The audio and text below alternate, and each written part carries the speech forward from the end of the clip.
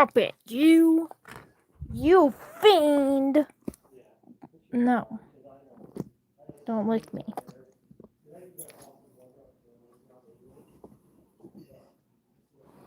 Oh, there you go. Much better. Much better. Good girl. You're a good girl.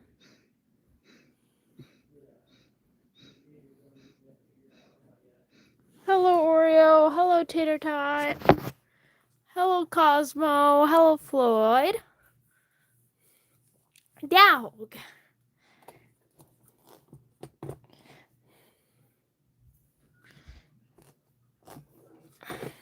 You know, for someone gonna be late, Oreo, you sure are on time.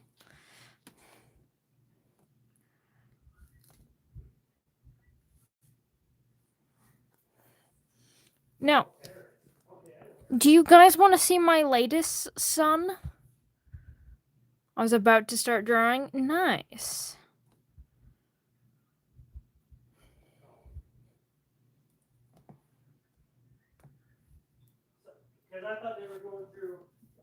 Wait, why am I doing that? I'm not using that today. We're doing this. There we go. And then we're going here. And then we're going here. And then we're going to click this button. I'm going to turn my sound off. And then we're going to copy link. And then we're going to paste it here.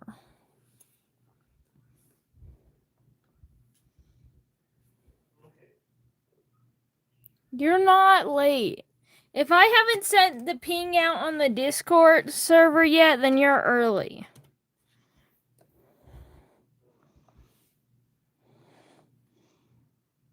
She wants to stare at it when she gets high. Honestly, best commission of your life right there. I don't know what's going to happen next in your life, but that is the best commission. There is no higher point than that. Yeah, you were the first one here, Oreo.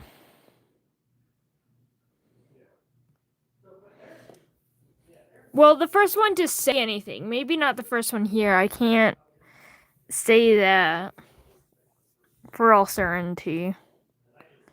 You sure are late, though. Anyway, so, here's a fun little fact. I was gonna work on some drawings for video stuff. Instead, I spent an hour and a half organizing and putting everything into folders and naming all the folders. Instead, I have these little drawings to point towards the sections. So, that's what happened when I was supposed to doing things. But that's what I did instead. Anyway, organization is important. True. It is. Okay, so now with that, hello, Sugar Poodle. Hello, River the Silly Vaporeon. Okay, so the next thing is this is my son. I said my latest son. That isn't true. I've actually had this character for like a year, maybe a year and a half. I've just never drawn him before, and I drew him at work on napkins, as I do. Anyway, this is Florence.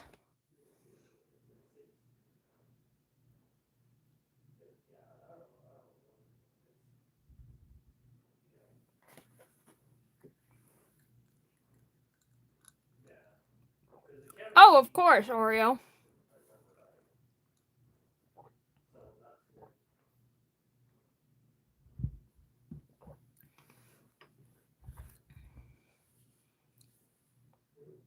Yeah, I saw that, Cosmo. So this is Florence. So fun fact, Phantasticus takes place in the 1800s, right? Plague doctors were almost fully phased out by the 1600s, right? Yes, he is a medic. More specifically, he's mainly an apothecary, but he is a medic and a nurse.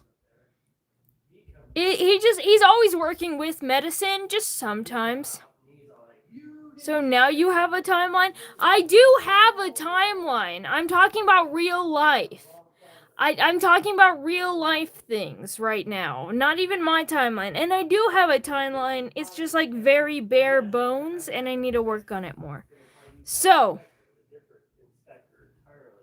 hello, drywall eater. So, Florence, new Mau Mau? Mau Mau. I mean, yeah, they're both an apothecary. Of course you're allowed to play a game while watching my live.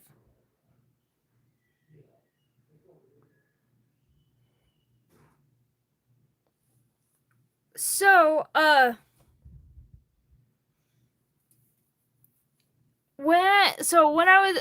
made Florence, and Florence is a fae, pretending to be human. That's why the dates matter, because the plague doctor as a fit has been phased out centuries ago, before this time that Phantasticus is loosely based around, and so he goes up and he still dresses like a fucking plague doctor because he's a fae. And the first time he was sent out on a mission to gather intel was centuries ago, and he hasn't learned anything new about humanity since.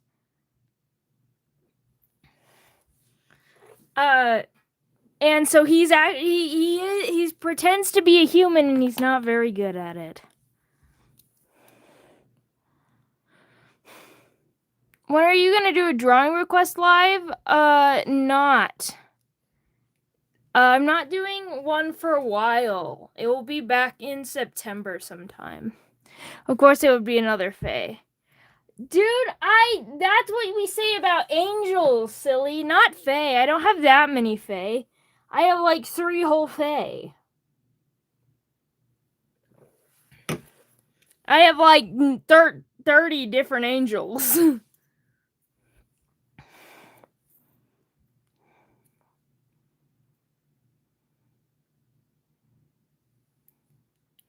Hello, little miss. What's the lore? We'll get into it. But today we're talking about Beelzebub, not Florence. What's my favorite thing to draw? Creatures.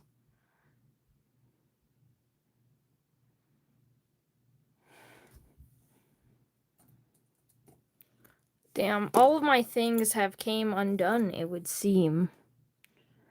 I need to fix it. Yeah, we'll get into it.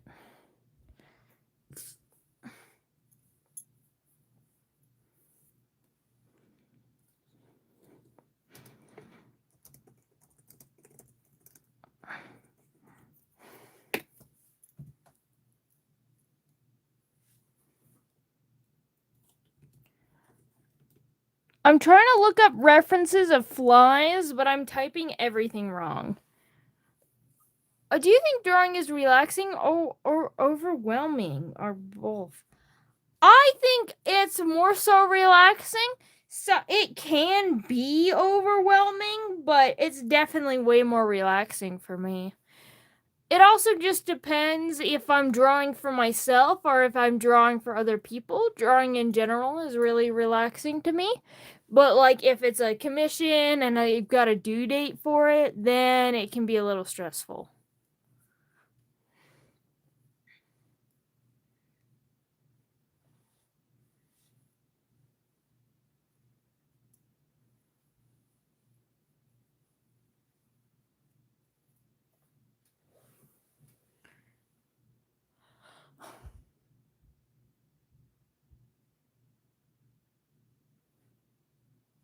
Thank you. All right. So we're gonna draw a little fly. I finally found my reference photo on what a fucking fly looks like. Because for those that do not know, Beelzebub means the Lord of the Flies. And I'll give you a hint. He, besides Lucifer, he's, well, I guess, and Leviathan. Leviathan's a dragon, Lucifer's an angel, but Beelzebub is one of the other ones that are also not not a demon.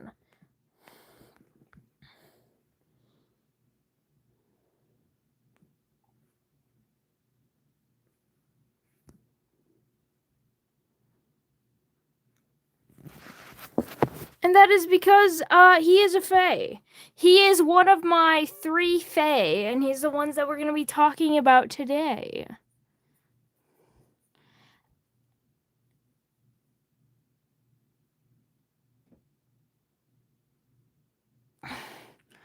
Beelzebub as a name means Lord of the Flies.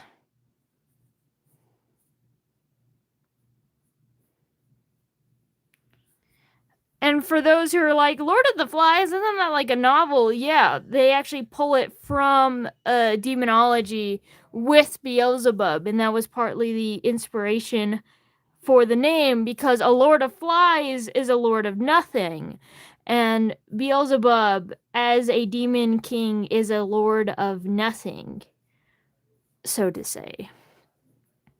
Though, of course, in Phantasticus, things do work a little bit differently than from all the symbolic things within mythology.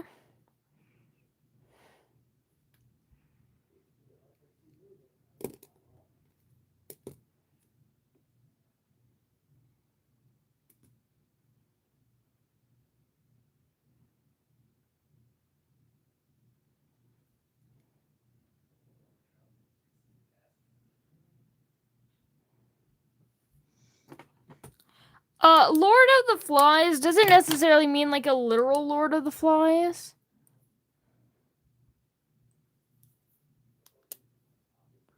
Technically Lucifer doesn't even exist. He's not a demon and he's not an angel. He was a nickname. He was the Lucifer means morning star, so he was used as an insult towards the Solomon king, talking about how the morning star would fall, as the King Solomon would fall from grace. He's not an angel. He's not a demon.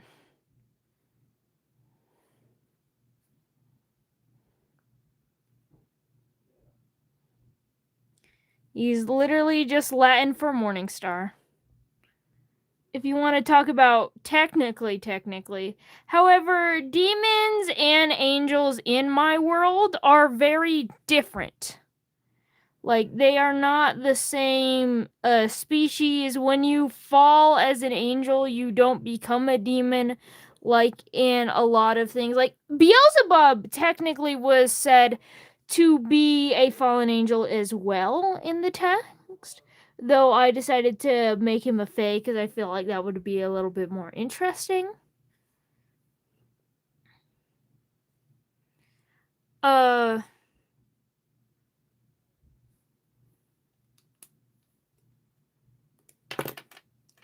And again, all of this is my interpretations.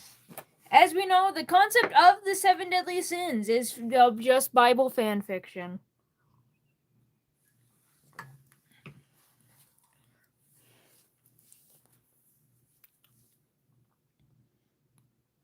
Right, and now we got our little fly drawn for Beelzebub. And yeah.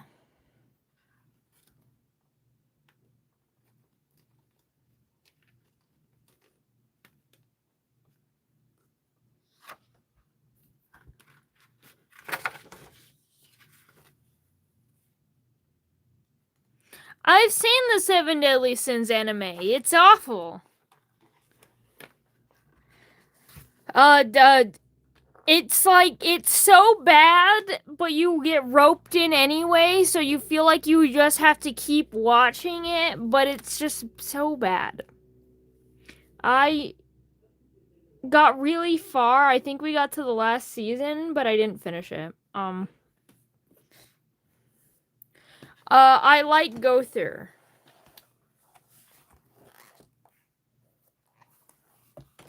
So yeah, last week we talked about our Mammon here, and now we're talking about his ex-boyfriend. How fun.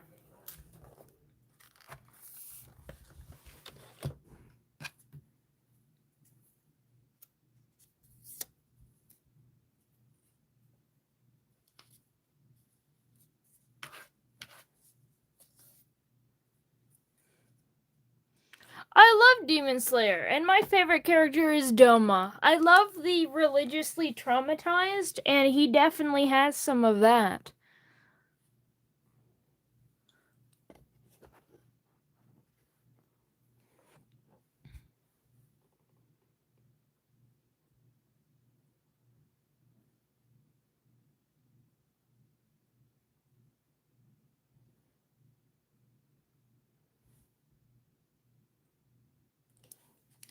So, I jokingly said that Osmodius is my Thomas Jefferson Hatsune Miku binder. I'm a complete dick.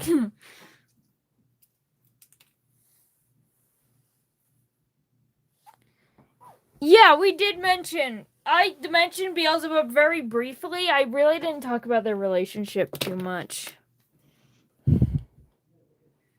My poor Shinobu.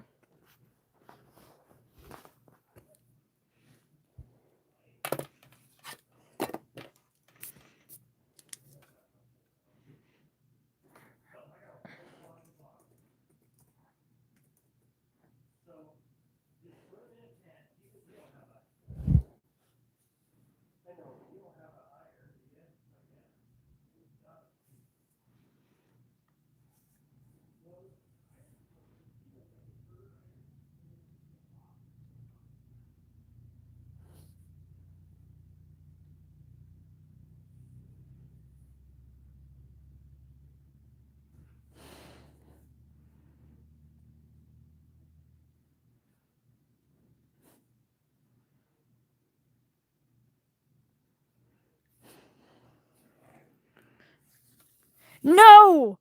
I accidentally pushed this down and now my line is crooked and I'm gonna kill myself. Krill, sorry. Whoops. Did it again.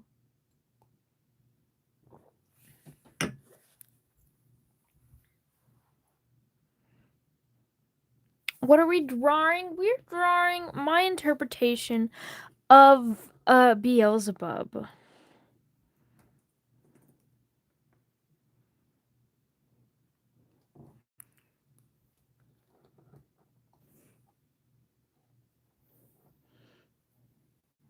Taking a life.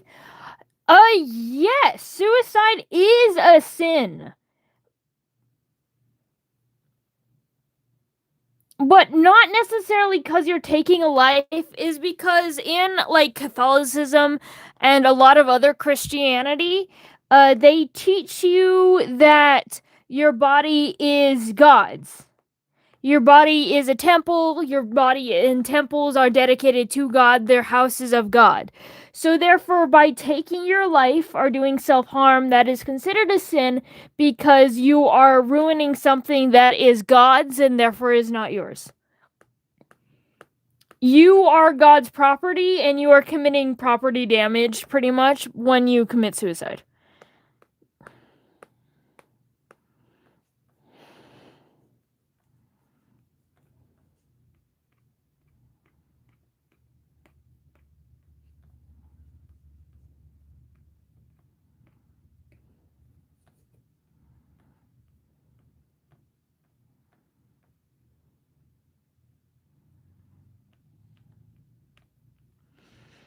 Well, technically, Beelzebub is the seven deadly sin of Beelzebub, but yeah. Yeah, my interpretation, my version of Beelzebub. Also, so I've drawn Beelzebub a few times. He's actually the seven deadly sin, besides like Lucifer and kind of Asmodeus. I think he might tie with Asmodeus. For the most art of him. And that's because I have one color. Yeah, you can always ask me if you have any questions. But yeah, we have this one. Did you study Christianity because you're actually correct? I was Christian. But yes, I still study it.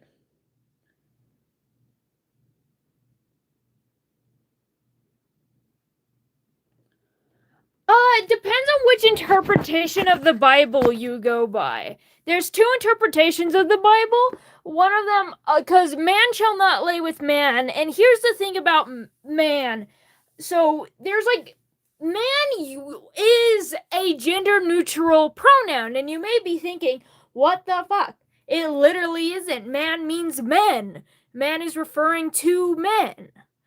And it is because one man was invented way later. And in the time when the things like the Old Testament was being written, man was used to refer to people. When God made man, it didn't talk about God making men, it was meant mankind. Yes, exactly. Man meant people.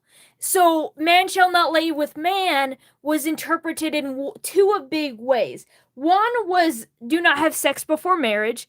So person shall not lay with person because you shouldn't have sex before marriage.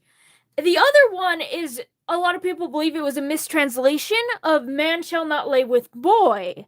And therefore, pretty much, you do not be a pedophile. And that's what that means. So those are like the two big arguments. So I would always say no, because there is more evidence to prove that it means one of these other things just because of how language worked. However, a lot of people interpret it as a sin now because now the word man is gendered when it wasn't gendered before.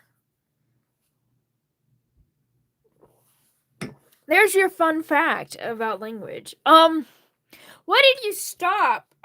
Because I didn't like it. Because, I went up, to my teacher. We have this little question box to ask in, like, a church service thing. And I put in there and I talked about how some of the teachers were really mean to me.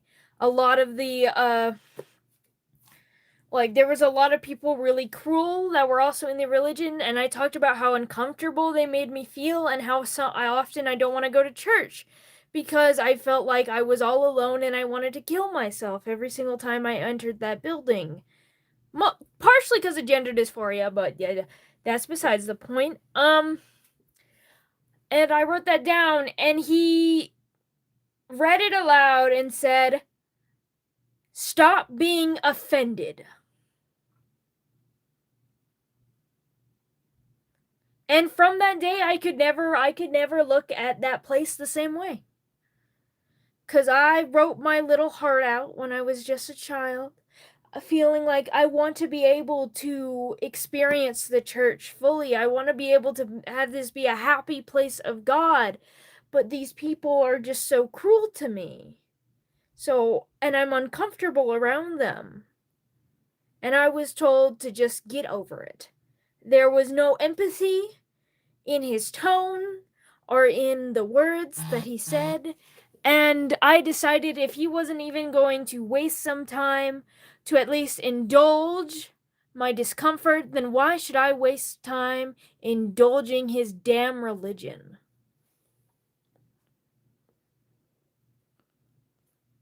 I know all of this because I care about this stuff. I just love stuff. I love researching stuff and learning.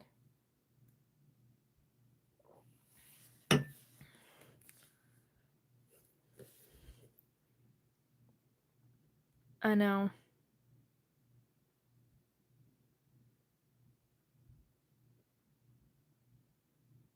There is religious courses. Mine's a little different though because I grew up Mormon, which Mormons would say they're Christians. Most other Christians would say that Mormons are not Christian. I will throw that out there, but I considered myself Christian then because we did follow the Bible. We are technically Christian, even if people don't like to think that we're Christian. So, yeah.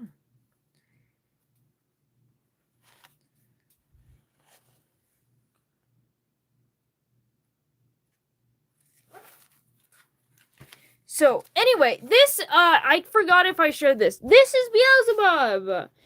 The labels have changed a little bit, but not really. This is Beelzebub. Look at those eyes. His eyes are no longer green, they are blue. His eyes are blue now. But they used to be green. And yes, he's a gay man. He's a gay, homosexual, yaoi man.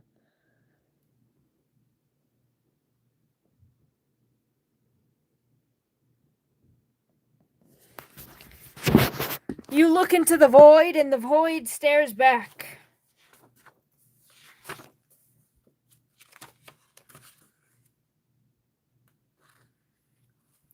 Well, he's gluttony, not greed. But yes, he is the greediest motherfucker on this planet. He's not from Earth, though. But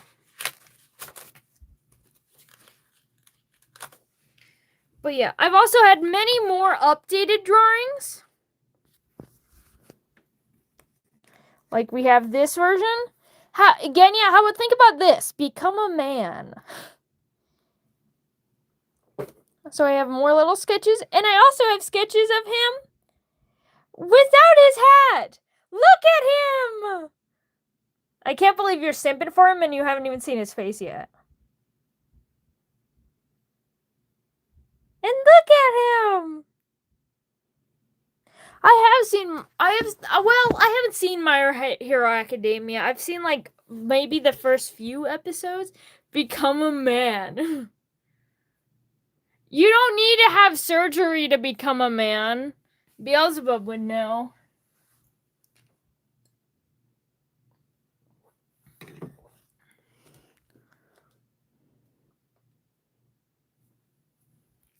Oh yeah, he's tiny. He's the shortest of all the 7 deadly sins. He is like half the height of Lucifer.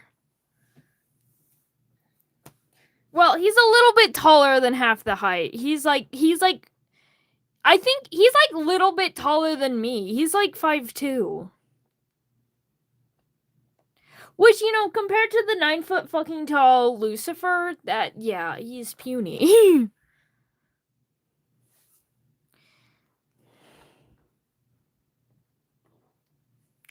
Also, I forgot to show you this drawing. I love this one because he just stare. I love drawing Faye when they just stare. Is he a little chubby? So, yes, he is a little chubby, but not that chubby, because he is not, like, he's a sin of gluttony because he makes other people gluttonous. Not because he himself is gluttonous. He's actually greedy. That's why he's the greediest motherfucker. No thoughts behind those eyes. Yeah.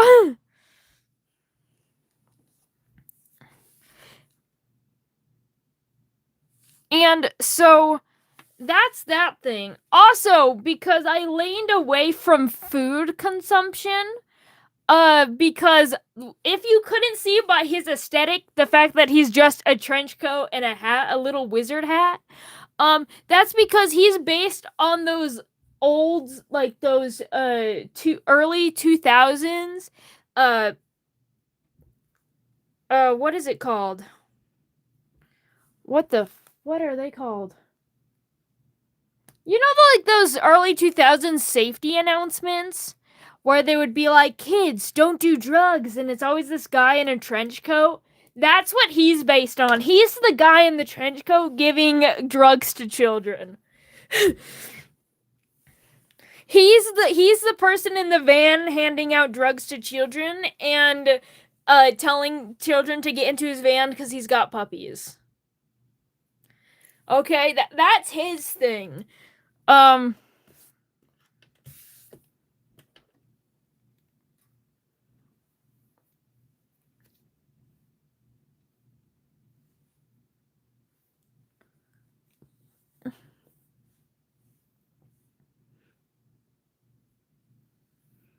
He is crazy crack Carl.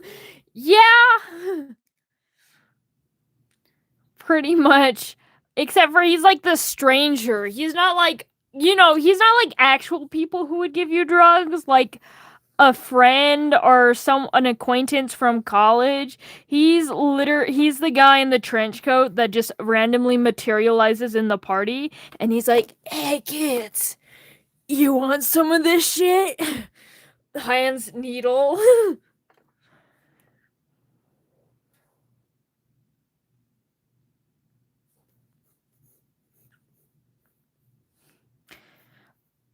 As soon as you hop into that van, you see the fatality screen. Hello, Dolph the Bunny.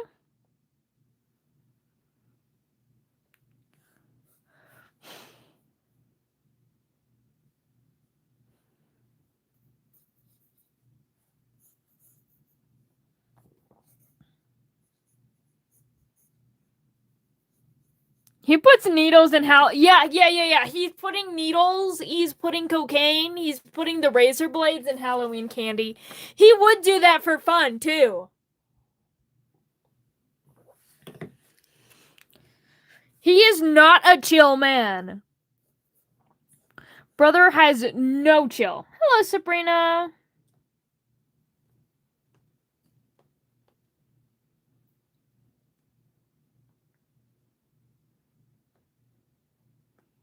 Can I go to his house for Halloween? They're drugs. You don't want to go to his house on Halloween? If you go to his house on Halloween, you don't come back. You don't leave his house after Halloween.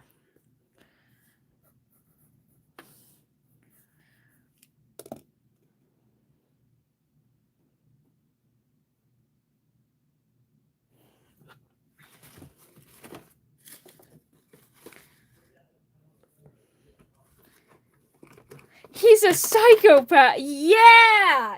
He is a psychopath. So anyway, I was joking about him being my Thomas Jefferson Hatsune Miku binder. He's my version of that. Do you want to know why? Because he has all the labels. So one, he's an immigrant because he wasn't born in hell. He's a fae, and then he went down in hell and lived there. So he is an immigrant. He is autistic. He has epilepsy. Does he have a Miku binder? He would have a Miku binder. Because he is also trans. He's a trans gay man who is a romantic, demisexual. He is short and puny, and then again, autism, epileptic, and he's disabled in 2 ways, because Fae normally have wings. His wings are burnt to shit, and he cannot fly, and also, his legs are burnt to shit, he cannot walk. He is completely paralyzed from, this point down. He built these contraptions himself. Practically, he drilled holes into his leg with screws into the bones, so now he just used mechanics to move his legs up and down like a hydraulic press. He moves like how a spider moves. Yes. Yeah, he got burned that bad. He is completely paralyzed in the bottom half. You draw him really cute. Yeah, and he is a cutie patootie.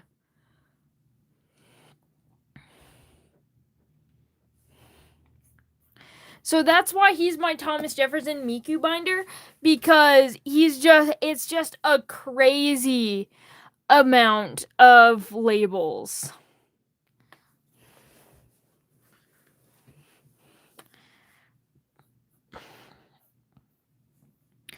Oh yeah, 3rd degree. They completely burned away at his muscle tissues. Technically worse. 3rd degree is when it starts burning away at your muscle tissues, so it's a severe 3rd degree burn. So it started burning away at his tissues and things, and that is why he can no longer control his legs. Also, for those wondering, yes, he is willing to do impreg. Anyway,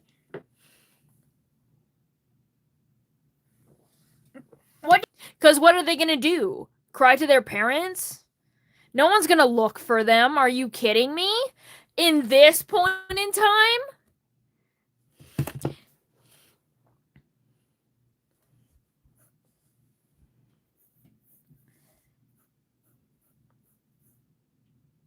For science, Cosmo. He's a scientist. He also is a doctor. Is he licensed? Ha! What a fool to think that Beelzebub would be licensed. He just does stuff. But he can help you. He won't help you. He would help you and then make it so much worse because he just injected cocaine into your bloodstream to see what would happen.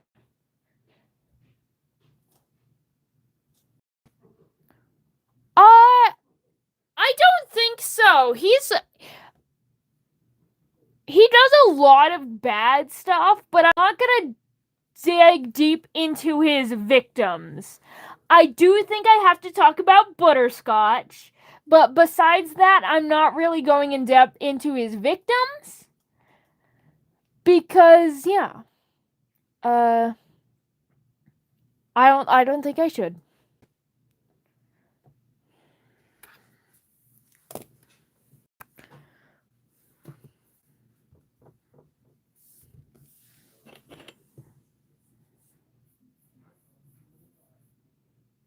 Rest in Butterscotch is alive.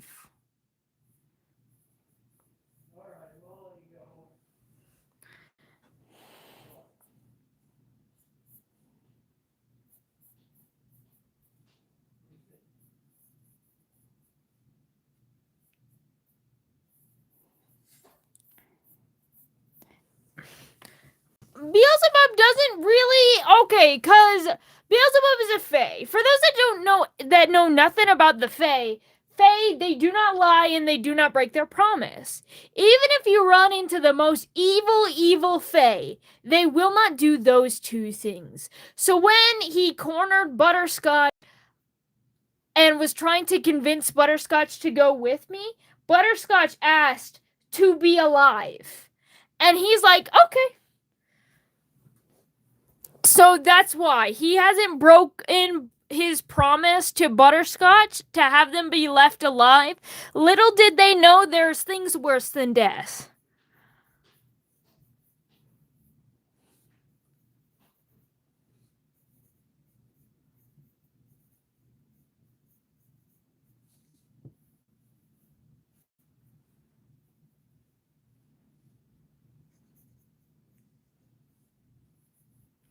That's another note. Do not lie to the Fae. 1, they will know, and 2, they'll kill you for that. Well, some of them might not kill you if you're dealing with the Seelie core or the summer core or Seelie phase. Yes, Butterscotch has been suffering things worse than death.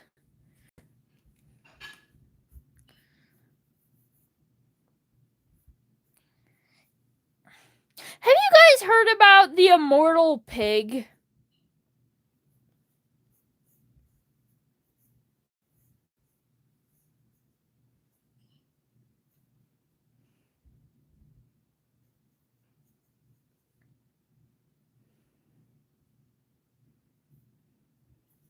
So the immortal pig is this idea being like, if you had a pig and if it was immortal, then as long as you didn't eat all of it, then it would still be fine.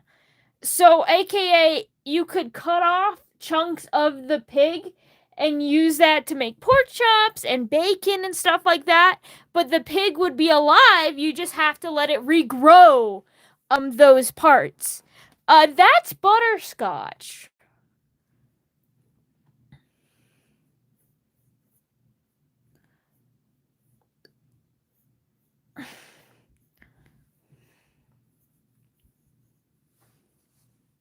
Oh, that's Oh, I forgot a label. I'm sorry. Beelzebub has so many labels, I just forget. He's also vegan.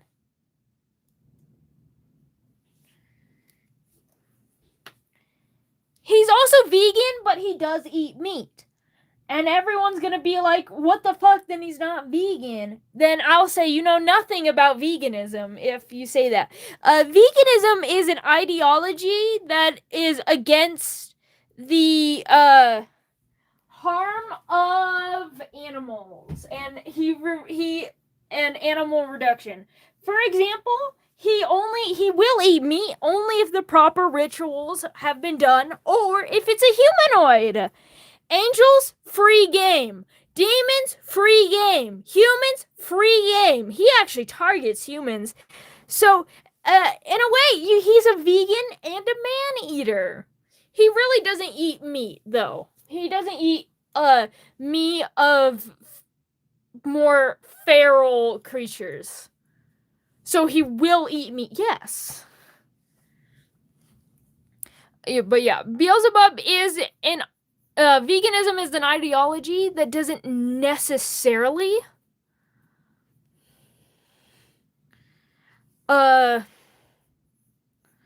mean that I want to protect my baby butterscotch at all costs. I played around with some ideas, and in the original text, Butterscotch was gonna be Whiteout's mother.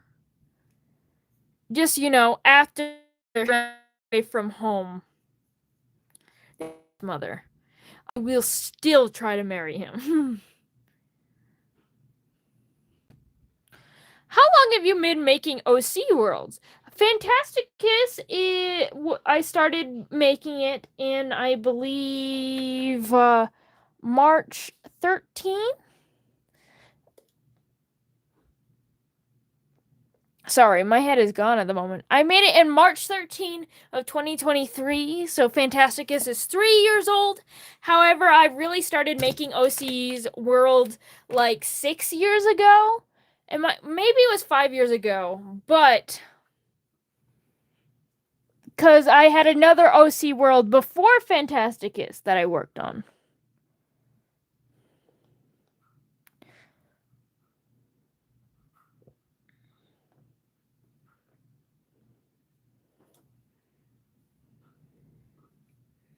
Oh, cry sugar poodle.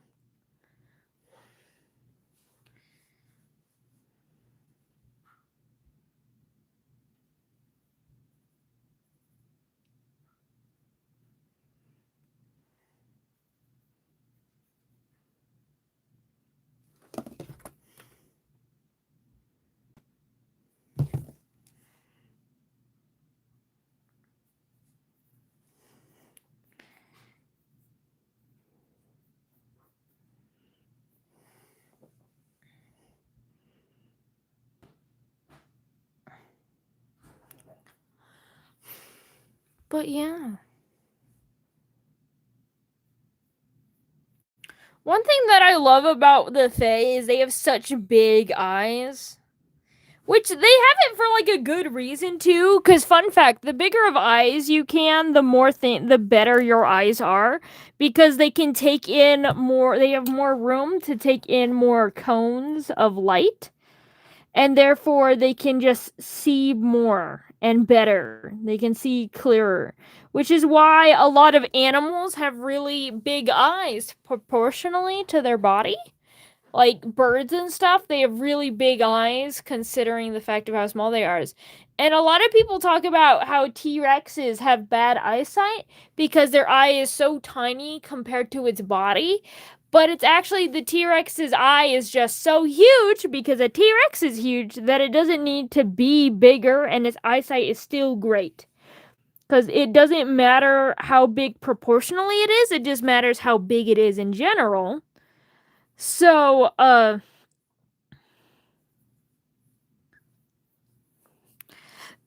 Fae, I gave them all really huge eyes to take in more of that light.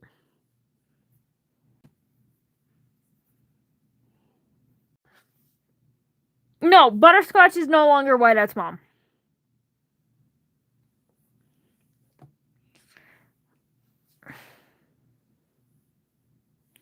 It was an original. Currently, Butterscotch is he, they.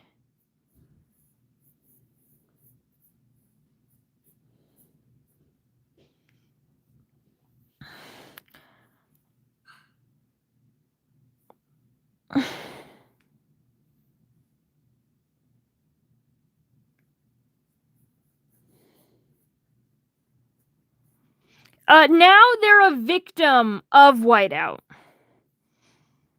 Butterscotch is, and was trying to hide from him and ran into something far, far worse.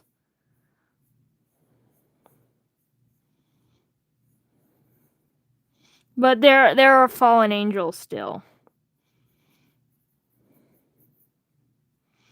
Oh, look at his curly, fluffy hair. He's like...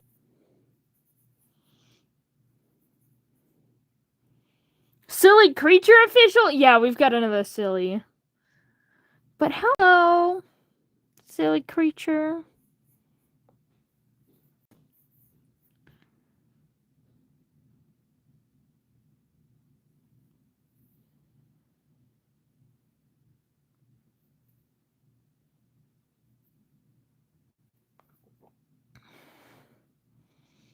And now time to give him these fucking fey eyelashes that I love to give. I'm gonna make his eyes just a little pointier though. And then the certified fey cunty lashes.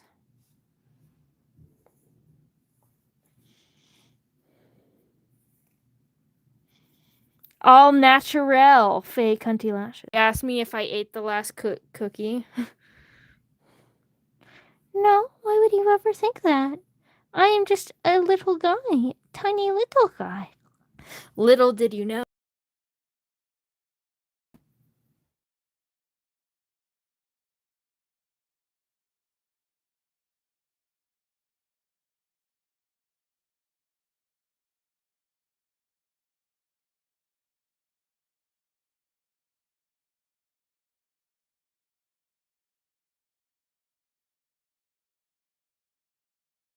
Also, this is his eyes dilated. This is his eyes. These are his pupils.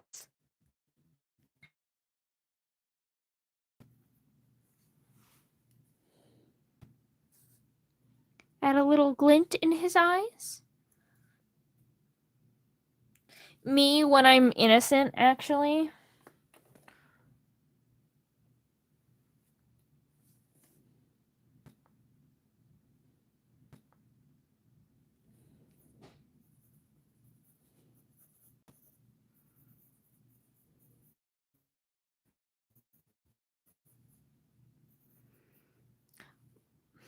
Mom said it's my turn with the Nintendo Switch. He got that little sibling energy.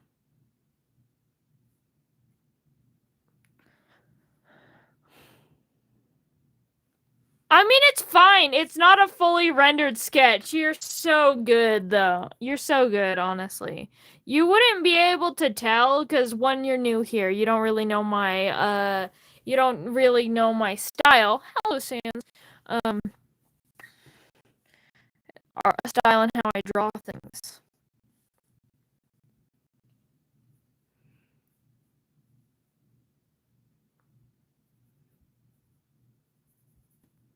So yeah. And here's a little fly pendant. He's got this cute little kind of like choker necklace going on. It's just two little straps with a little fly on it. Oh. Put some cutesy little beads on it. Oh.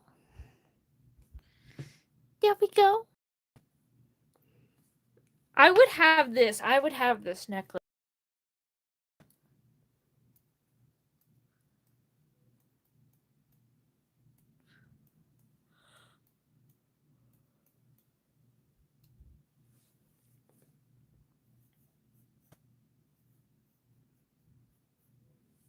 Congrats, Tater Tot. Burn it, burn. Dang sheep to death.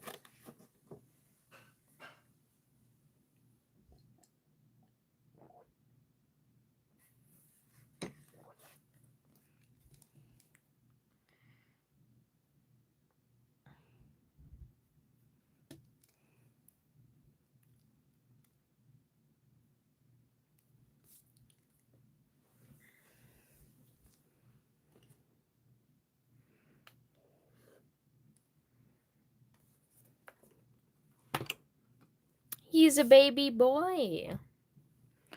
He's baby boy, the babiest of boys. I forgot to give him his antennae. How else is he supposed to communicate with hot men?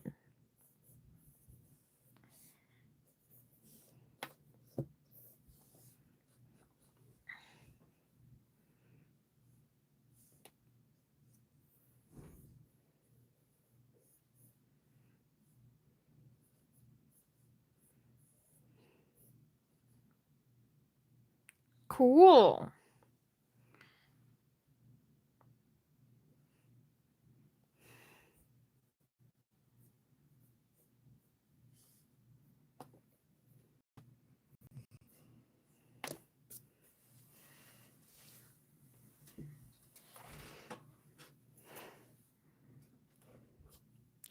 He is just an innocent little disabled fae who totally doesn't kidnap children.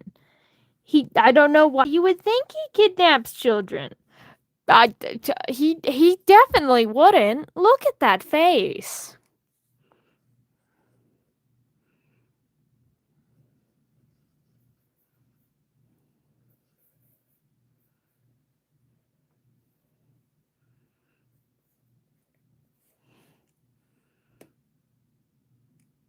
No, I'm not feeling gauges for him. Just little earrings.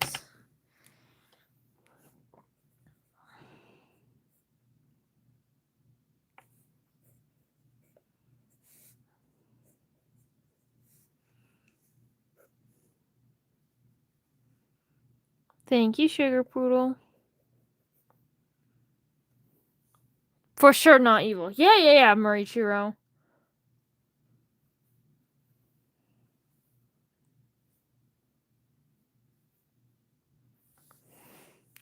I'm just a baby. Can I call him B? Sure.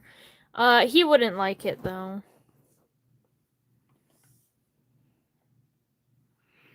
I don't want to type the name. That's fair. You can just call him B. Just not... He wouldn't like it.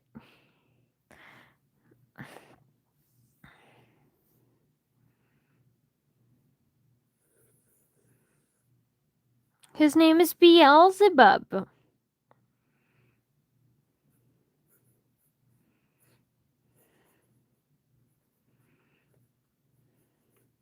He is another, hello, Furry Knight. Or I guess Furrow Knight. Anyway, so...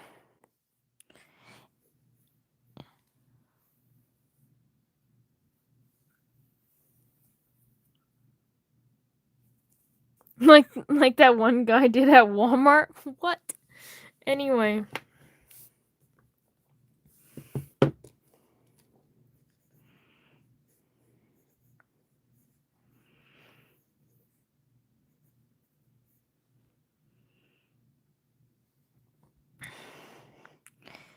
Partially because of trauma, Mammon called him B.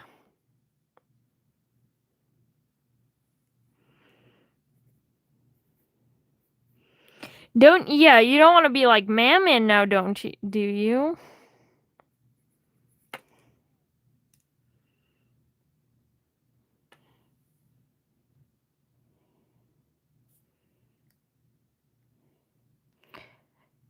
Silly, I responded to your last comment.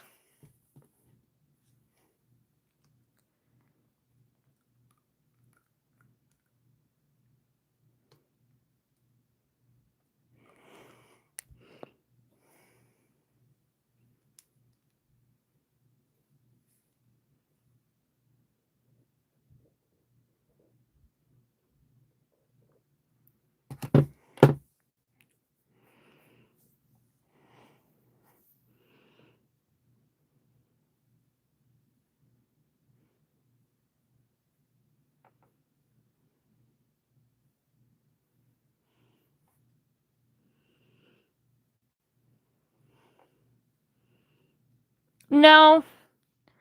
Beelzebub doesn't really do friends.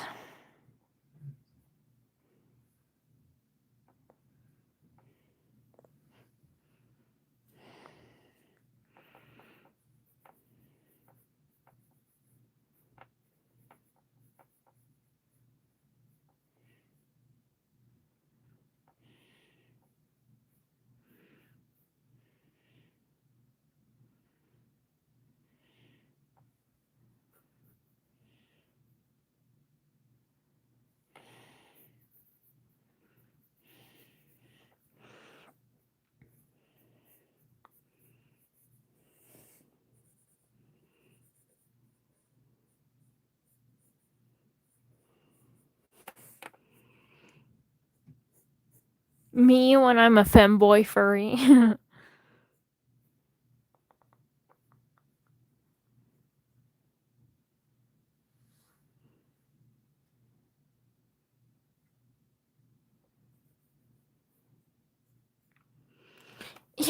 Do you want a fun Beelzebub Lucifer related Beelzebub fact?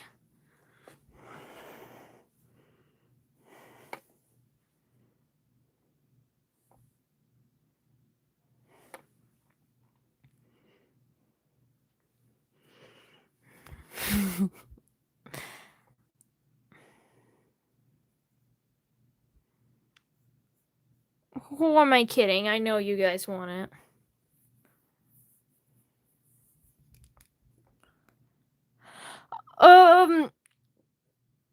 So, well, as much as Beelzebub loves making drugs, there's another thing that he likes making more than drugs. But, they don't sell as well as drugs, so he makes drugs. But he really loves inventing new poisons.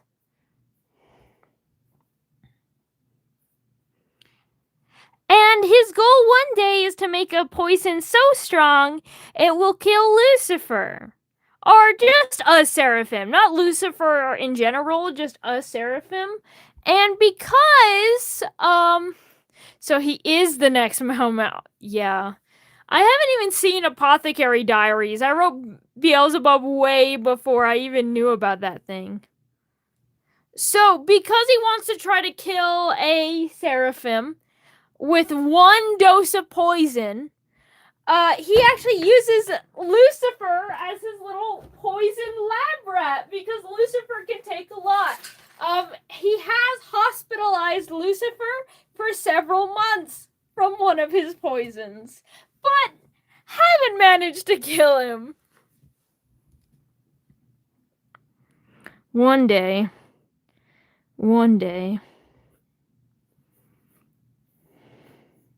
He'll know the poison works when Lucifer stops breathing.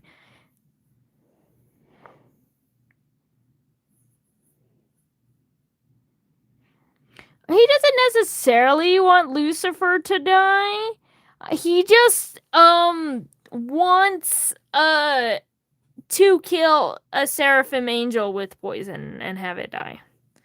And I guess Lucifer just happens to be the only seraphim in his around him. So, the second he gets another seraphim, maybe he won't hospitalize Lucifer anymore.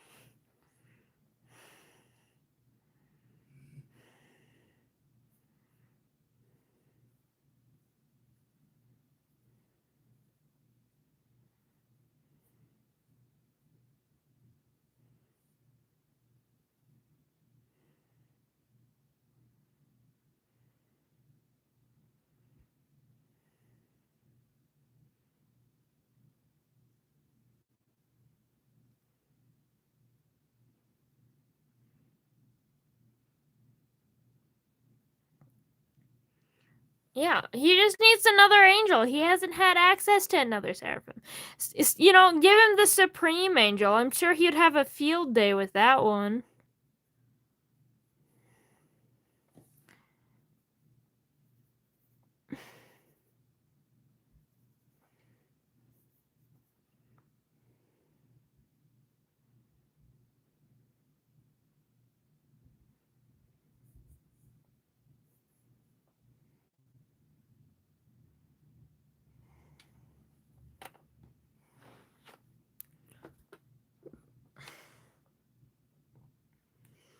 And Beelzebub, if you could not tell, does suffer from a little bit of pretty privilege. And you may be wondering, what do you mean pretty privilege? And for a little fun fact, way before I drew Beelzebub for the first time, by that I didn't draw him without his hat. He always has his hat.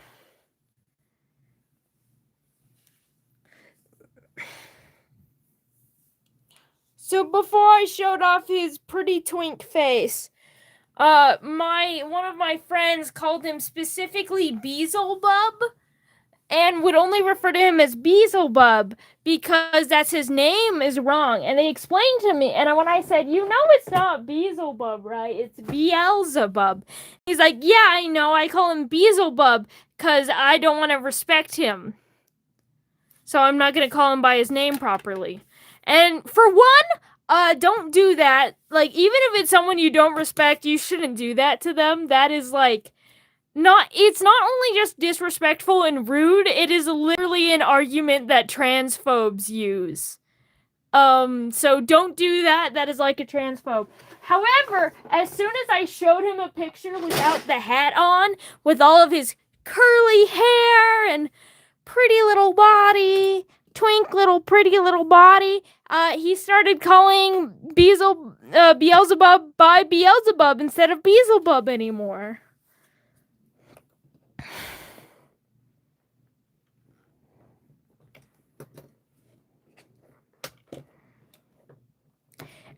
I don't think he would be impressed by Shinobu's poison. Actually, Shinobu's poison is mostly wisteria, and wisteria is not that poisonous.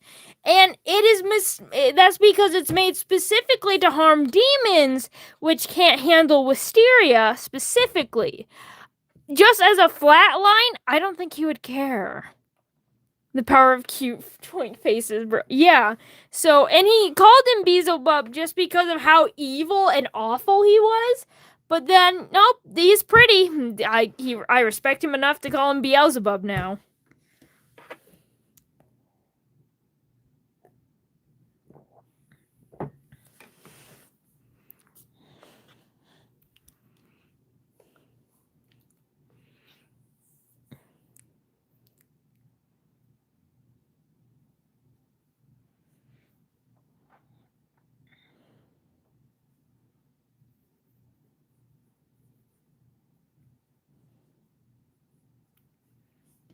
No, I don't like that. I need to move it lower.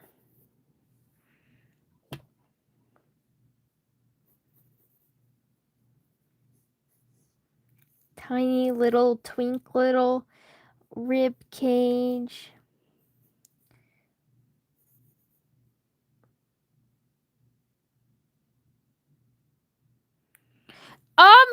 He doesn't have white fur. He's got brown fur. Fun Fae fact. Male Fae tend to look more feminine than female Fae. And male Fae tend to have colored fur, like pink, blue, and white, and they're all more pastels and pale, where females tend to have browner fur. Sometimes they can have like a reddish brown fur, but otherwise they don't have much color in them. They can also have like a greenish fur as well, but it's mostly brown. So Beelzebub is actually brown. He dyes his hair white, though.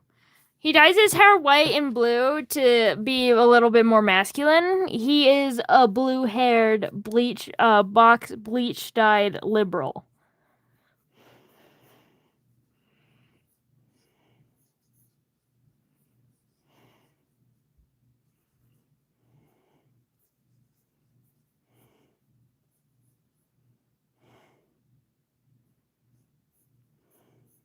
I don't know, maybe check out my second channel that is dedicated to just playlists for my characters. I'm just kidding, that's not linked, you'll never find it. For music, it would leaning more folk songs, things with not so much. Besides, the music I have for his playlist wouldn't necessarily fit his vibe. He would be into Vocaloid, though. Do not get me wrong, but otherwise, mostly folk songs. I'm sure he would love a pan flute.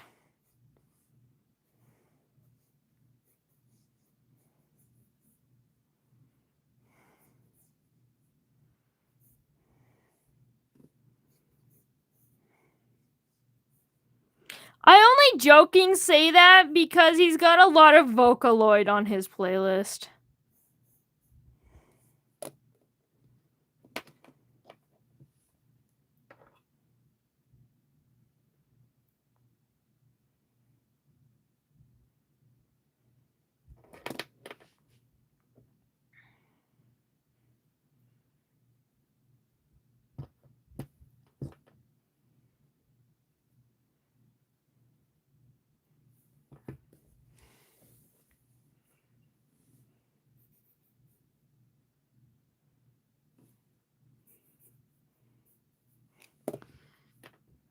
He's too long.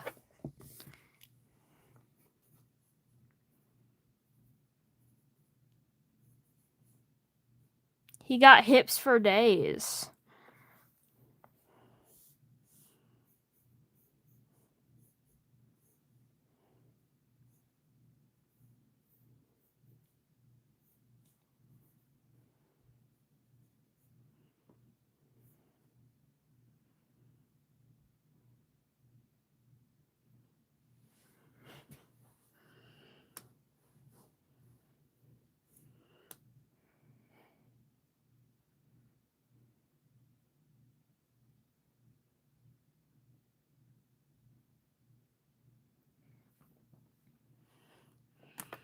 That's fair, Rally. I also don't listen to a lot of Vocaloid, but clearly I do. Bye, Cosmo. I'll hate you forever.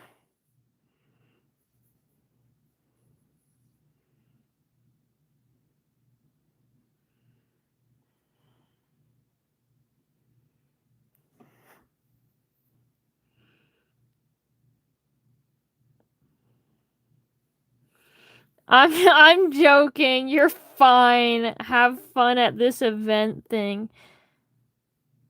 That you're not even bothering me to tell you what kind of event it is. So I can't decide if you're worthy or not. You're fine.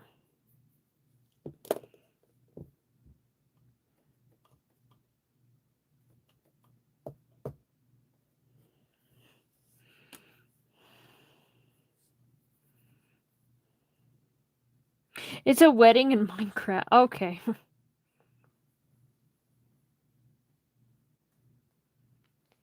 You're gonna ruin a wedding? You know what? Beelzebub would support you. You're fine. I forgive. You've been forgiven.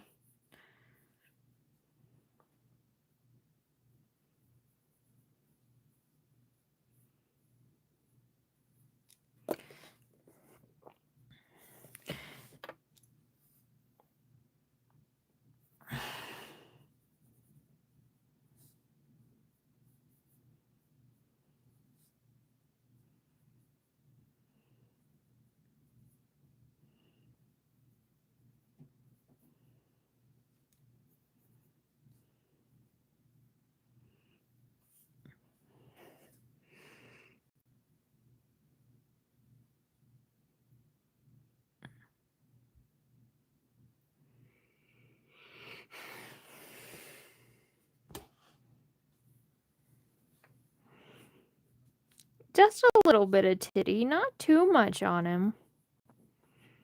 Just a little. A reasonable amount.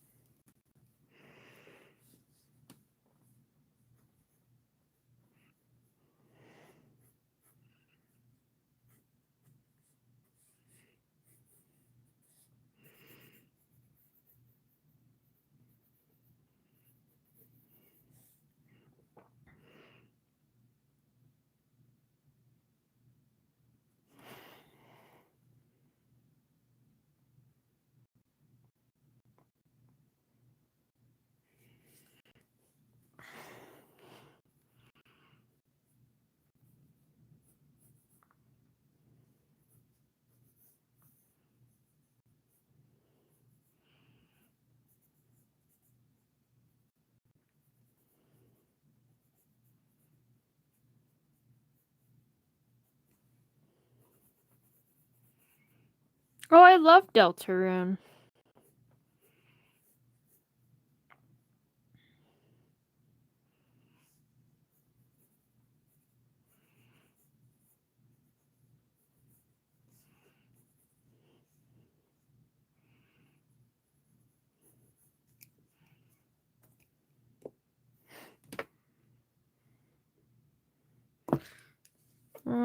Erase.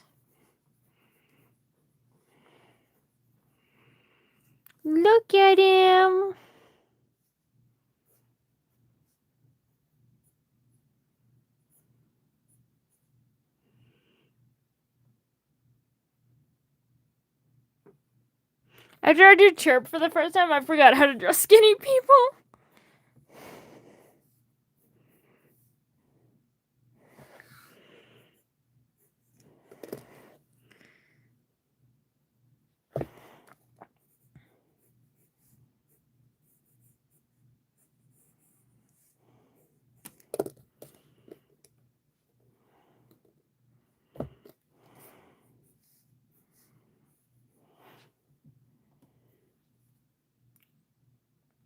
That's so fair.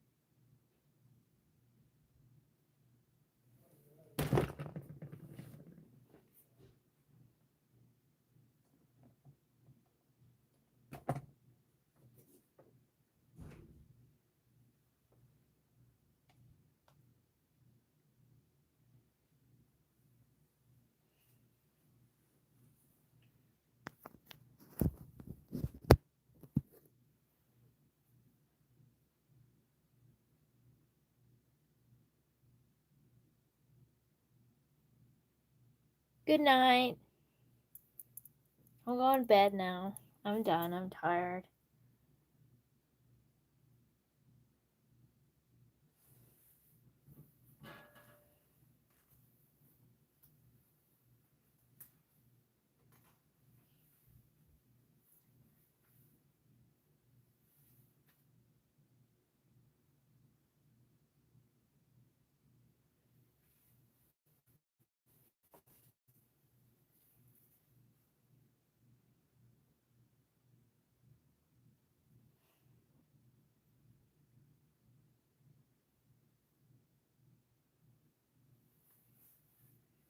Okay, fine, I'll stay.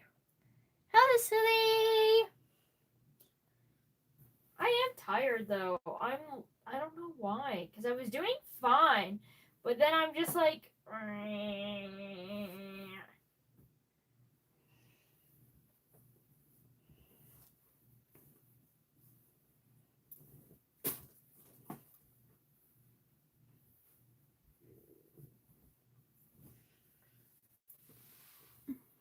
Yeah, I am the.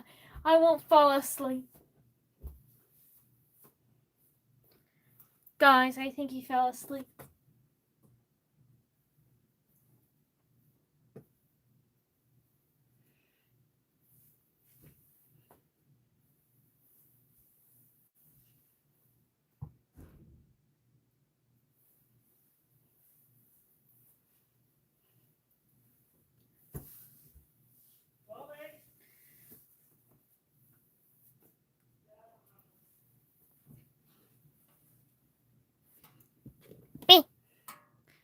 No, everything is not okay. I lies.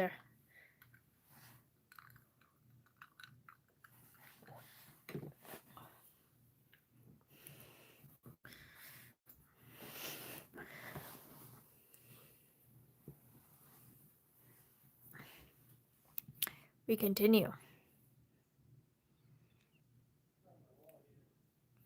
I subscribe. Thank you.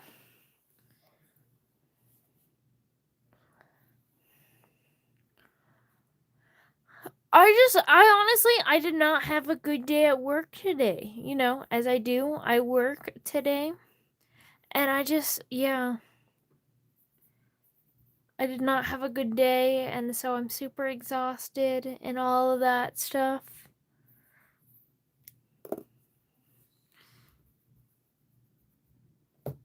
And I was in the mood to stream today. I was really excited because I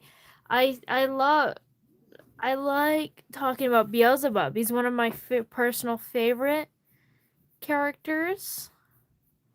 But I'm just like so tired.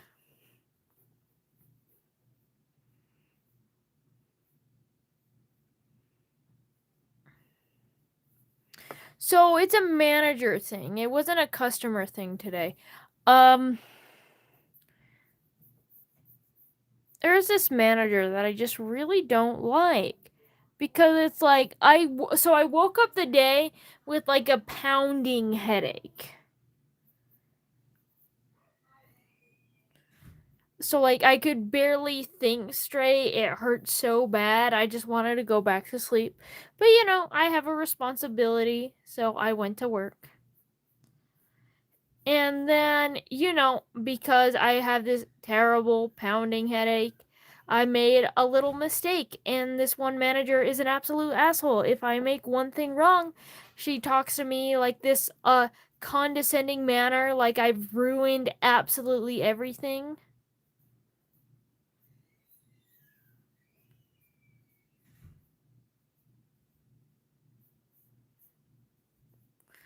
And it's just so exhausting to deal with. Yeah, and what was really annoying is like almost immediately right after that, they made a mistake.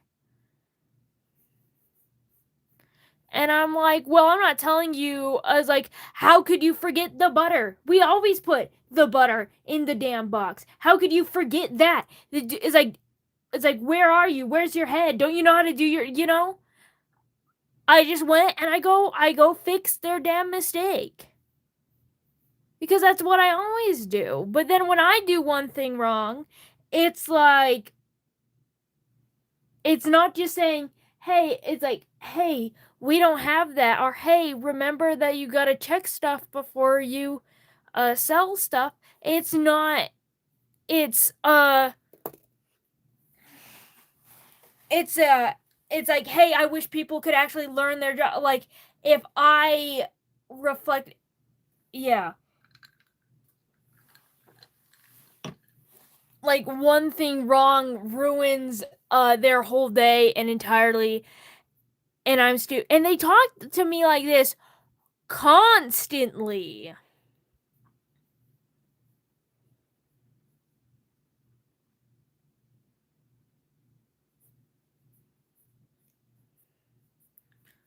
It doesn't take a lot to be a manager here. I'm gonna be so for real.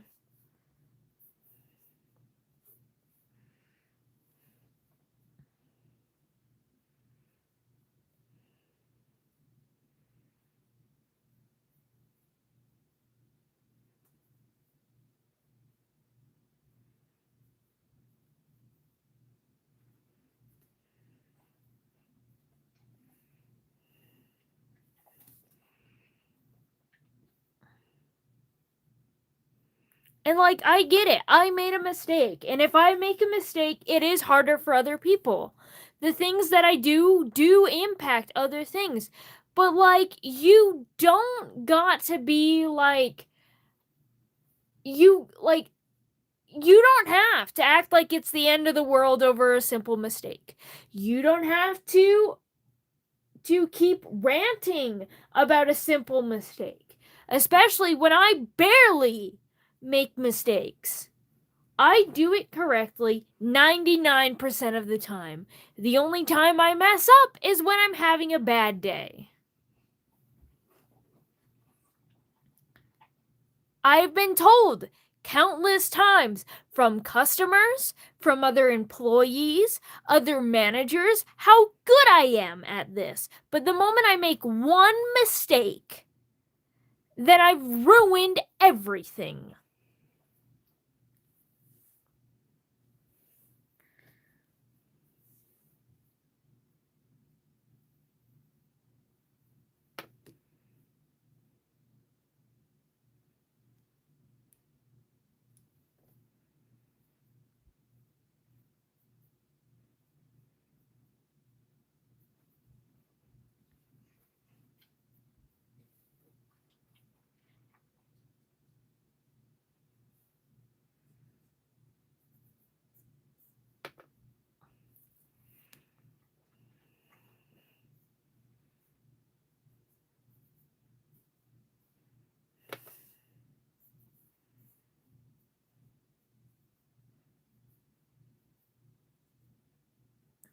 And by the way, I just want to note something about this job.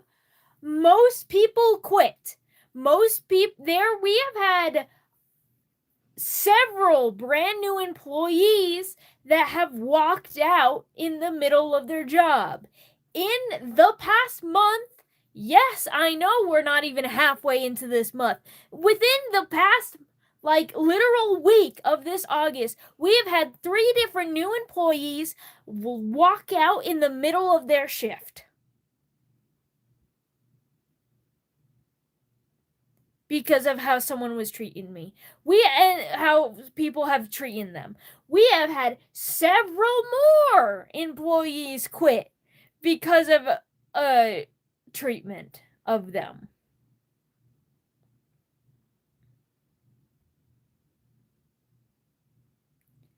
We are constantly hiring because most people don't stay. And the only reason why I am is because I desperately need the money.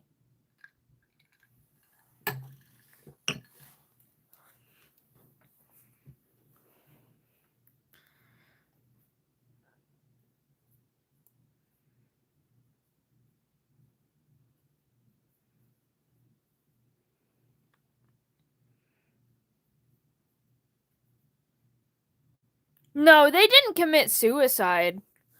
One, you would hear about that on the news, so I know they haven't. It's not that bad, I would say. It's mostly like they're not dealing with this shit. Like there was somebody who is allergic to soap, like dish soap and stuff.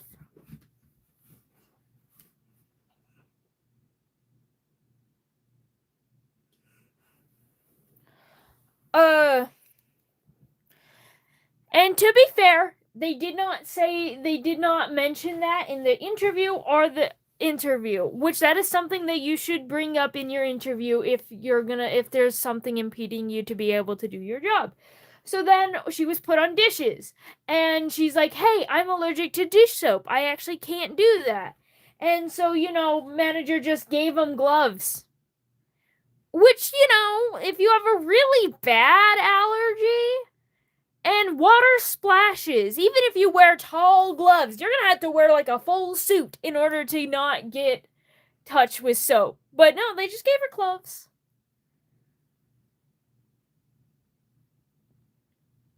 Instead of being like, oh, well, if you're allergic to soap, then you can go do this other thing and someone else can wash the dishes. And that's one of the reasons why that person left.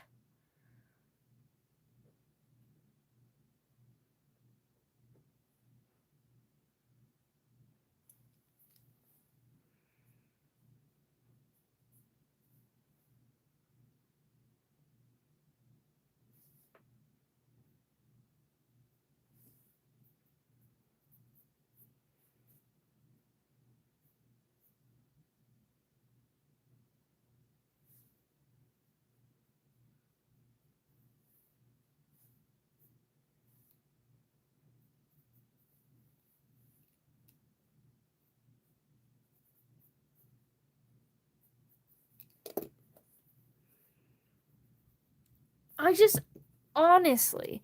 And I've heard so many times because it's a food place and rarely we rarely pass the health inspection.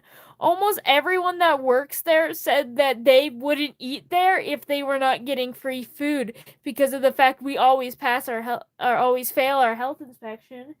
And then the managers act like it's everyone else's fault when maybe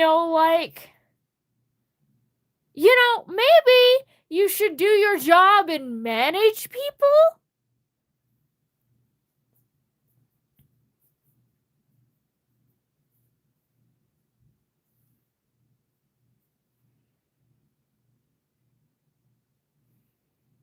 Hello, bring back creepypasta. Raleigh, thank you. He is cute.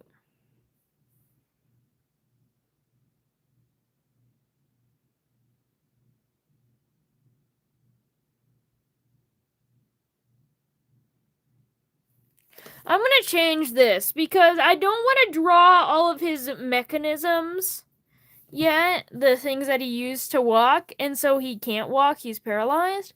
So I feel like, oh yeah, they have favorite. The ones that go out and vape with them in the back, that's their favorites. They talk there when they vape. So if you don't vape or smoke, then you can't really bond with anyone else because everyone who does that vapes. And there are so many times where they leave to just go vape, take a 5-minute vape break, and then they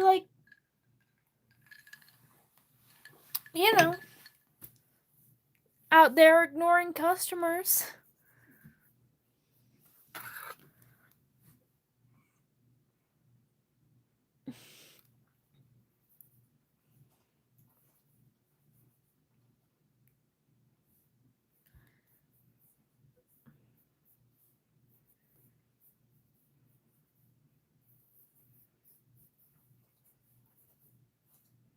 And there are managers there are people there that I genuinely do enjoy. I want to say that. And most of them also vape. Dude, everyone in fast food vapes, I swear to God. There are some of them that I find genuine delights. There are some people, goodness gracious, I don't want to go to work when they're there. And I'll give the manager one thing. They're a hard worker. They're a harder worker than most of the people here. But goddamn, you don't have to be an asshole.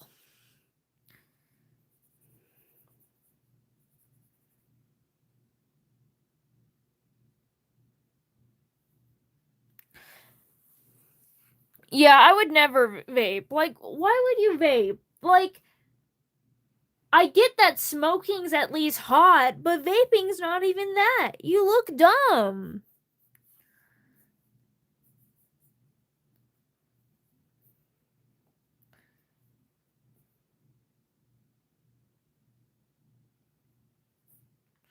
No, but I'm leaving soon anyway, so I don't necessarily care.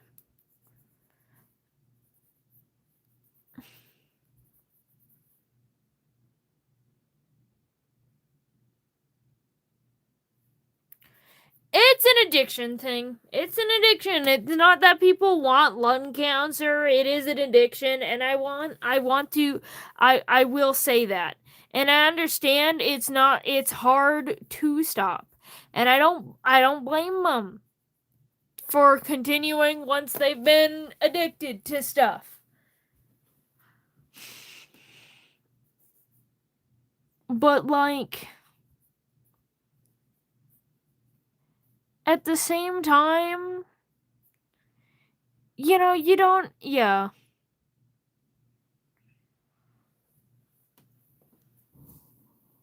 It doesn't mean you can't be a good person.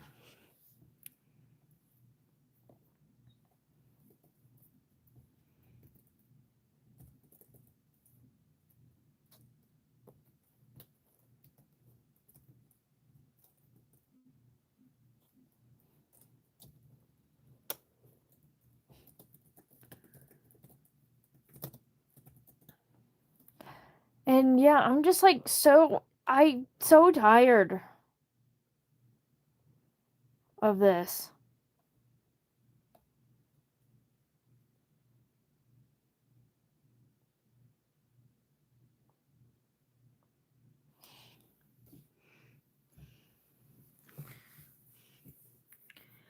I'm gonna give him a wheelchair. I feel like that would be fun. One, because he actually has a wheelchair.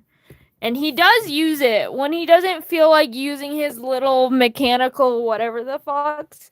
And like when he's around the house, he normally would be using a wheelchair and things because you know, the other things are a lot. You kind of need the to screw in stuff all the time.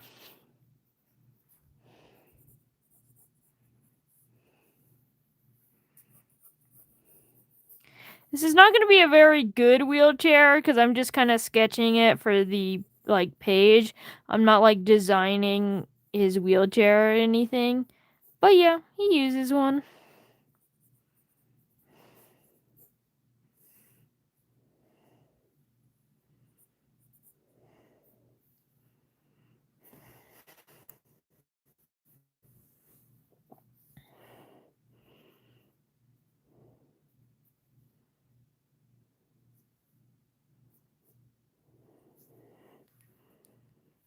I can't do anything. I'm in a fucking wheelchair.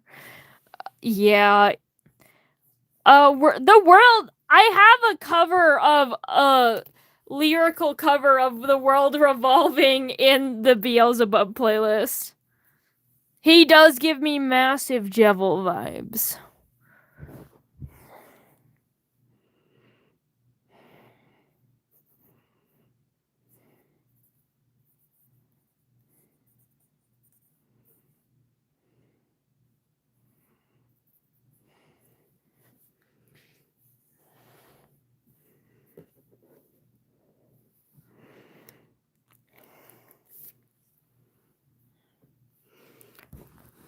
Now, time to clothing. We get to design 2 pieces of clothing here for him because we have his without trench coat and before trench coat. Jevil has a leg movement. Yeah. He cannot move his leg. He can move like this part of his leg. Like he's got his movement of his hip. He can do that, but like he cannot move his toes, his ankle, his knee. Like the joint right here in his hip, that is all he can move. So technically his paralysis kind of starts here. So the muscles there can still like you can still connect to there and move his legs a little bit, and that's how his little mechanical leg things work, is that based off of that very tiny bit of movement he has in his legs.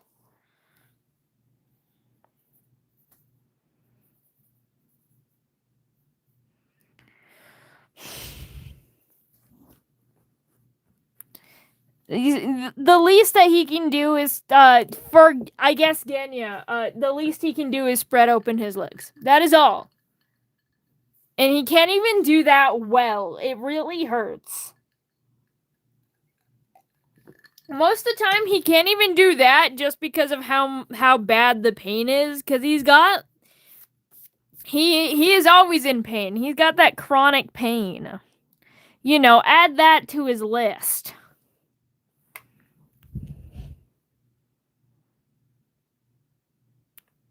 I would first be to watch Surf's Up with me. It's not like he could run away.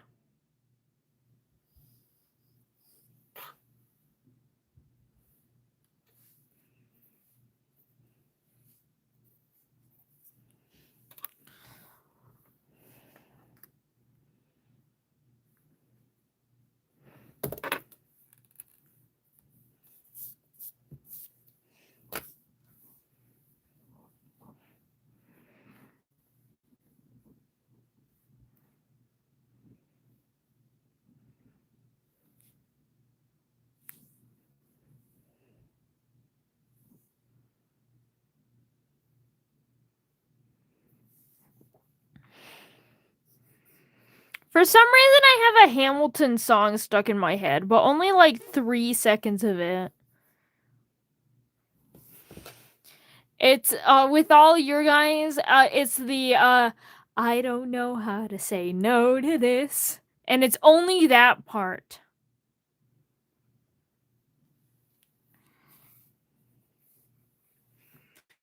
Yeah, I knew you would come by. I felt bad for talking about Hamilton without you.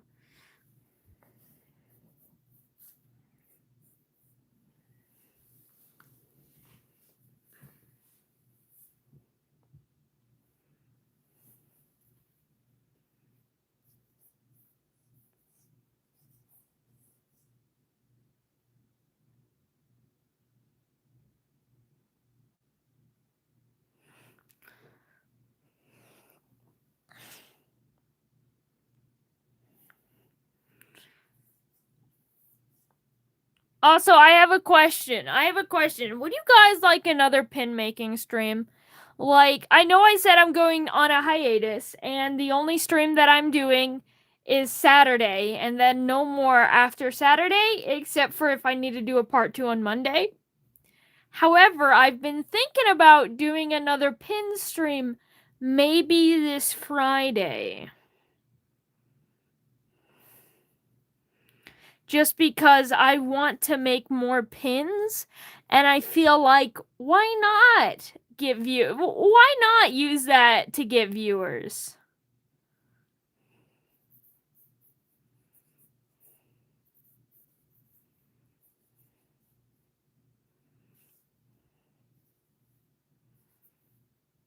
Especially because I wouldn't be able to as easily do it. I wouldn't be able to easily do it in the future because I won't have a printer when I move. And therefore, I do have access to a printer, but I'd have to leave stream, run all the way down to the library, put my thing, and I do get free prints, like a certain amount of free prints at the library. And they are in color. I can get colored prints, but I have to run all the way down to the library because why would I walk? It's not that far away.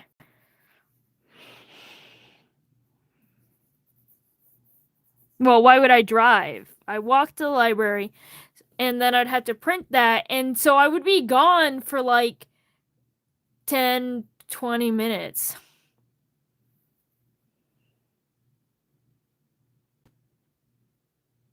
I would love that, silly.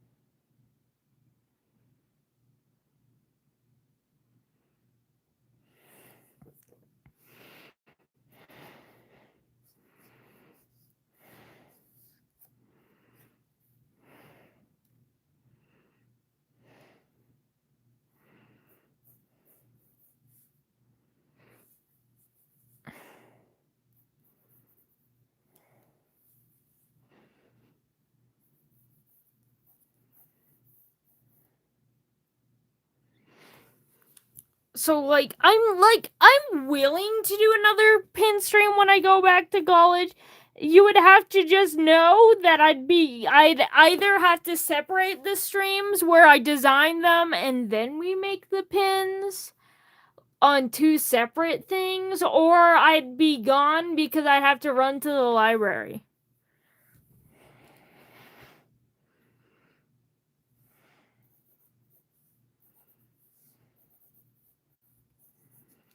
Why am I giving this bitch an hourglass? He does not deserve it.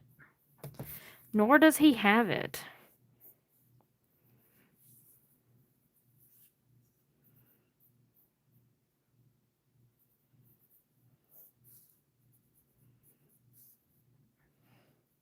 What is your proposition?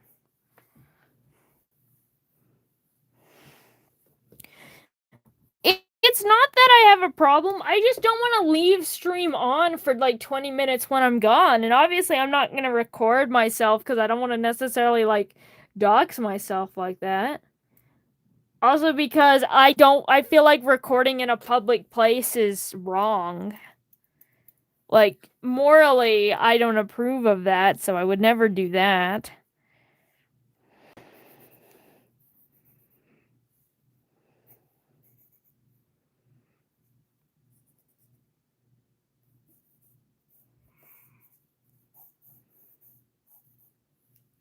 Like, could you imagine, because I'm gonna get monetized for viewer donations, like, could you imagine just seeing someone walking through a library, like, whispering to their phone, "Oh my goodness, thank you so much for the $5.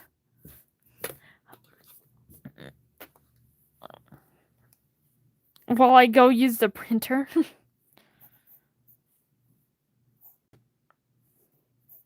But, like, just making the pins, I feel like that would be too short of a stream, and I don't want to do that. So, I think I just will treat you with another pin streams. No, and maybe, I don't know. Maybe we just have a pin designing stream, and then I come back with the successful pins and I get to show them off. Rather than doing it on stream.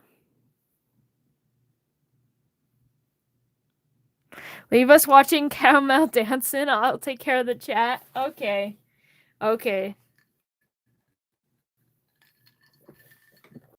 Caramel dancing for like 20 minutes.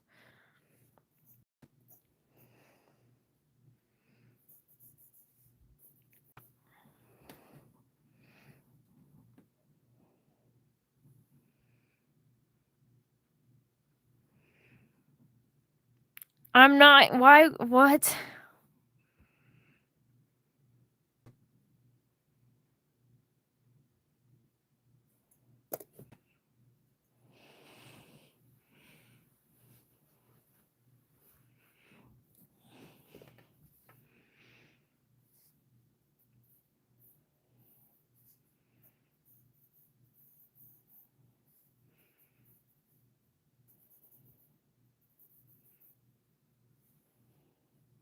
Also, you know what? I'm trans. Congratulations. I'm closeted. Oh, boy, a short haircut. Fun. That's fair. We all start somewhere, usually as an egg, but then in a closet.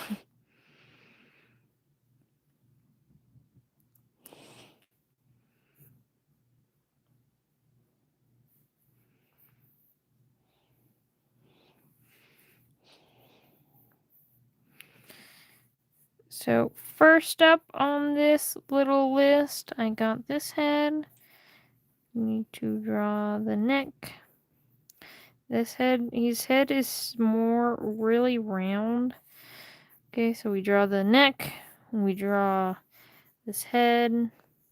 Really round head. And it really doesn't matter. I don't really care to render the head too much, except for the hat on one. So, first up, we gotta draw his iconic big floppy hat. Sticks out a little. I wanted to look like a very large floppy wizard hat. I felt like that would be cute. We kind of know where his horns are now. They're right here, so There's his little horns.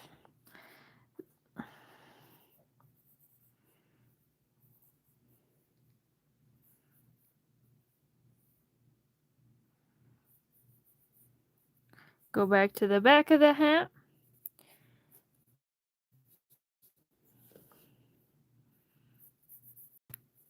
Then more big floppy. And now you can only see his eyes, as he stares at you. His eyes of great staring.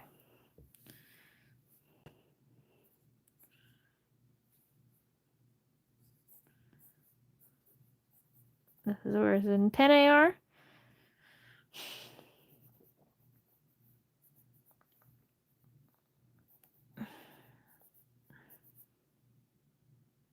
Wait, really? Is it Greed? Damn, I messed up. Whatever, I'll fix it, and I'll fix it later.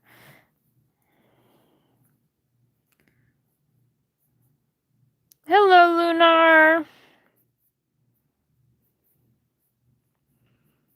Alright.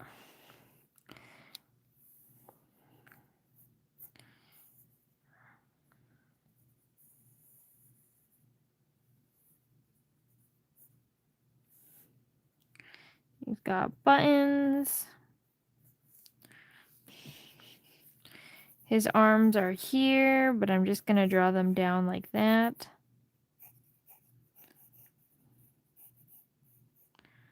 But yeah. The cloth mostly aligns to his form, but of course it's cloth, so it does stick out in places. We are drawing Beelzebub. Sin of Gluttony. No. It's B-L-Z-Bub. Beelzebub. Beelzebub.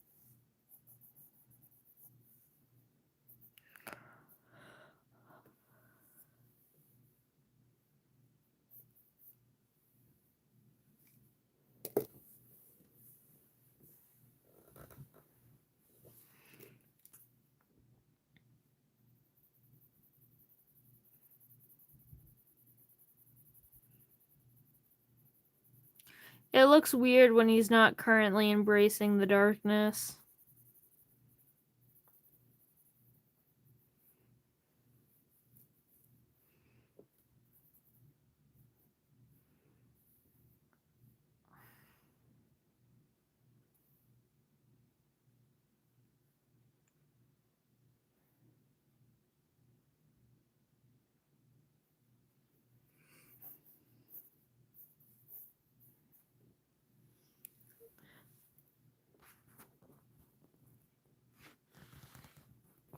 And then we got...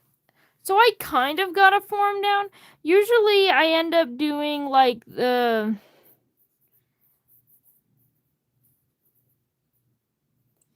I'll put his hand on his hip.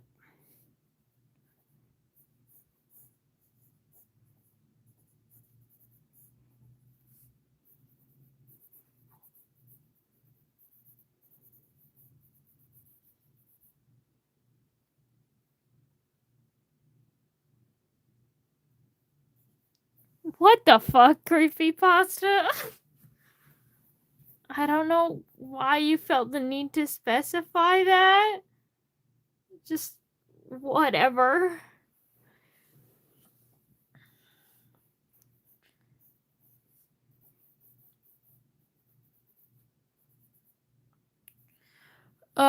and then he got a corset thing. Not really a corset, but you know, he makes his waist look snatched with his cutesy little vest thing.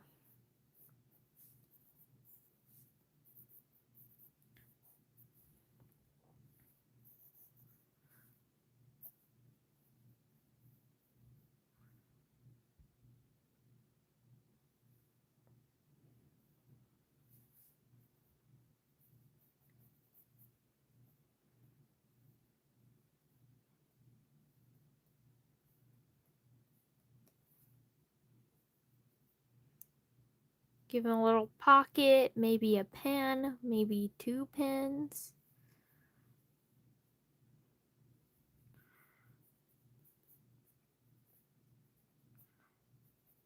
The main thing about Beelzebub's outfit is they gotta be somewhat easy to put on. Like, I think like these buttons, they're fake. It's a zipper. Anyway, something like that. Just because he does suffer from chronic pain. Chronic pain, disabled, you know, all the fun things. So having stuff that is more friendly towards his disability makes sense for him, especially because he makes a lot of his stuff, including clothing. This bitch can sew. And he usually does bad things with it, but he can sew. You know, add some scorch marks to his wings. Tear them to shit. Oh, Rosie wants to leave. I see you looking up on the right there. There you go.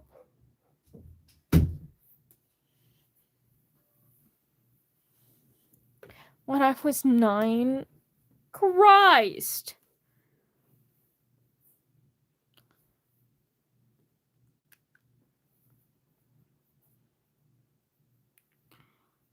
Bye, Rally.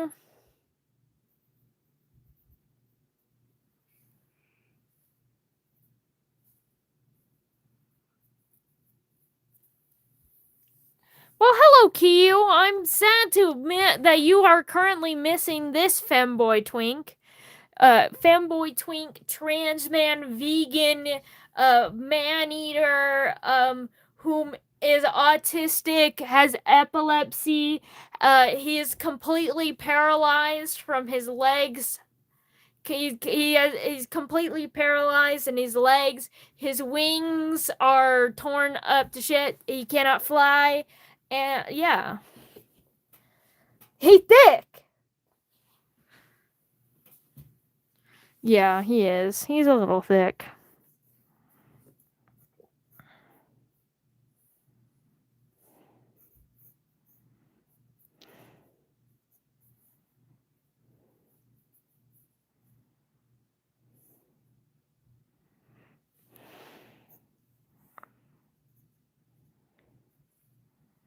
He is cuddly. He actually loves cuddles so much. He mainly loves physical affection.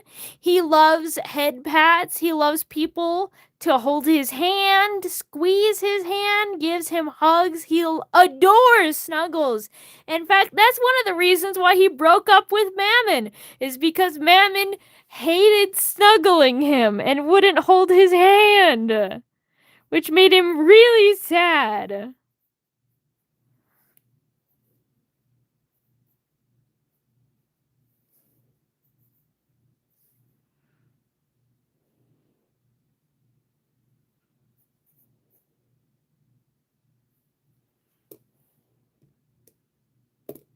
So yeah, it is a requirement of dating him. You do need to hold his hand. Just for, he would be like my other OC. He hooks up just for cuddling. Christ. He doesn't care for sex all that much. Well, he's not really opposed to it. Like, he'll enjoy it. He's demisexual. As long as he's got a bond with the person he's doing with, he feels sexual attraction and doesn't mind it. However, he does prefer cuddling.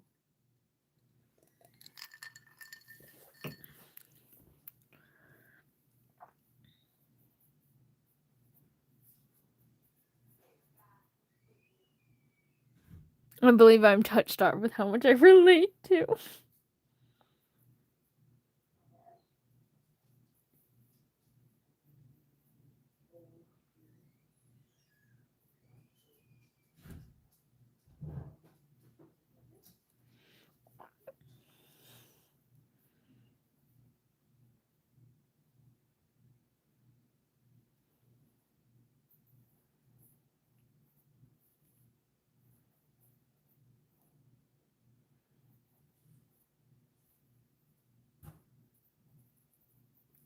I drew his eyes way too low on this drawing. Christ.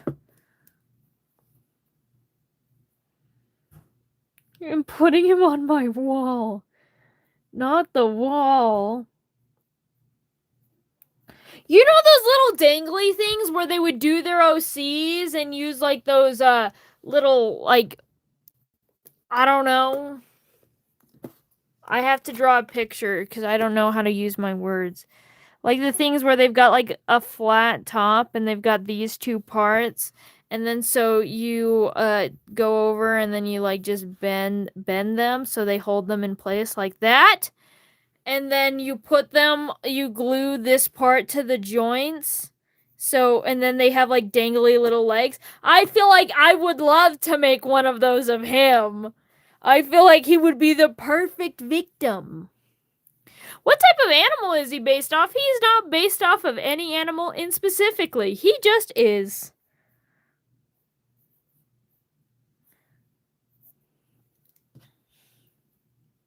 The hanging dolls. Yeah.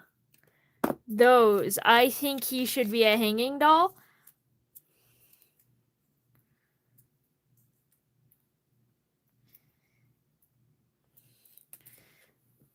Other people that I should do is making a hanging off. What are the ears based off of? I made them the fuck up.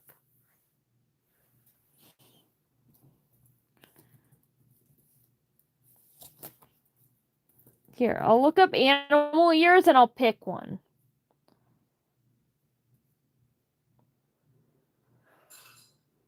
Animal ears. Floppy. It might be sheep. I think it's no, it's not sheep. It's kind of like a hybrid of sheep with the placement of the ears, but then fox for the shape. But then they also have more texture that's not fur, it's ear flaps. So it's like just a bunch of little lobes. Like this is your main earlobe, they have 3 of them.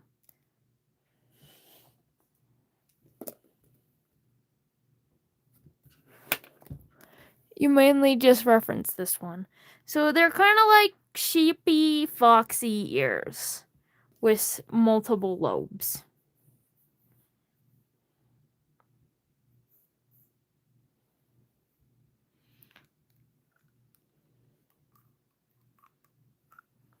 Hi, I'm back. What did I miss? We were talking about that I think Beelzebub should become one of those hanging dolls. You know, like the little dolls where they usually look like you're pulling on their shirt and then you just wiggle them around and their legs move. The hanging dolls. I think Beelzebub would be great for a hanging doll, especially because his legs are actually like that.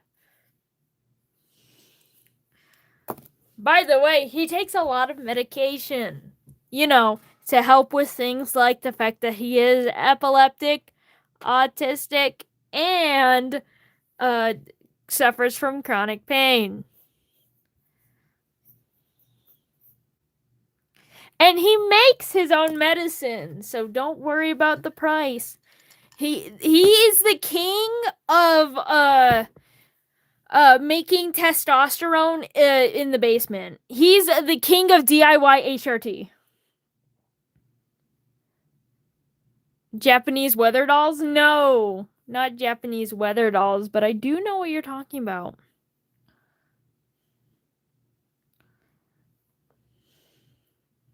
There are some free bases. Yeah, I've seen a tutorial. I could just make one.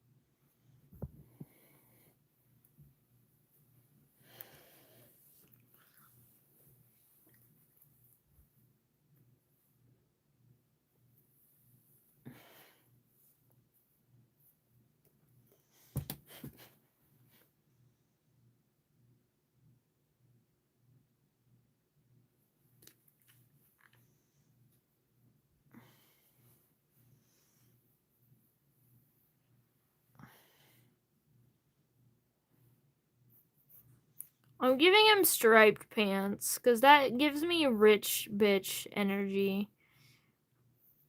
Which that is something that he does try to give off. Do this, like he's got like one of those watches in his pocket.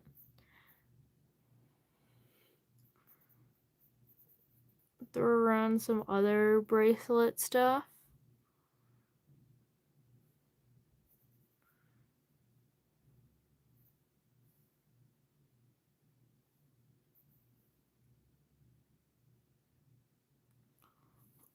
What kind of voice would he have? I actually have no idea.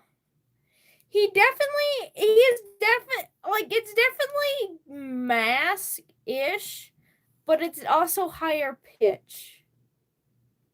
But not like squeaky. I have no idea. Oh, cool. Bring back creepypasta.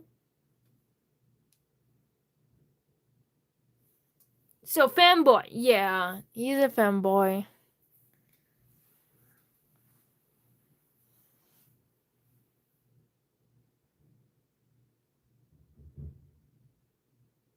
Like a flirtatious psycho doctor? I mean, he's not a big flirt. Flirting actually goes over his head, and he doesn't really flirt. He's very explicit about his emotion. If he likes you, he doesn't be like, hey, beautiful. He's like, I have a crush on you. You are going on a date with me. And yeah, it's like that. There is no, do you want to go on a date with me? It's, you are going on a date with me. Come on.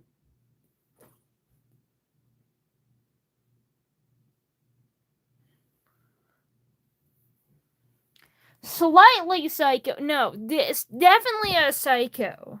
Just not really flirty. Very direct.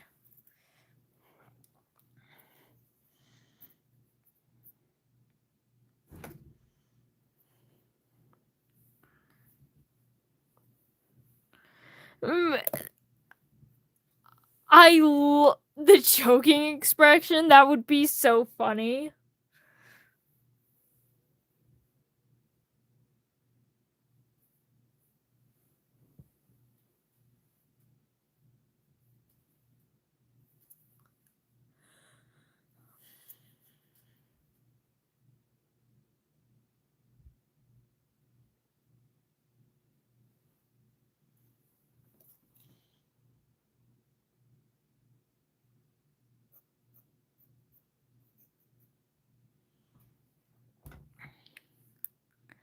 Now, time to draw him and his legs! His legs who do not work. They do not work.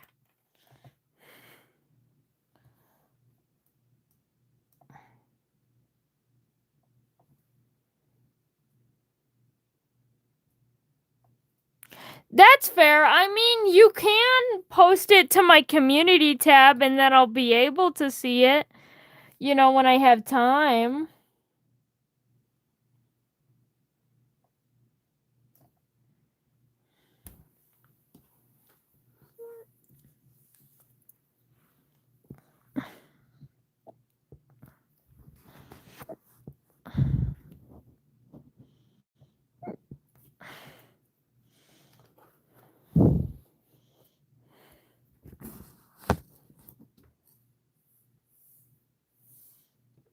This is too high.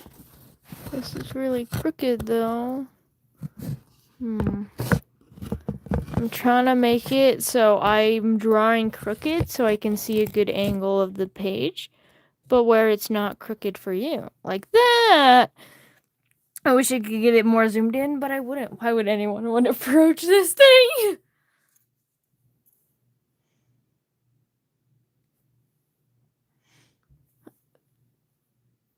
It must be your settings, because it does work as long as you're subscribed for at least a day.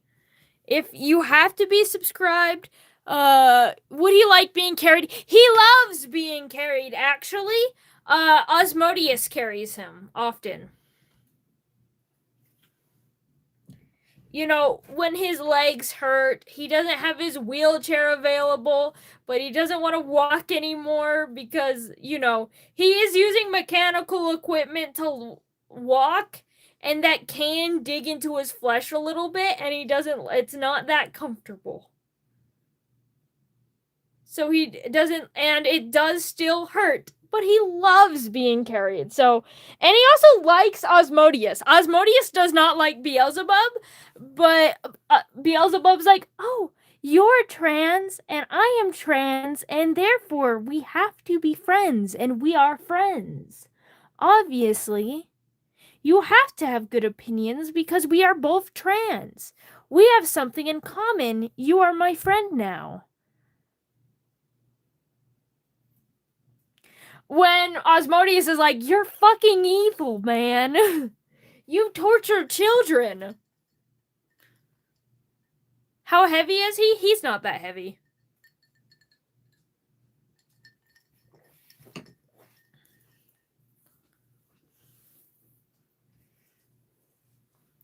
I'm drawing them. But you know, Osmodius still knows that he suffers from chronic pain. And like, that is it sucks. Like, he's in so much pain, so Osmodius will never reject Beelzebub saying, a piece, please? I don't have an exact weight.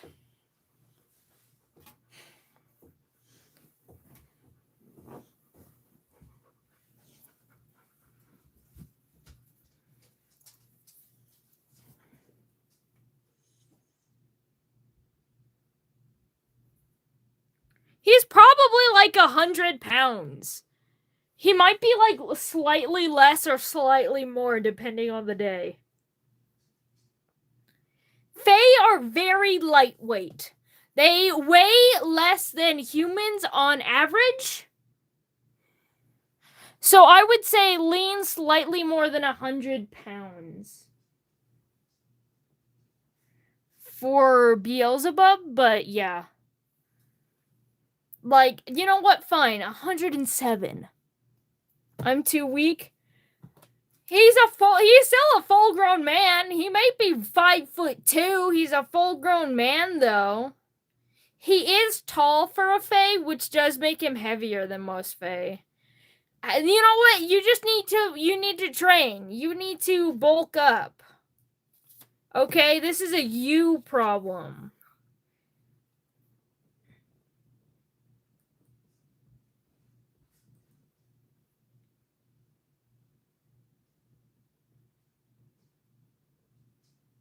He's also not the skinniest bitch alive. A piece! Blink, blink, blink, blink, blink. I also am, I weigh less than him. But he's also a little bit taller than me, and he's got them thick thighs, okay? All the weight, all the weight went to one specific place.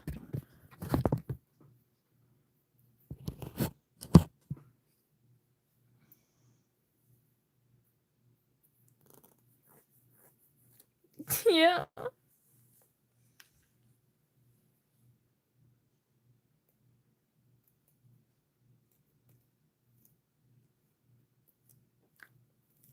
Dude, he's very skinny. What do you mean he's a twink, silly?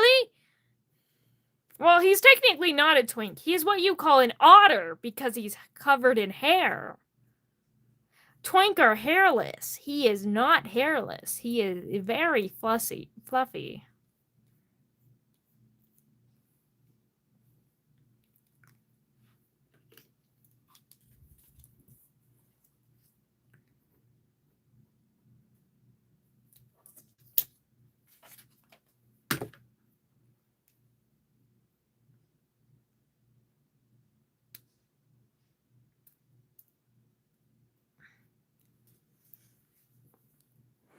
Another day, yeah. Yes, you can pet. I don't know if you were here for this, but he loves physical affection. He loves pets. He loves holding hands. He loves being carried. Silly. I'm tired. Looks at Asmodeus' face. Uppies? Blink, blink, blink, blink, blink. What makes him mad? Oh, a lot of things, honestly. You see these little antennae? Do not pull on them. Oh, you'll be stabbed so quickly. He will grab the nearest object, even if it's a fucking spoon, and he will gut you with it. Do not pull. You can touch. Do not pull.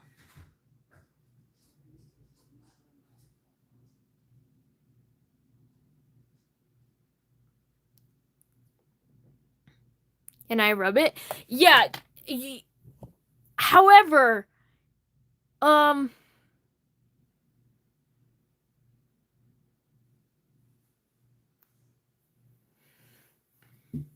I rub it? Sure, you can rub it. However, do you know what happens when you rub the neck of, like, the back of the neck on a bird? That's what it will be like for Beelzebub. If you don't know, don't do that to a bird. It can be considered animal abuse because it makes them very horny. Because you have to. His antennae are some of the most sensitive parts of his body. It hurts the most, but it feels the most. Yeah. It's also moths do that. They interact with their antennae a little bit. Yeah, that's a fun bird fact for you. Anyway. It's not necessarily that it kind of does make them horny, because it triggers that kind of biological reaction. However, not necessarily. It's just because they're really sensitive. I can't see birds the same. Yeah. Look, we all have our spots of, yeah. Yes, the answer, he does like it.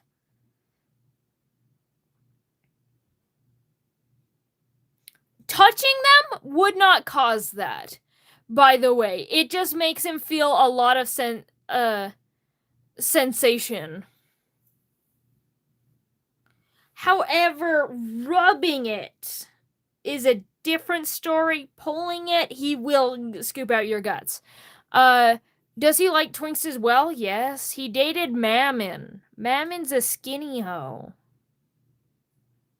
But he doesn't necessarily not like not twinks either. He likes a beefy man as much as the next guy does.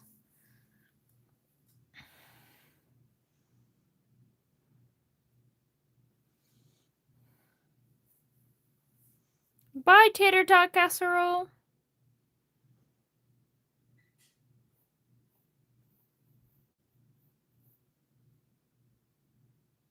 I am the next guy.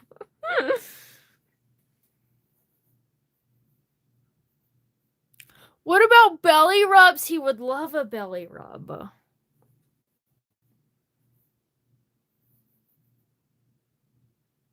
Would you do more for him than the straight white British man? Serious question, Salt.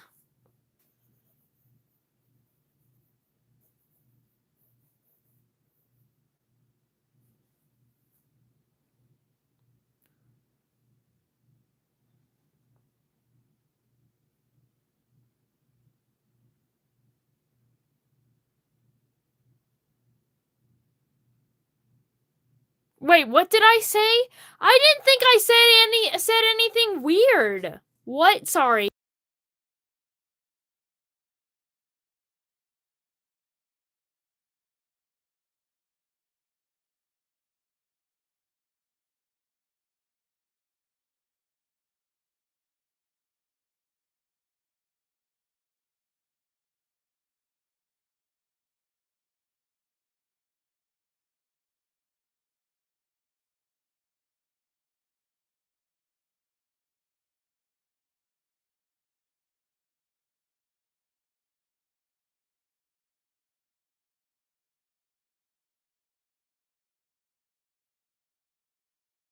Oh, I understand. No, the straight white British man does not have a crush on him. One that would make him gay. I was just wondering if Silent Salt likes him more than the straight, white cis British man.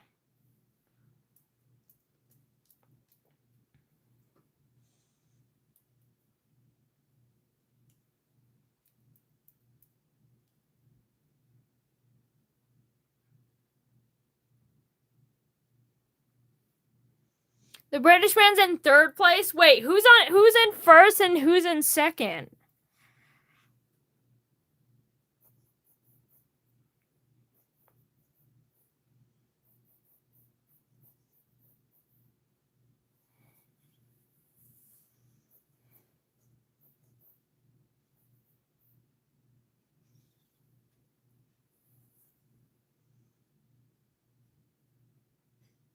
So second is Beelzebub. Okay.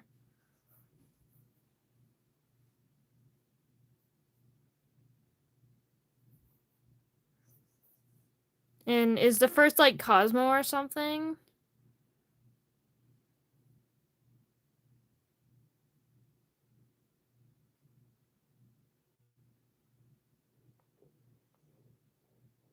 Who's first then?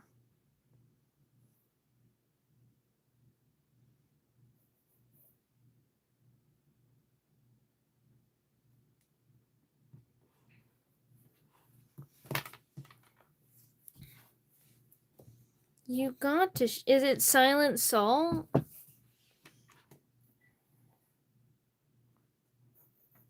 Cookie from the hit mobile game Cookie Run Kingdom?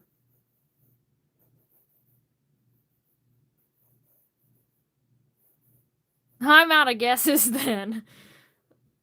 Wait, White Lily Cookie from the hit game Cookie Run Kingdom? Elderberry Cookie from the hit game Cookie Run Kingdom? Burning Spice? Cookie from the hit game? Not a canon one. Oh.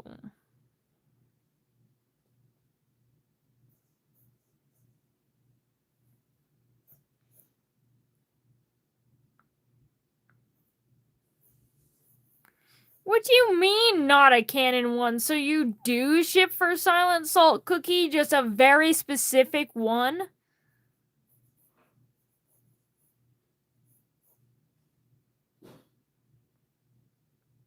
Silent Salt Cookie with his helmet off.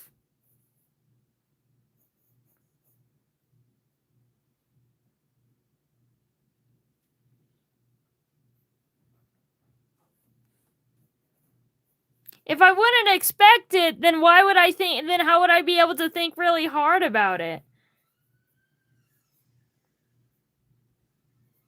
Salt?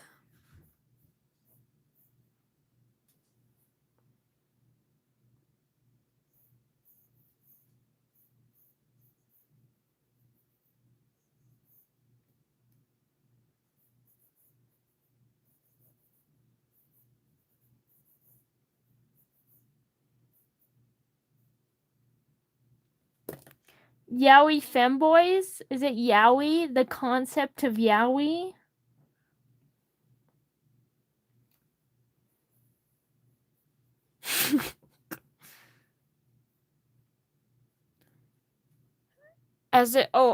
Appeared in the stream before as a chat member. Giyu? Is it Giyu? 'Cause you were with Giyu. Has your old feelings returned? Damn it, I thought I was onto something there.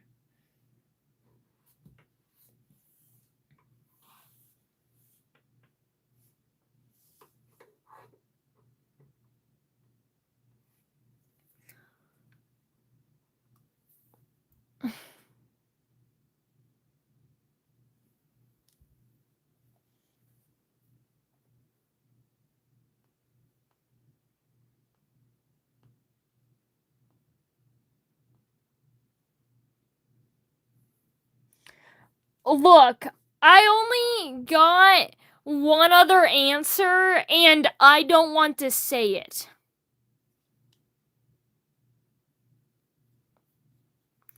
Because, it would be not good.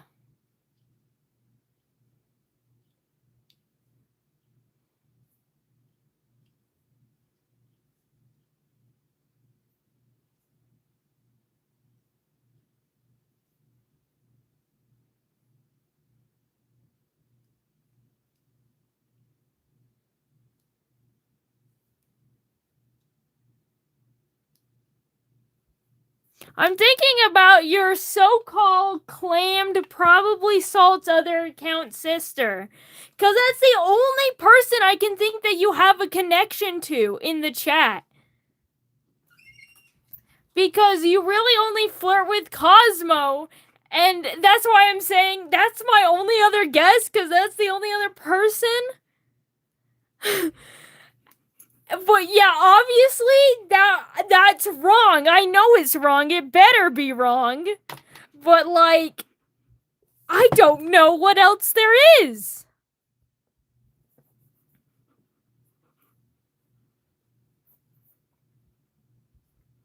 How did you think of that? Because I was going down the list. I'm like, okay, who has Salt had major interactions with in the chat?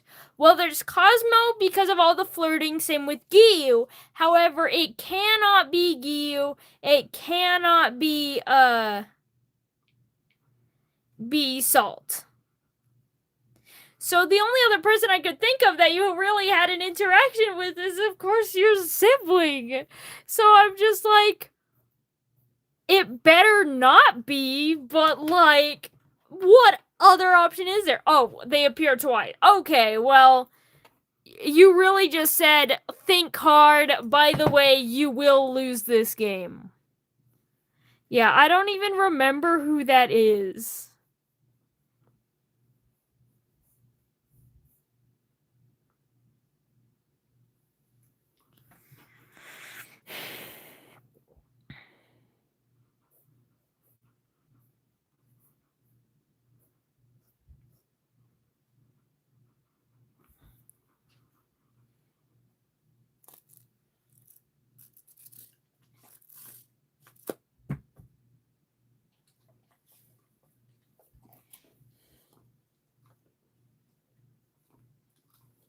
Shit.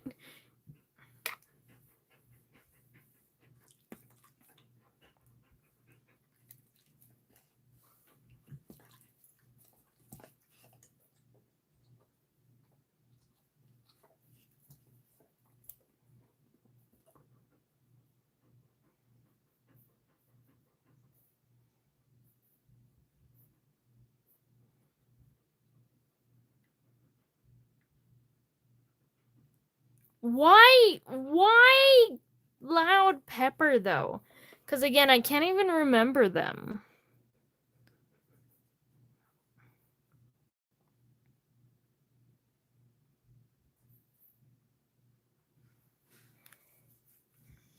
There's his legs! Look at them thick thighs. Who wants a piece of that cookie?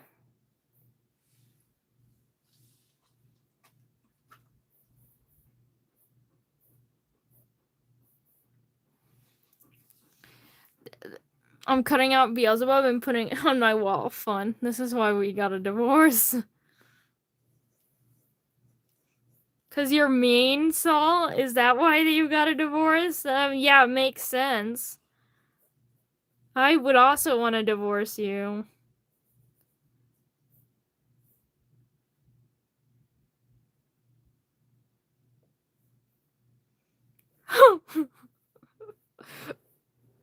So I can sleep with twinks like this.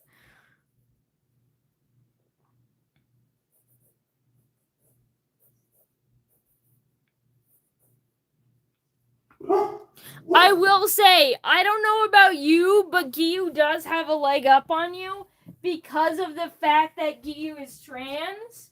And I explained his relationship with Osmodius. Osmodius is trans, Beelzebub is trans, and therefore they must be friends now. So therefore, Giyu does already start on a friendly basis with Beelzebub by just going, hey, wait, I'm a trans man too. And he's like, oh, okay.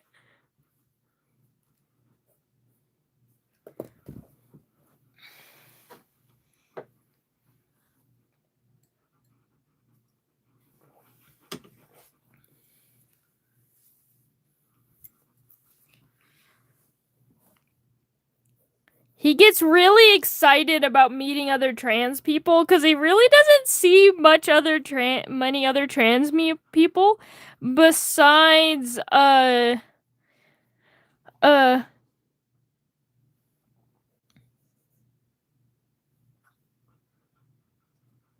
wait.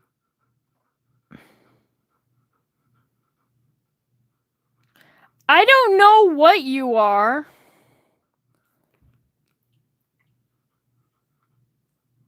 Oh, you're talking to Gil. Everyone is a white. That is a peak argument.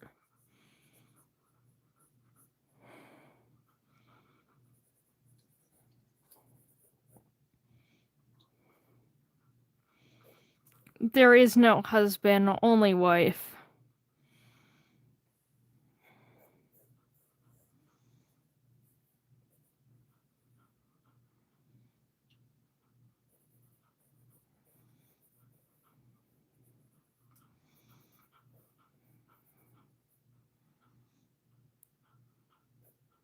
We love gender neutral wife.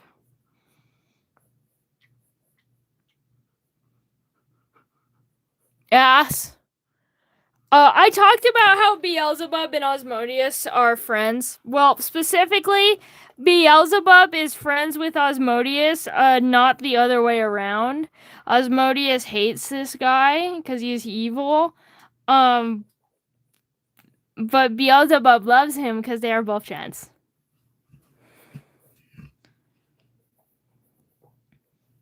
So, oh, this is my friend now. Anyway, what is Beelzebub most interested in? Like, he loves poisons. I just told you he loves poisons, nature and stuff. He specifically has an interest in plants. He loves plants.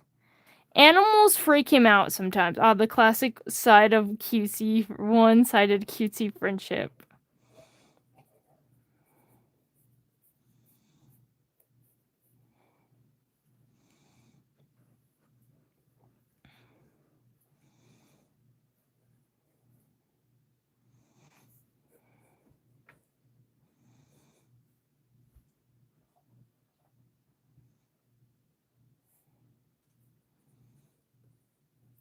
Everyone's been saying he would like Mau Mau. Cosmo was saying that he's the new Mau Mau. And I'm like, technically, I made him way before I even knew about Apothecary Diaries was even a thing. But yes, he's very similar to Mau Mau, except for more evil.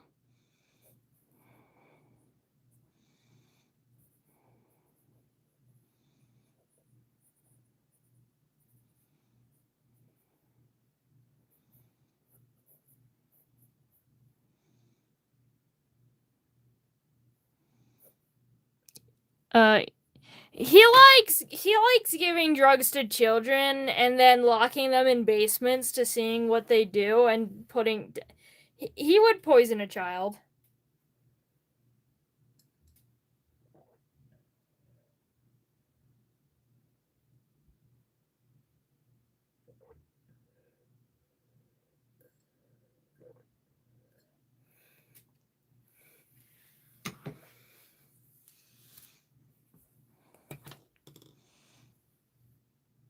Oh, so like average stuff. Not average. I have yet to talk about the things that he does to people.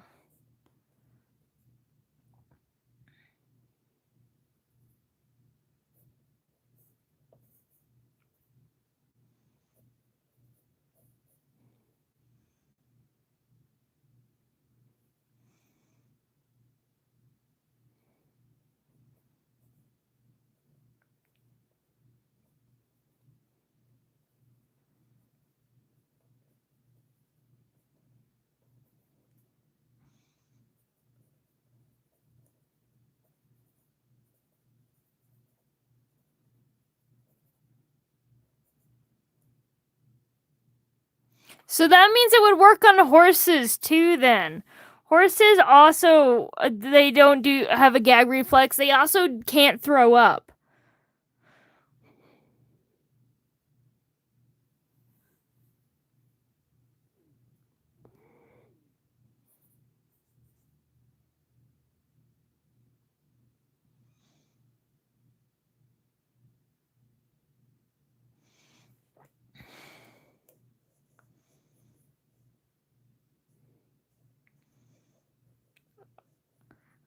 Oh, look at his little tail.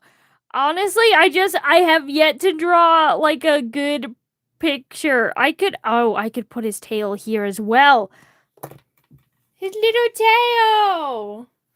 He's got a little tail. Little fluffy tail.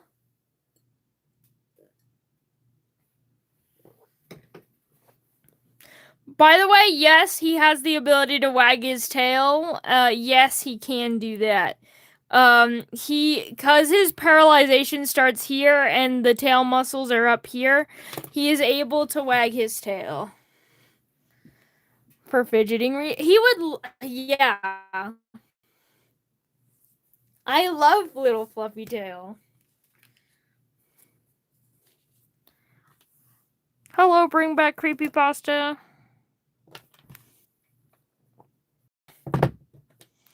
I'm gonna just change it because it would technically be a little lower. But still little fluffy tail.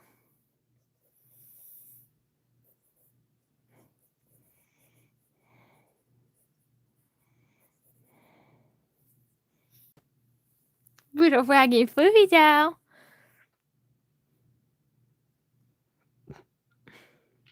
When he's excited and he's in his usual clothing, aka he looks like this. You can just see his eyes. He has the same blank expression, but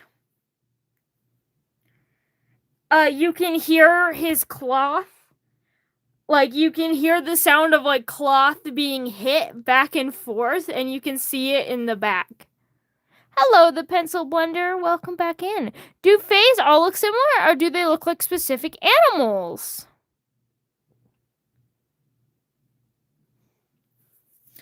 They all look pretty similar, though spirits look like different animals. Okay, this is his color palette. Besides the fact that, so it's mostly just grays and stuff. For his cloak. However, his eyes are no longer green. His eyes are now, where is it? Oh, there they are.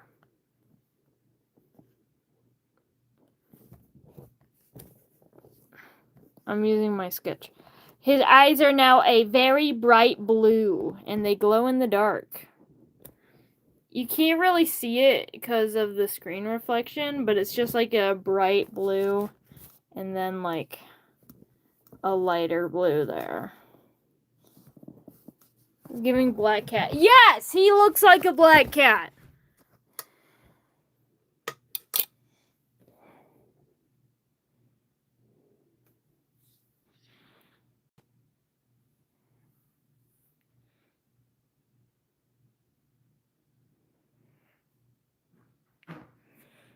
Are you fucking 3? He has chronic food.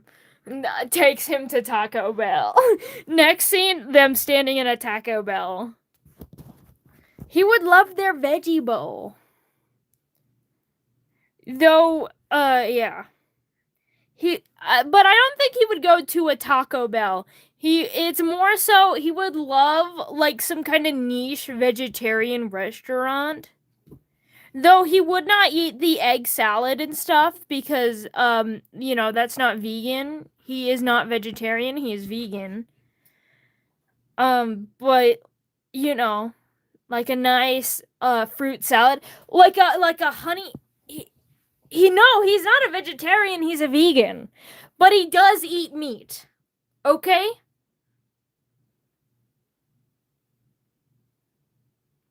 Veganism is associated with a diet, but it is not a diet. I literally just explained. So, it's a way of living that avoids animal products and animal cruelty. The main thing being animal cruelty. Being vegan is all about less animal cruelty, so therefore he does not eat meat products when they are sold at a restaurant or anything like that, because he cannot confirm if the animals were not treated with cruelty. Because he does believe that things need to eat meat to survive, and they are carnivores. They are more like dogs in the way that they can live off plants and vegetables, but they will be very malnourished. Still, he has to eat meat. He just does it as little as possible, and he only does it he only gets meat from other fae or sometimes from himself, so he can make sure to do the proper ritualistic things to avoid animal cruelty. He eats meat like maybe twice a month.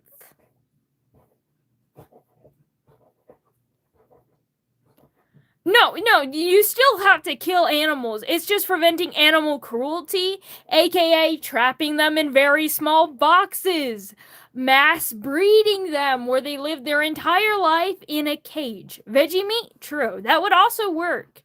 And he does eat a lot of nuts.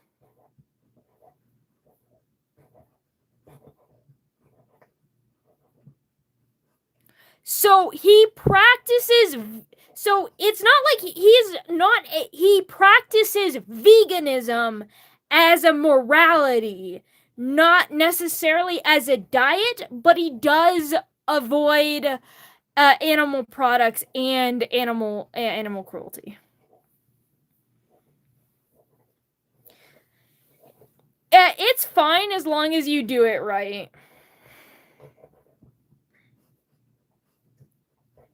Hello, Mohan. I think it's Mohan. What is this character?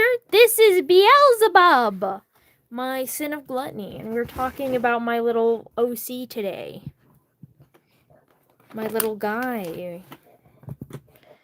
A very thick... Well, he's not a twink. Again, he's got hair. He's an otter. Don't you know? Anyway, I'm gonna grab some more water because my glass is empty. And I'm thirsty.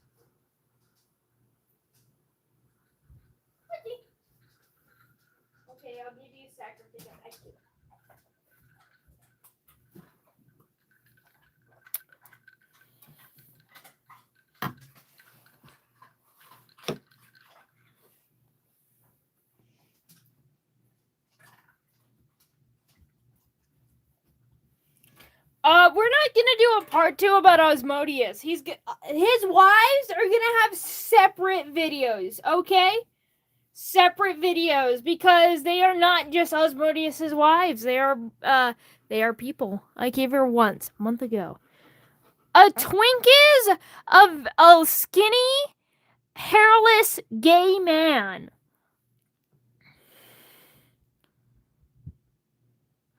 That is, typically leans feminine, but specifically hairless, specifically skinny. An otter is that same kind of skinny gay man, but has hair.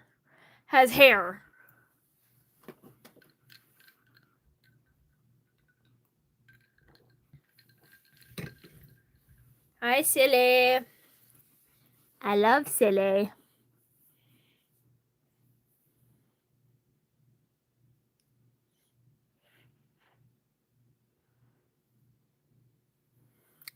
Hello, Oreo. Orthodio. Your name is Mania. My name is Mercury.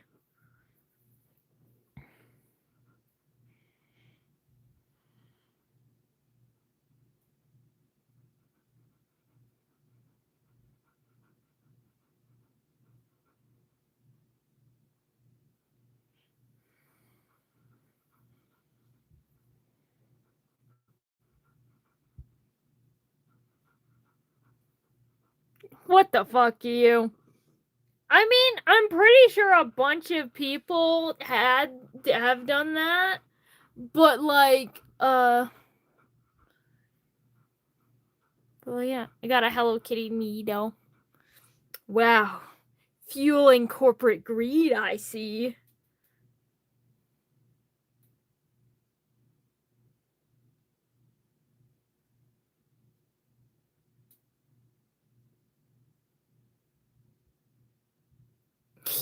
He needs. He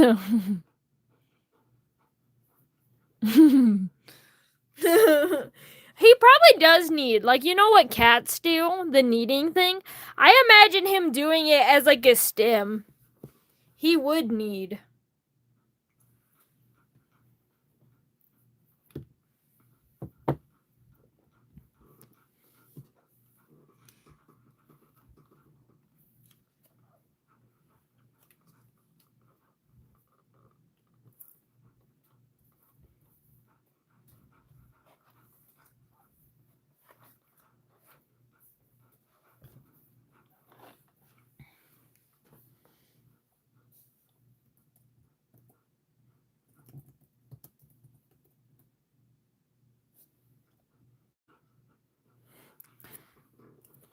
I have a question. So, this is a disabled hoe who suffers from chronic pain. What do you think his weapon of choice will be?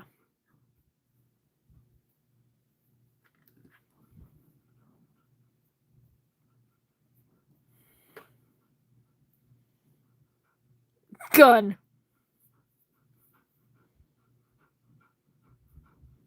He would be so happy. He would have all those little pins. One that says like, he does use poison. I'm talking about how he administers it. Not a huge battle mace. I'm sorry to disappoint. That's mostly Osmodius, but he uses a Morningstar. Lethal injections. Yeah, he uses poison, but it's more about what tool he uses it. I'll give you a hint. This weapon is actually surprisingly disability friendly. It doesn't have a lot of kickback. It doesn't have, like, if you pull it back and stuff, like, it doesn't have a lot of strain. You don't need a lot of muscles for it. Ninja stars? That does fit the bill, but no. It is a type of bow, I will give you that. But most bows, if you have things like, you would struggle with it. He uses a crossbow. And a knife. He does have a knife.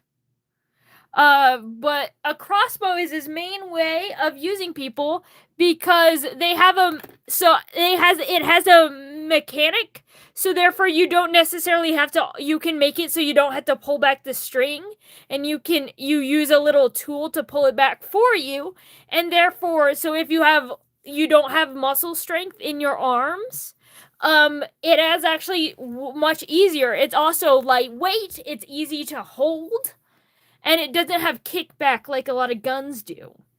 Most of my disabled warrior characters use crossbows for these reasons.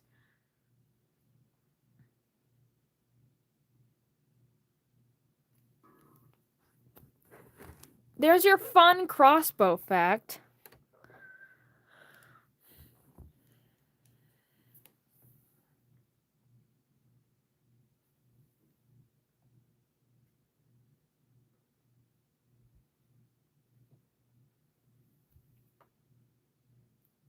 Do you do commissions? I do commissions. I'm actually I don't have I've got a commission in the works now, and I have another one waiting for my stuff to free up again. How much? Well, that depends on what you want.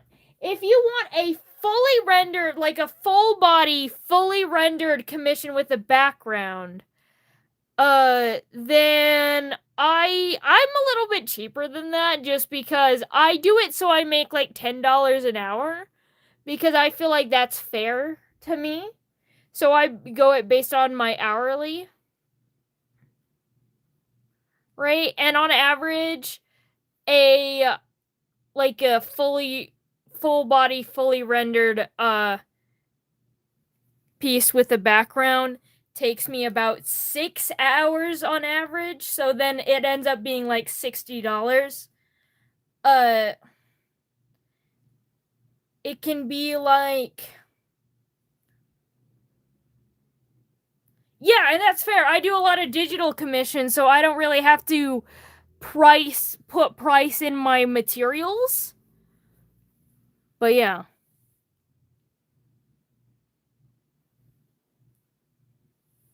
Yeah, I know. That's how I get the big bucks, furries and stuff. So yeah, I am on the cheaper side, but that's also because I am not trying to become a professional artist. I am a hobbyist. I'm actually studying psychology. I am trying to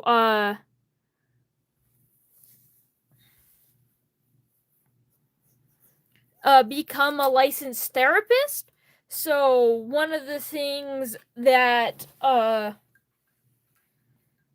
I do, like, I like commissions because it's an extra cash. Like, one commission that pays my food for a month. And that's the reason why I do it, as well as I just like drawing in general. I don't draw necessarily to make money. I do it because it's fun. Can I make fan art? Of course. What is the cheapest thing that I do? I've done a few sticker comms before. Like, if you got like a little face sticker, like say you wanted the face of your cat, and then it's light rendering because it's a sticker comm, no background because it's a sticker, then I tend to do things like $5. I breathe.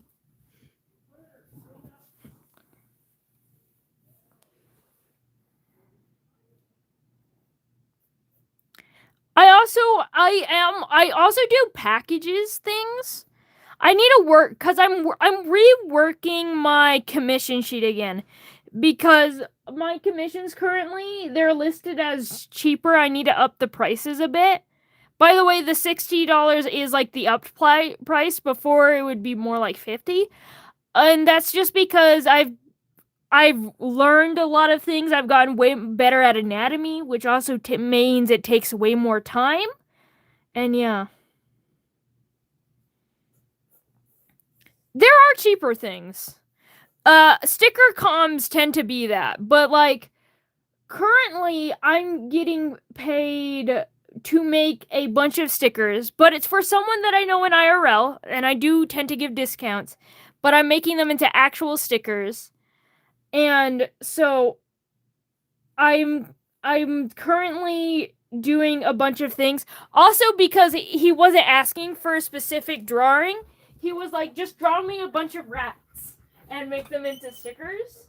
So that's what I'm doing. So they're for more creative freedom. And more creative freedom for a friend. And currently I'm doing like 10 little I'm doing 10 little rats for $10 just because, again, someone I know. Also because I kind of like drawing mice and I never get to.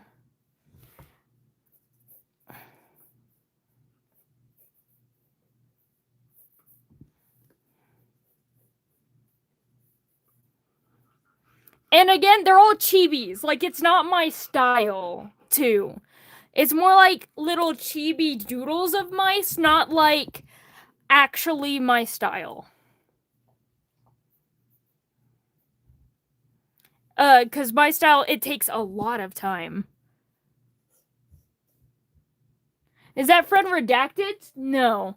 Redacted draws their own mice.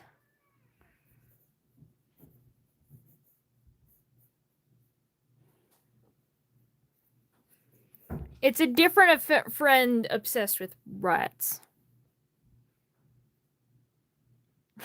Actually, Redacted.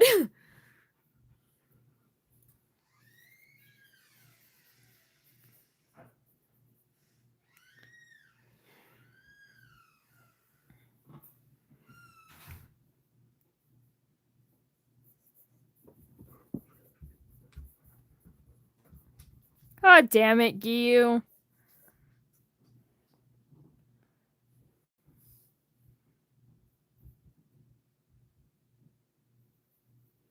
Perhaps. You would have to turn it into a sticker, though, because I'm making stickers for him because I can actually make stickers and give it to him. I can make a tutorial on how to make custom stickers, though. I can do that, and then you would just have to get the art printed out and make it into a sticker.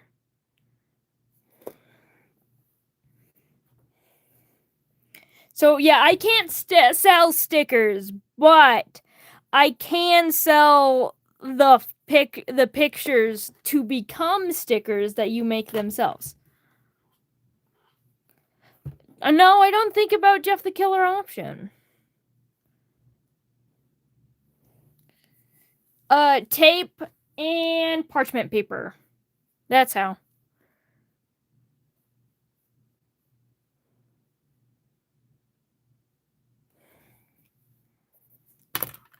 Where is my stickers that I have right here?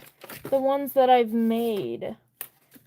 Okay, so you see this is parchment paper. You use it in baking so it doesn't stick to stuff. And then what you do is you put the picture on there. So you put the picture on top of the parchment paper and then you put tape over it and then you just cut it out with scissors. And that's how you make scissors. Sorry. This is parchment paper. Parchment paper, drawing tape. I've seen people, there's another way to do it where that's all I do, but you need a good rim. If you don't have a good rim like this, it will not work.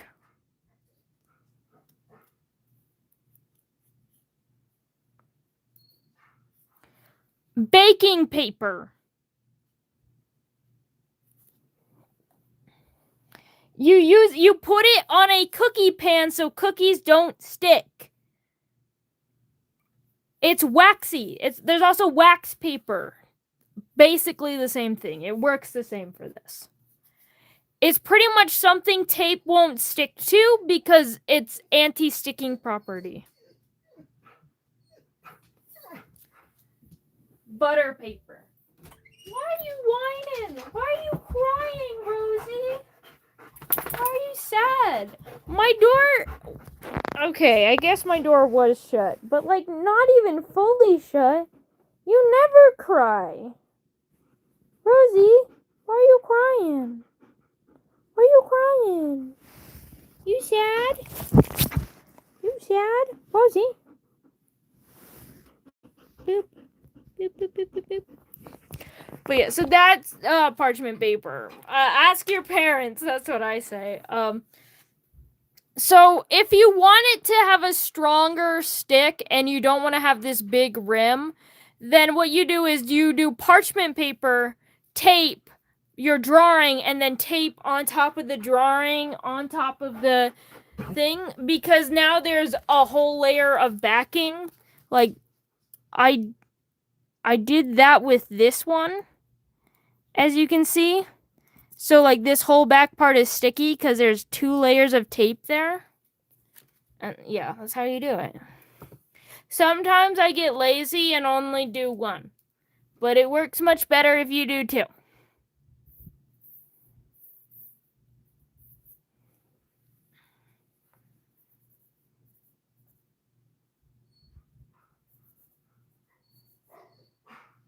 Can I turn you into a Nito for fan art? Do what you might.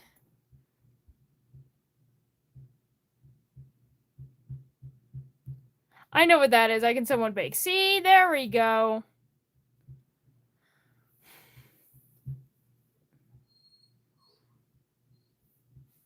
I'm gonna draw it loaded instead. We're gonna go line there.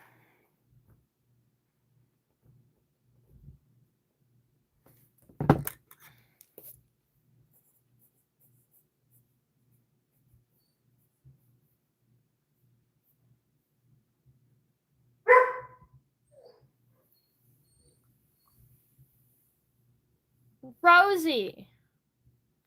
Hold on. What? I want to go see what's wrong, because she's still crying.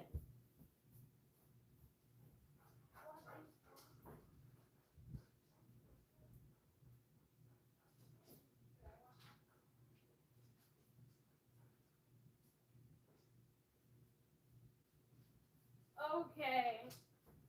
I know what's wrong. It's jealousy. She's jealous. That's why she's crying. Because she's whining. It's a high-pitched whine because she's sad. Because she's jealous. Because Bella is up front and out front, and Rosie is not out front. And she wants to be where Bella is. So your machine... How much was the thing to make them? $70? I think the price went up. I think it's more like $75 now. But like, it was $70 and it came with 200 pin stuff to make pins. So pretty much $70 and 200 attempts at making pins. Obviously, not all of them go so well. For those who've seen the stream, some of them don't work out, but most of them do, so it's fine.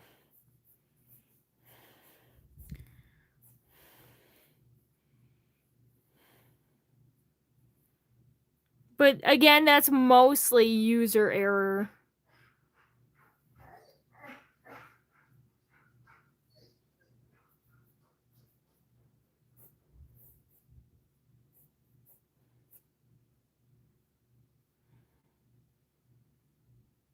Yeah.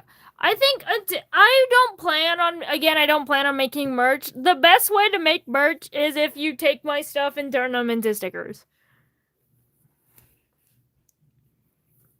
Or make it yourself.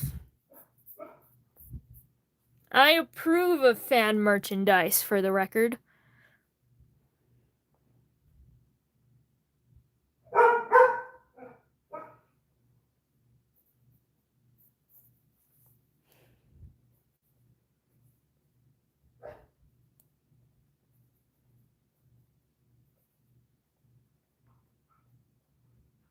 Of course you can ask something silly.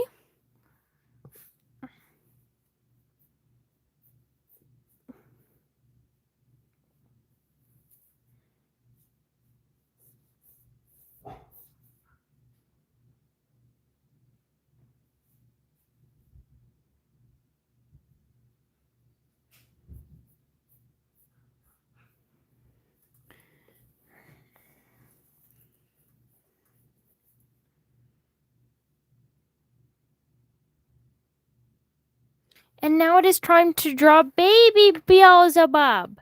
Baby Bubs. If I got a custom blanket on Amazon, could I sell Osmodeus a bottom pillow? Sure.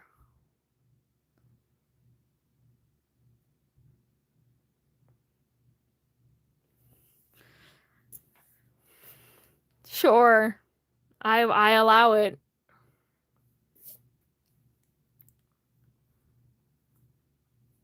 Okay, I got my Tumblr already open, so just send the word.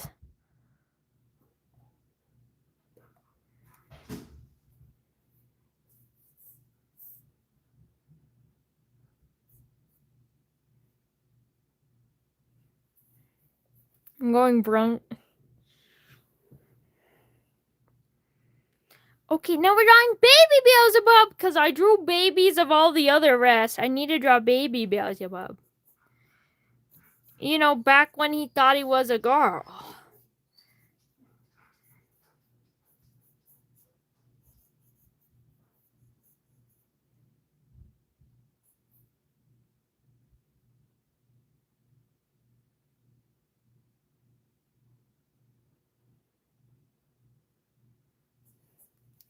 I drew this too tiny. I need to, like, I keep being like, oh, baby, must be small. But, you know, it doesn't have to be that small. It's a drawing. I tend to draw things, 8 is like my go-to number when I'm drawing baby.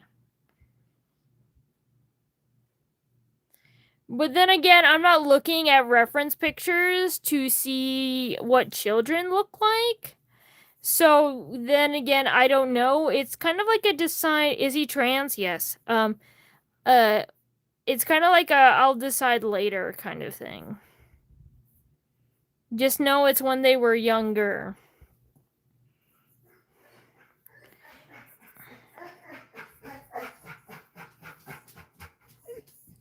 Are you still sad? Welcome back.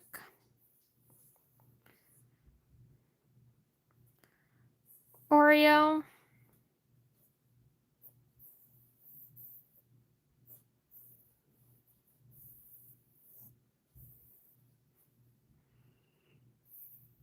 Then go to bed. I'm not holding you here. Welcome back, Genya.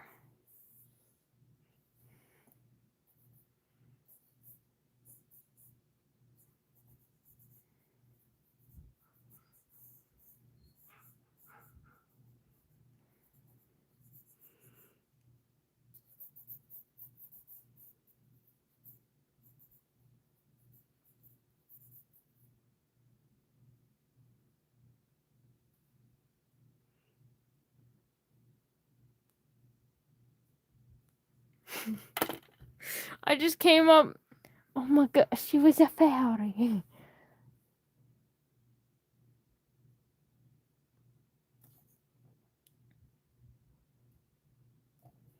I don't know if you want me to answer it in public, given the fact that you sent it on Tumblr. I gave you an answer.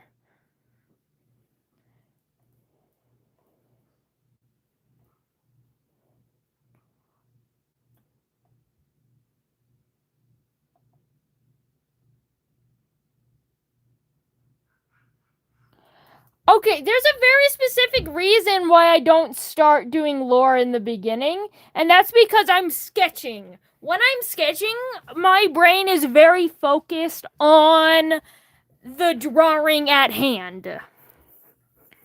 For example, like I'm trying to think about proportions, I'm trying to think about what he looks like, I'm trying to design things. I recommend going back and watching the Wishmaker and the Alias stream, especially the Alias stream. Because you can see how bad it was trying to listen to me do lore while I was sketching. I promise you, I do lore at the end once I'm done sketching and I'm doing lining and coloring for a reason. Silly can confirm this. Like, if you think I have an ADHD, my brain is an ADHD nightmare right now, you have not seen nothing.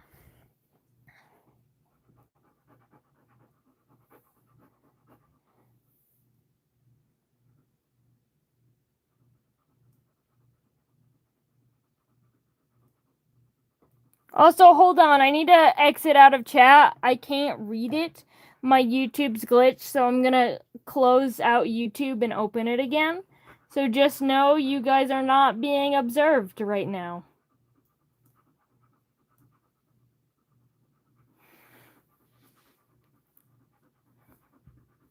I'm only 2 hours ahead of you. Yeah. Look, you can always go back and listen to it later. You don't have to do it on streams. I leave all of my videos up.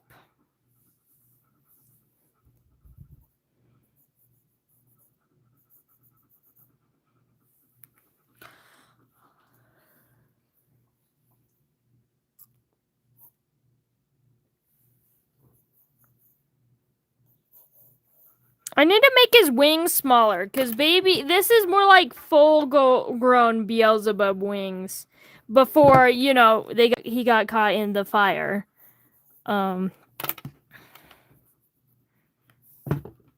This bigger wings? Yeah, but it's more fun to be able to ask. Okay, that is fair.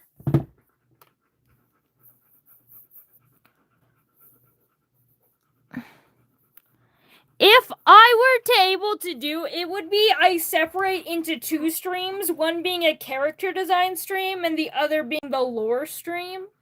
That is something that I could theoretically do.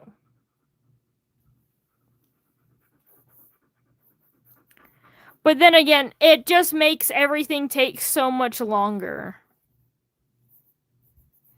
And it makes these videos always a part 2.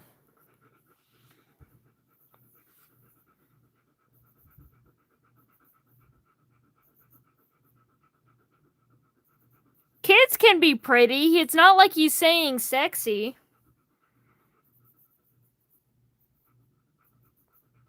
You know, just like coins can be pretty. Nah, we'll do. Oh, yeah.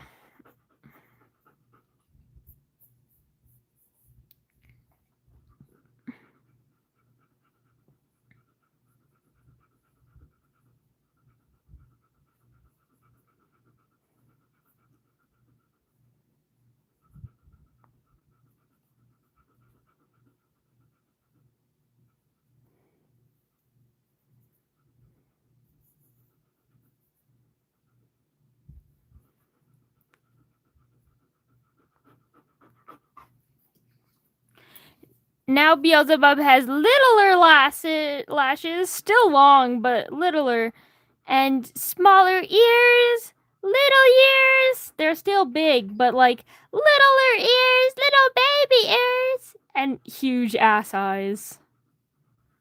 Me when I look at you with those eyes.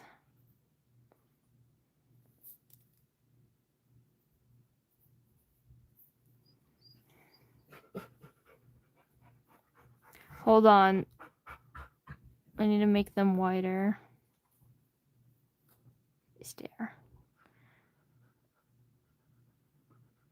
Yeah, this is what my interpretation of a fae look like. They're a bunch of animals.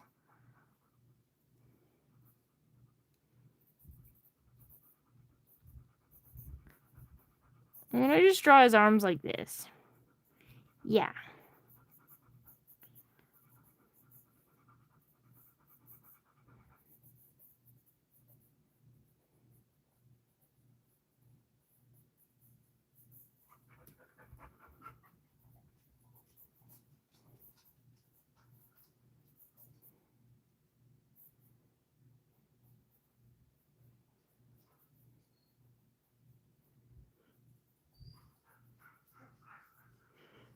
Just draw Beelzebub or something. I don't know. You've been talking about that.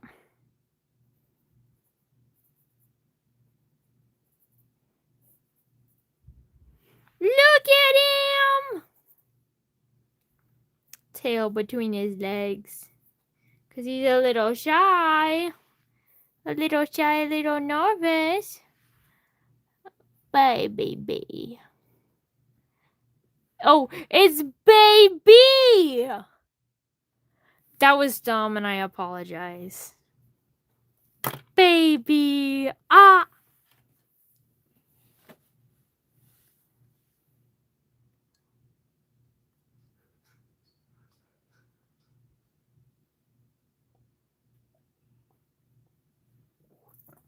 I recommend going back and watching the Wishmaker live stream.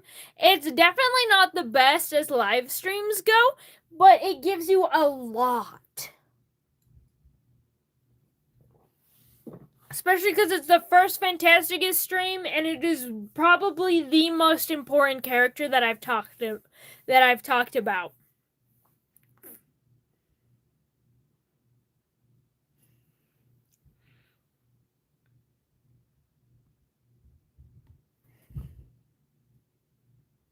And I don't ever draw it close.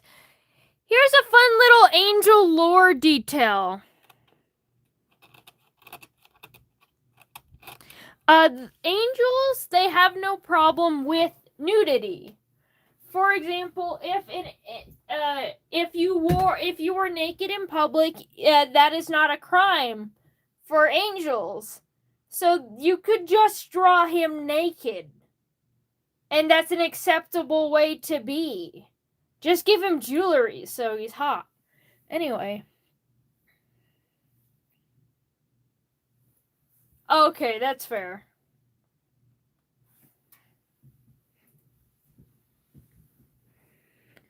I saw that, silly. What about naked? We'll get to there. Hello, Kai. Hello, Domsine. Angels don't sexualize. Pretty much the best way that I can do is angels don't sexualize nudity in the way we do.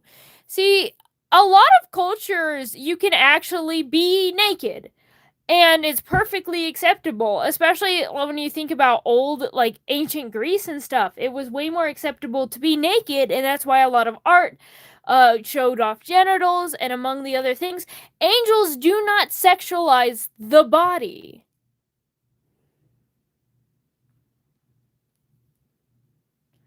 Like, we do. Which that is why angels are perfectly fine and comfortable with being naked, because they do not see their body as sexual and unholy objects. In fact, they see it as holy and therefore tend to flaunt it off.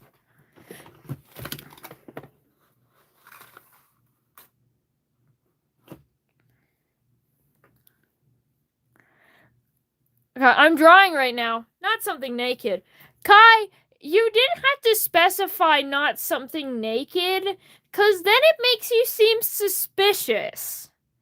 Like, I'm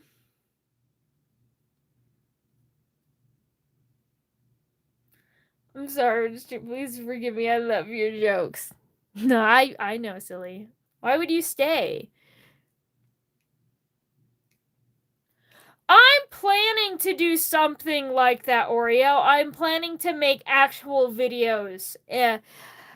Actual videos about Phantasticus. I won't say it's necessarily dumbed down, but it's definitely more cohesive thoughts since it will be scripted and edited.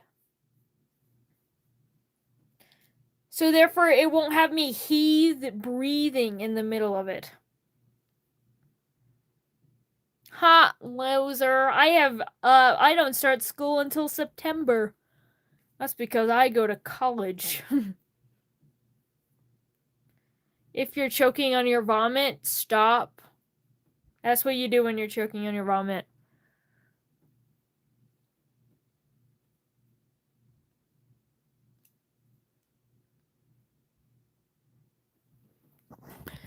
Anyway, time for the last little doodle, and then we can do lore. College starts later than high school on average, so Like, my sister's gonna be in school way before I am. What do you do when you're shot? You don't be shot, that's what. You're better than this. What color palette should I use for the Supreme Angel? His eyes are red. His skin is really pale and white, and so is his hair. I mainly use gold for jewelry and then red for the rest of him, but otherwise he's basically white. What will you do when you're at college? Homework, study, usual college things.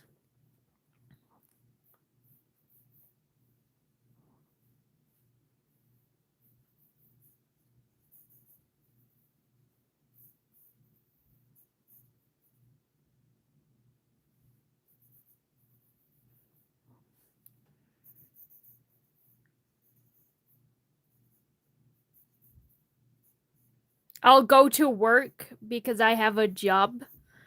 And then I'll probably keep streaming.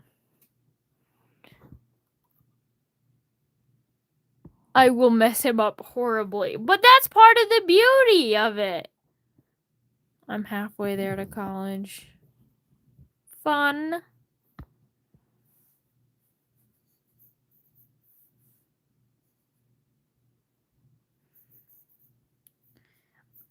Failure is part of the fun. I love laughing at the horrid little doodles I make.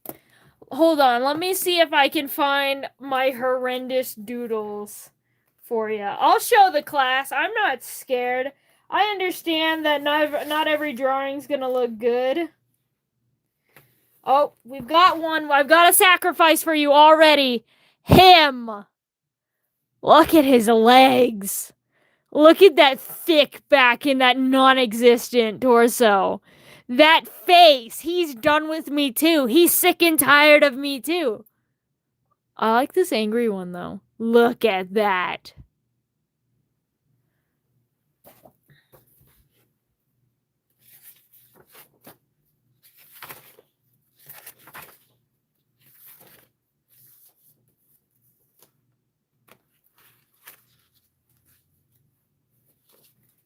There's also this one. I tried to make it look like she was yanking her head down, but like it looked like her head came off. Like she's supposed to be like holding her head off to the side, but extremely because she's a shapeshifter. It literally just looked like she just ripped off her head. It is not supposed to look like that. By the way, then there's this cutie patootie side profile. Look at her little tail! Oh, baby tail! Except for that one's sad. I don't like her baby tail. I love her baby tail, though. I'm gonna get a pin maker for my birthday? Nice! But I want it so I might just be a lawyer. That's fair.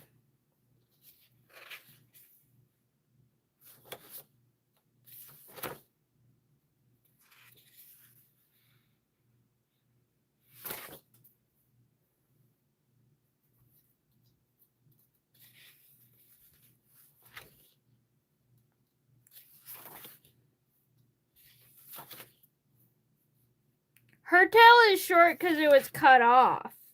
Her tail's supposed to be long.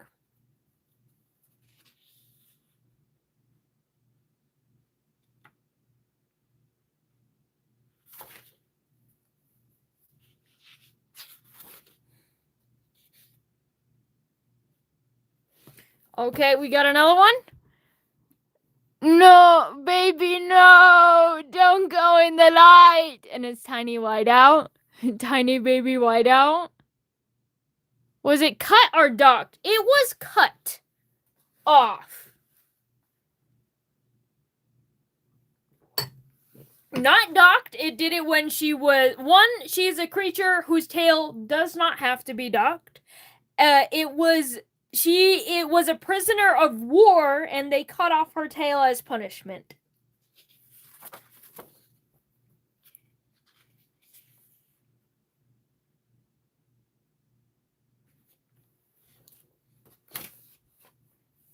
I would like to see this comic. Look, good face.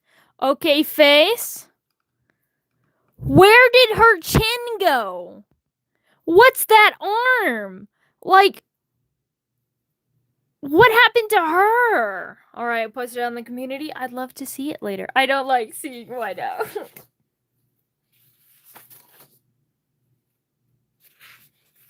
Here, what's another good one?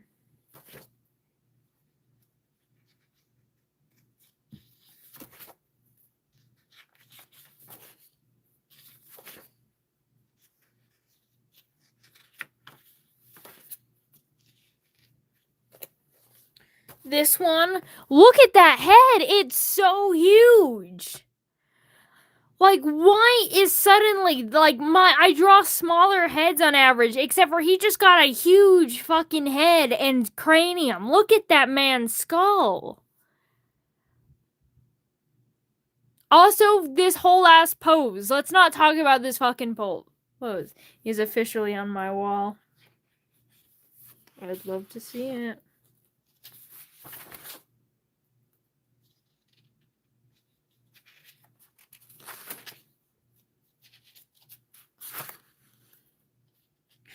No, he's actually kind of a stupid, and I don't like him.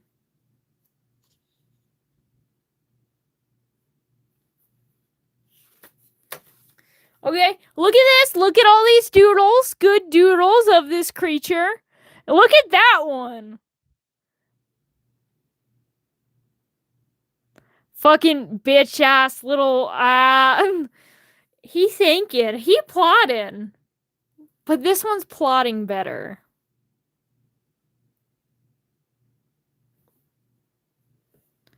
Motherfucking creature right there. Oh my lord. Okay, hold on. I want to see if I've got another good one. I think I have another good one in the book.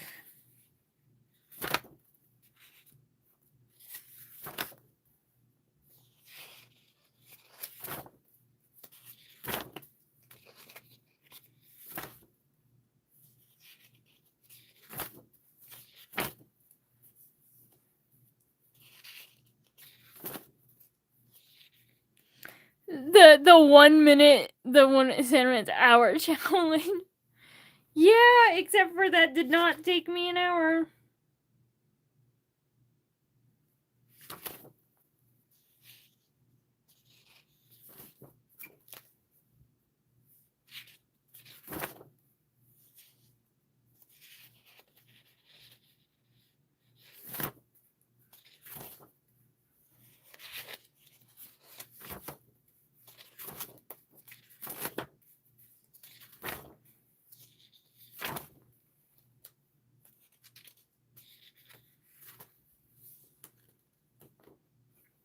Oh, there it is! This drawing of a werewolf I did. What happened?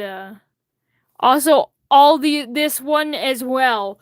What happened? I was trying to. It's not like that one where I gave up immediately.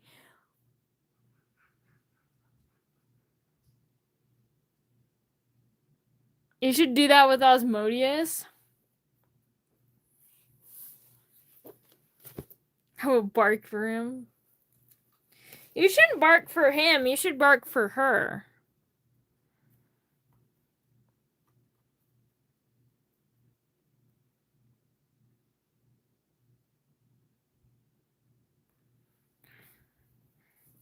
You gotta put this in perspective with everything else I do. Right? You know? Because, like, 99% of the time, my drawings don't look like that. But, you know, sometimes they do. And I'm sure there's worse. I know I've done worse. I'm just not in that sketchbook.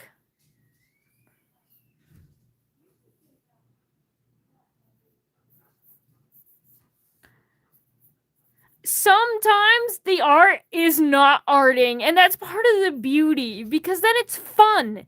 It's funny. You get to just doodle, laugh, and that's part of what makes art so beautiful.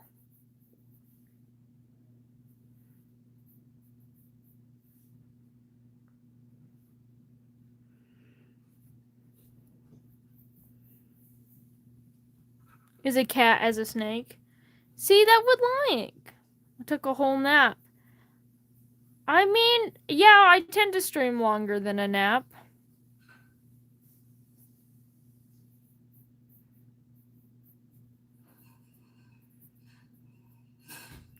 So yeah, draw Osmodius.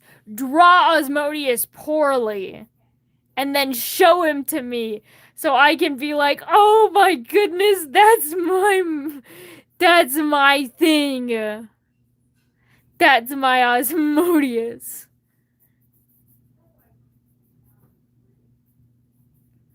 Alternatively, there's the reaction that I have with my drawings where I'm just like, who is he?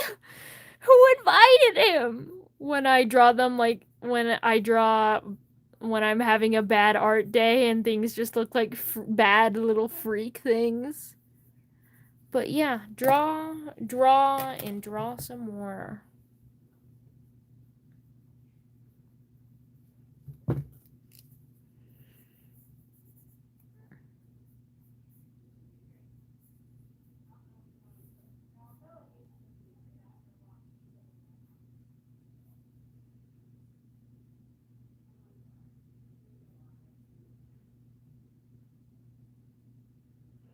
Good night. Does this? Yes, his halo glows, and so does his eyes.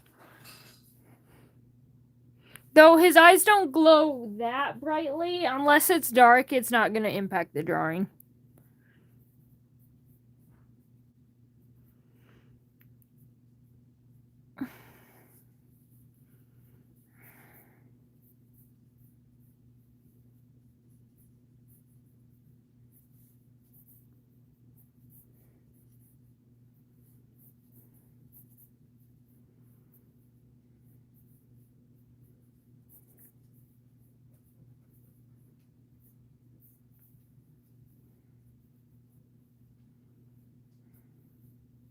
I think I like this more flat hat better than his pointy hat, because then you get to see his little horns that try to mimic like ears. And I feel like that's cuter.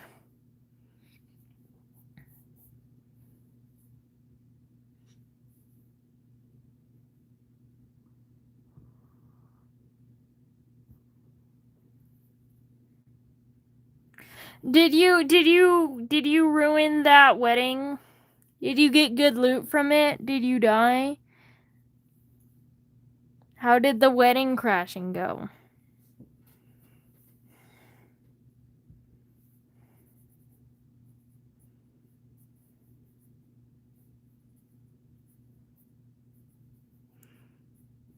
Do people hate you?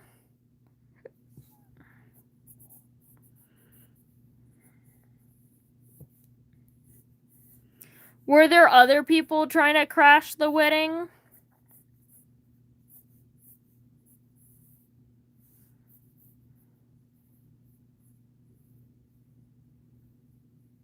Six sets of netherite? Wow. You would absolutely kill me in a game of Minecraft. I'm so bad at PvP. That's crazy stats. Okay, but I'm bad at it.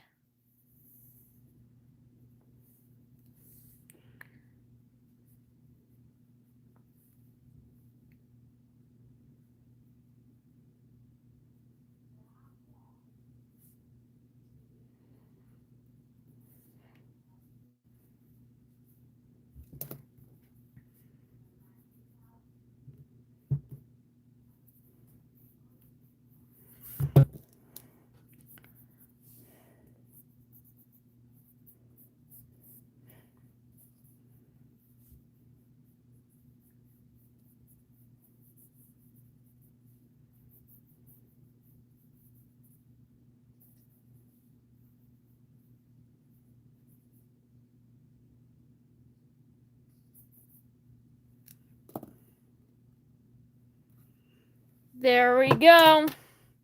Beelzebub!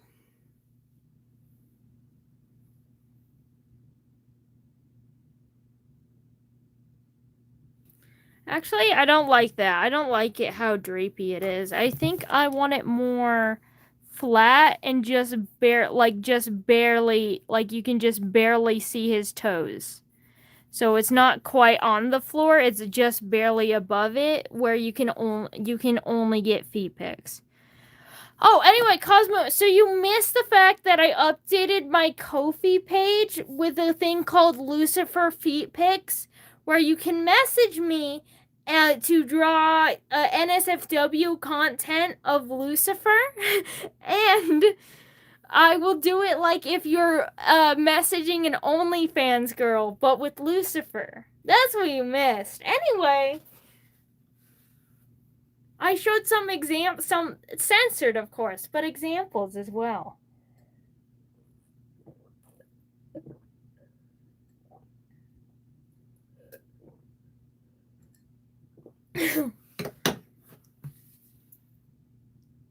Anyway, so I am lying to your face right now. I have not done that. Can I get one of Beelzebub? It's a paid thing. Obviously, to be fair, I do have the most of Beelzebub.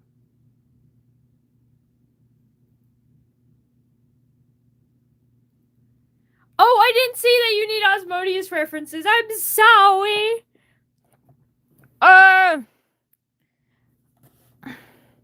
I don't have too many colored one. I've got a colored full, like, not full body one, but I don't like it. Just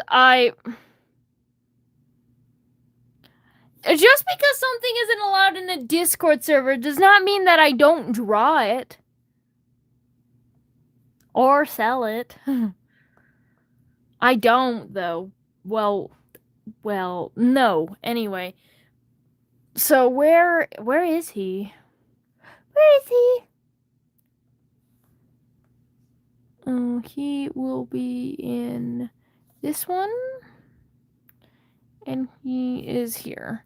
There. This is the best. I'm going to turn off some of the lighting, though. I'm going to turn off the lighting just so you can see what's going on better here. This, I don't like. Keep in mind, this is just for color reference.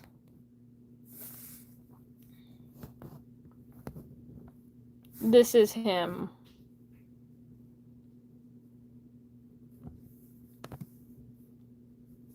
Hello, Black Tabby. Where's the neck? In all the fur. I told you I don't like it, because I was messing around. I was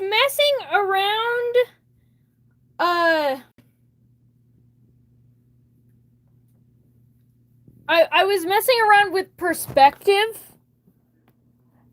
And so that's why I don't like it, because it's not the best, and that's why it's just mainly a color reference.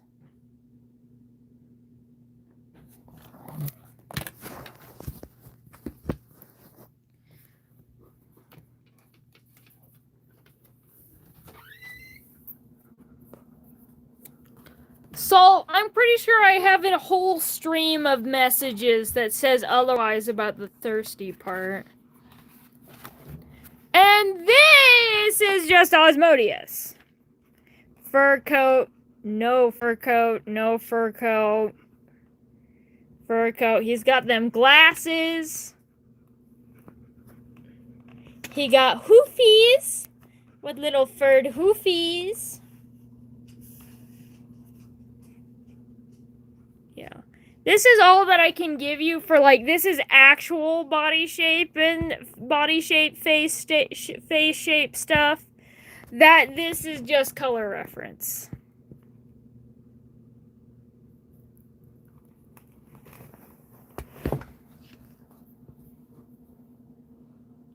There's a Discord server? Yeah, there is a Discord server. Oh.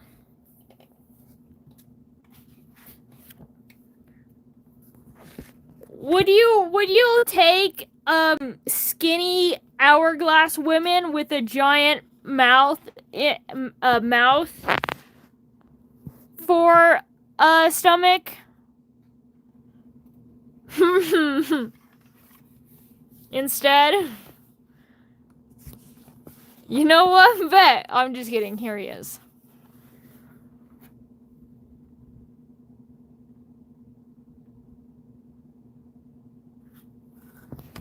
And here's him.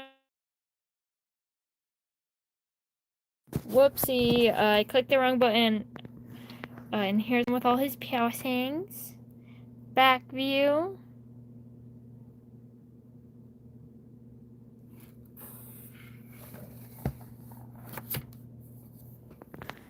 Okay, I'll go drink water.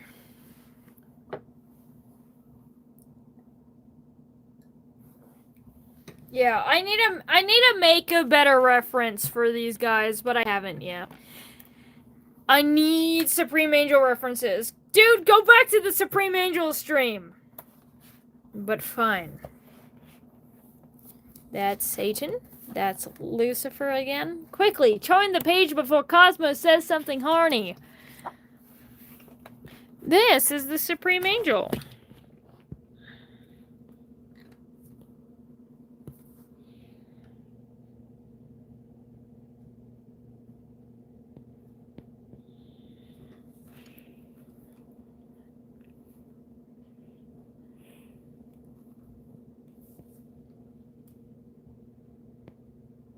I was typing.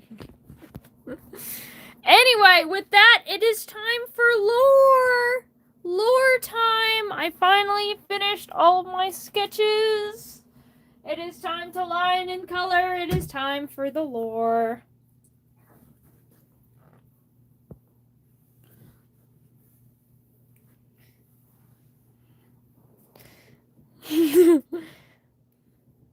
Yes, you are back in time for lore. You didn't miss anything.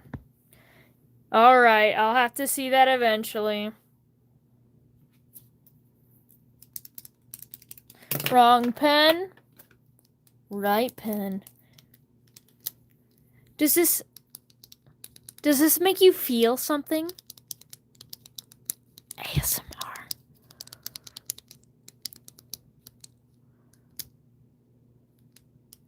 It protruding like that? Anyway, it's probably uncomfort. I'm sorry. I'm sorry.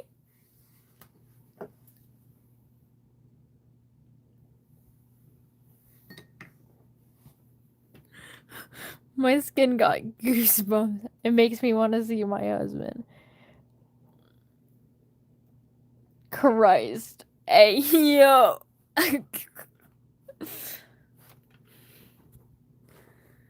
Beelzebub also likes things that protrude. Bye, silly.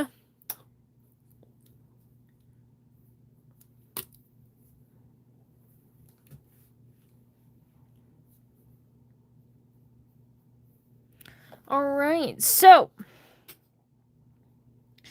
Beelzebub.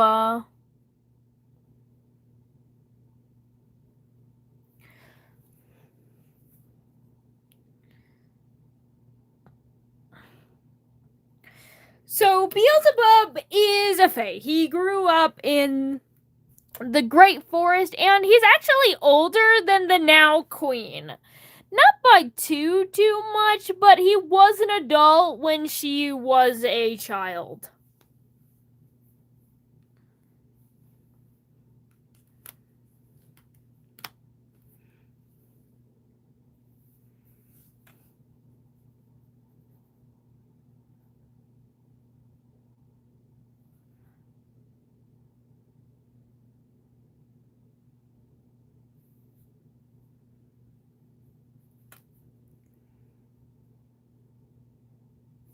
So at the time there was a different queen. There was a different queen in place, a different monarch, if you will, in the place, and that was Facilia's mom.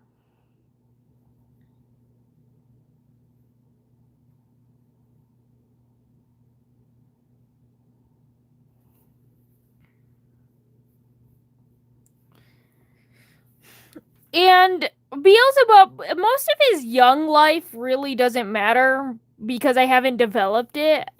He grew up like this. He always was interested in poisons and plants, but that's pretty normal Fae shit.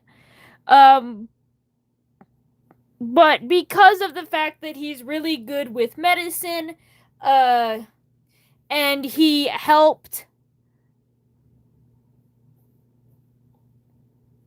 treat the queen when she fell ill after treat the monarch after she fell ill giving birth.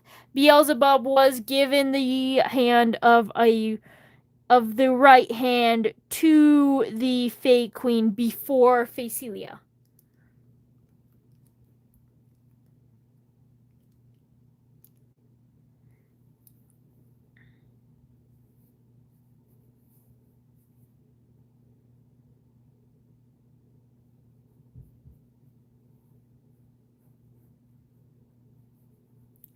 Hello, welcome back, Tater Tot.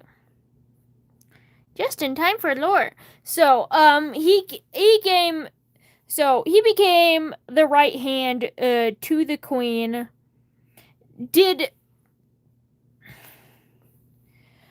And he mainly was, because the monarch is super powerful and doesn't quite need protection, his job was mainly to protect her daughter and heir to her forest, her kingdom, and her people.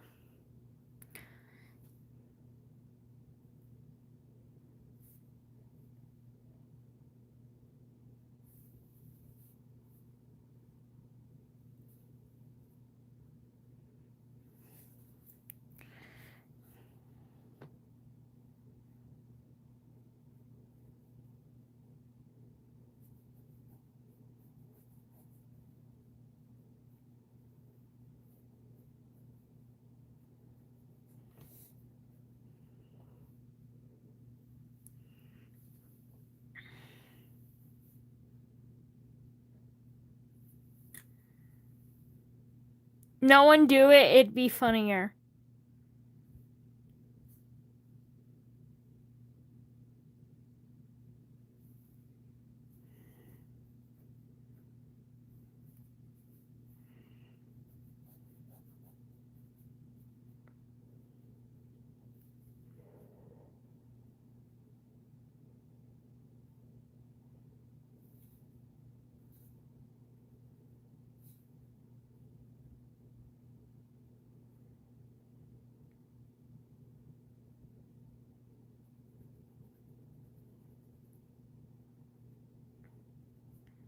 Stare into the eyes.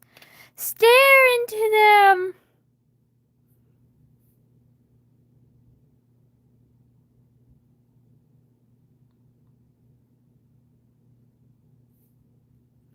How they glitter and shine with such wonder.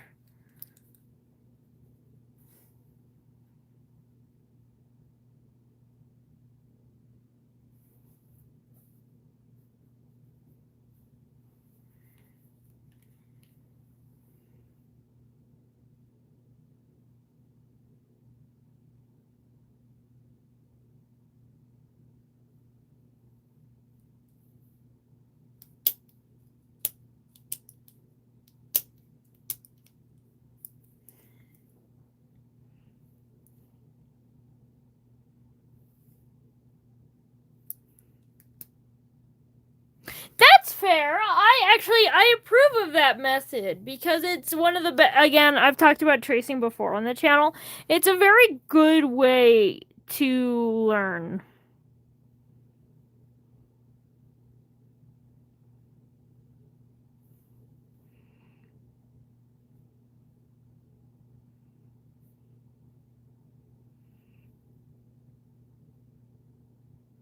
Oh, yay, Tater Tot. Happy for you.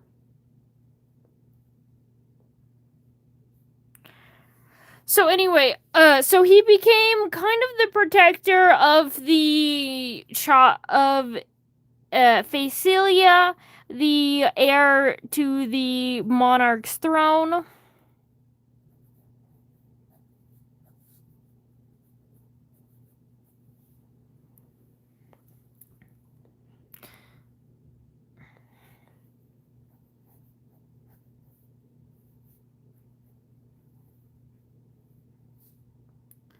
Beelzebub, of course, continued learning about medicine, poisons, all the things, and did a lot of teaching of Phacelia when she was just young.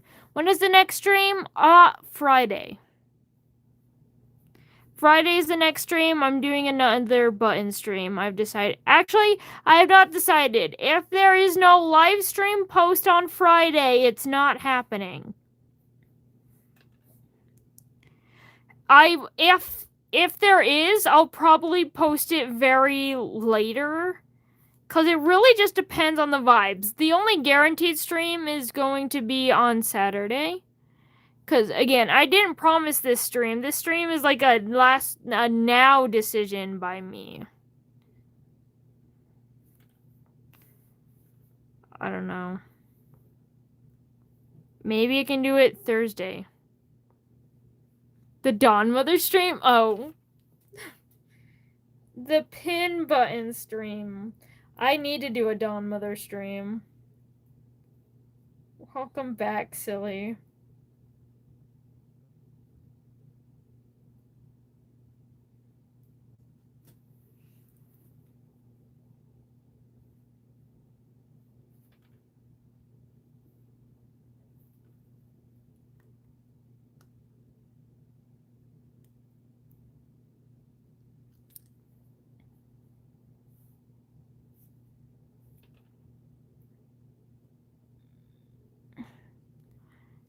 That's fair, Wendigo. We all get busy sometimes. So, anyway, as I was saying, Beelzebub became the guardian and raised Phacelia. Now, the thing is with Phacelia's mother, for those who weren't here for that stream, Phacelia is very violent and believes in practically genociding the entire human race because of how they have wronged the Fae, her people, her forest, and the fact that they've killed her mom. It is a little bit of a spoiler for what's about to happen to Beelzebub, but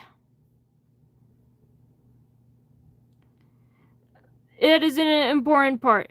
Now, her mom believed that the fact that humans should be worked with, that they are a part of nature as well, and therefore are something that do deserve to be respected, and just as much as they respect the trees and the bees and all those kinds of things. And for the most part, because this is what their queens were teaching, this is, like, you know, what was learned.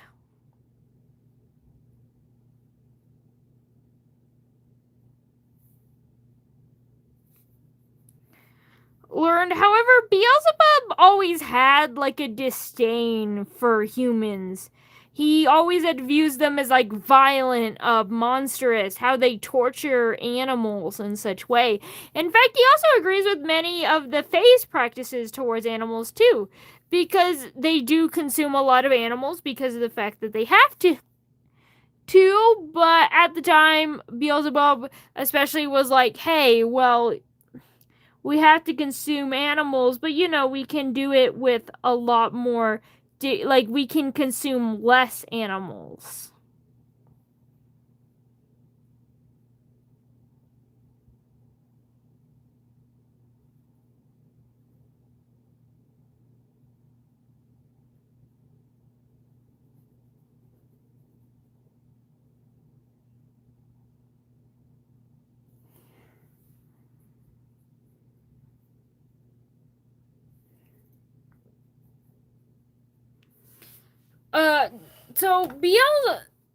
So with this, Phacelia did get a little bit of Beelzebub's teachings and learned about his disdain for humans, though mostly it was positive interaction because of her mother's belief. However, one day, years and years ago, humans set forests to the fire. Facilia's mother went to go solve the problem, but with the fire spreading so quickly, there was no way that she was she either could choose most of the forest left, most of the forest that already hadn't been burned down, and sacrifice her life, or sacrifice her life, or live and have barely any forest with the chance that they'll all die anyway. So she decided to sacrifice her life in the name of defecting the forest. She stopped the fire, or with her actual body, because they wanted to kill the Fae. That's why. Beelzebub, of course, took her child Facelia to somewhere safe, running from the fire, which was spreading way quicker than he can move. It eventually, with a log coming down and hitting his legs, his wings being set on fire, as well as his legs being severely damaged. He ended up he threw Facelia into the woods to get her a star. Other Fae picked her up and ran away, picked up the heir to their new monarch, since their queen is now dead, going to die soon, to push it into the safe part of the forest. Beelzebub being left behind, the fire continuing to scar his back. He managed to struggle against the wood. The tree that fell on him was rotting, and that's why it fell so easily, because dead trees burn. But that also means that it's weak. So he, using his arms, shoved off the tree and managed to crawl into a river.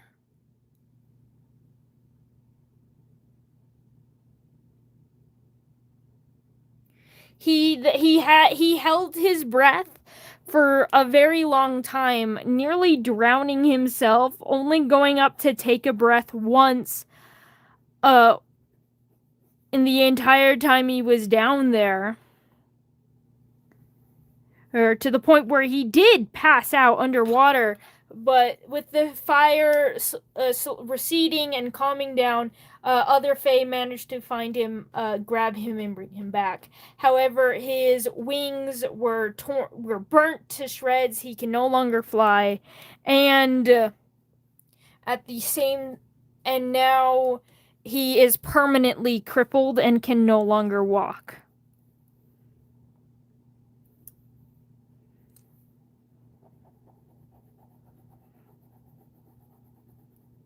You didn't miss too much. You came back just when we were getting into the juicy stuff. Anyway, hello, Michael. I'm gonna go grab some more water really quickly before I continue on with this story. I'll let you rest on that thought of the fact that, humans burned down his home, which also crippled him permanently and killed his queen. So I think you guys now understand what I was talking about earlier about how he hates humans so much and do not believe that they have the right to live. I think you kind of can understand why he thinks that.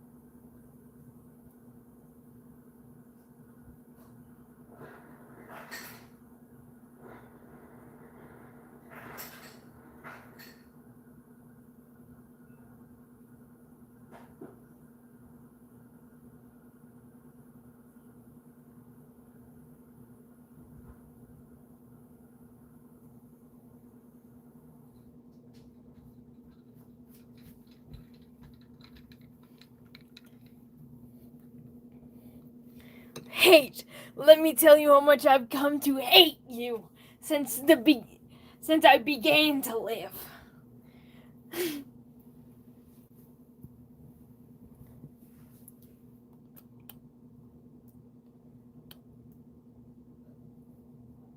This is why humans are untrustworthy. Thankfully, I'm not a human. We got the whole Am monologue going on in chat.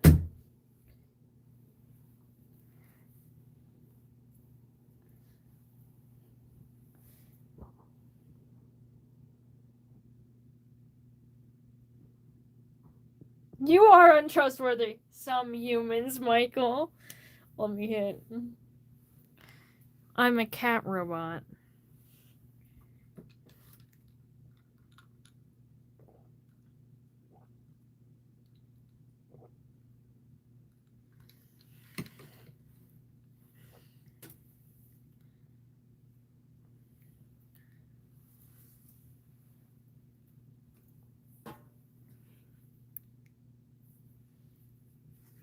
I'm changing into a cat. See, that works.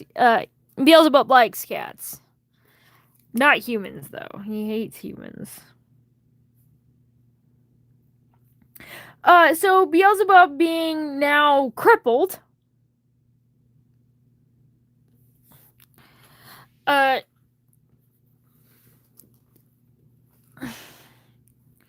Well, he decides that he needs to find something new. His goal, he wants to get revenge on humans as much as possible.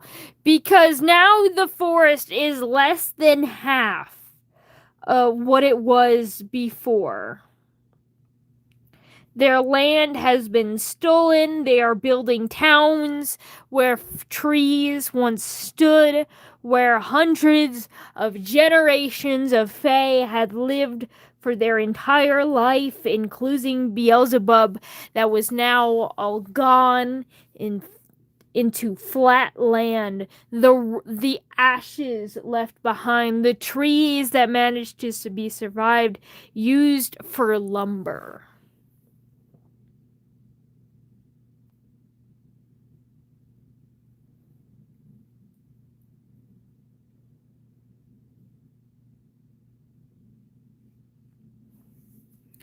What does Asmodeus like? I don't know. He's the god of lust. Figure it out. Anyway, pasta. Obviously. Not anything dirty. Why would you think that?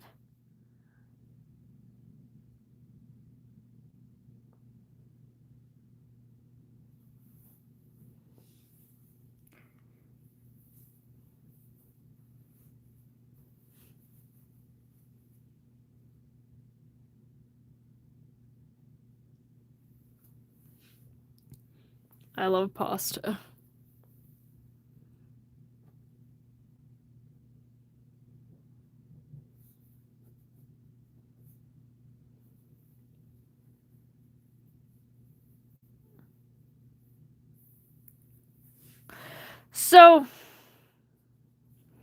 So there was another group at this time that humans really didn't like, that being demons.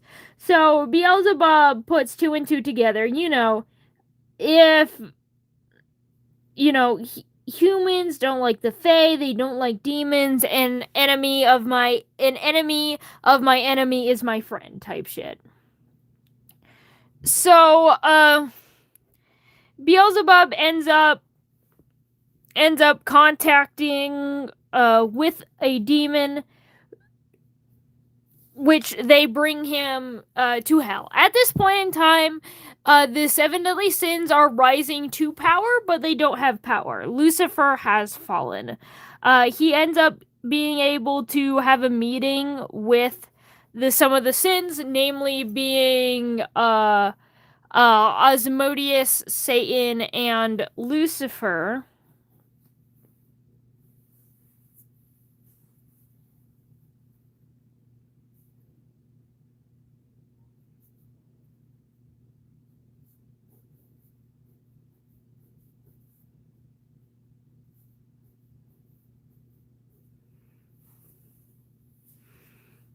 If Osmodeus likes hot stuff, does he like you? Obviously not. You just said he likes hot stuff. So silly. Well, how silly. The silliest of sillies.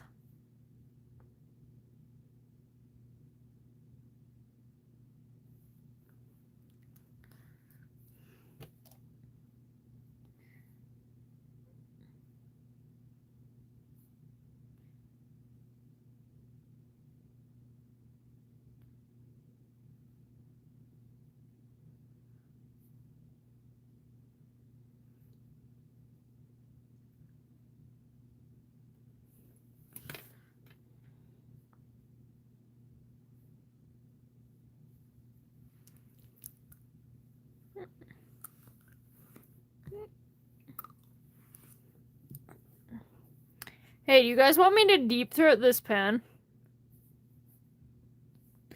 Ignore that, please. I let the demons win again.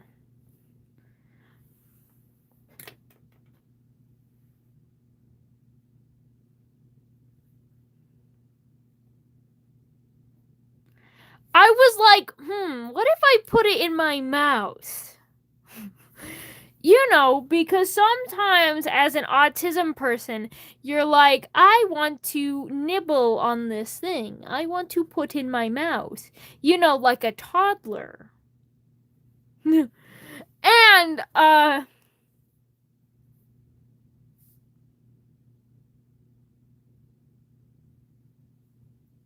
so what's the point? True. You, fair argument.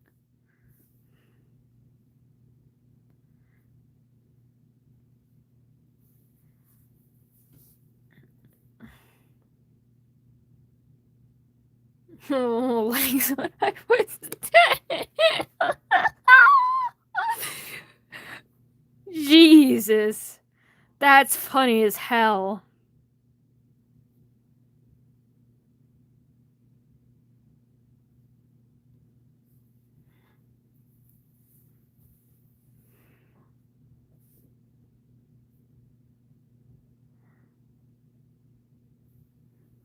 They were mutilated.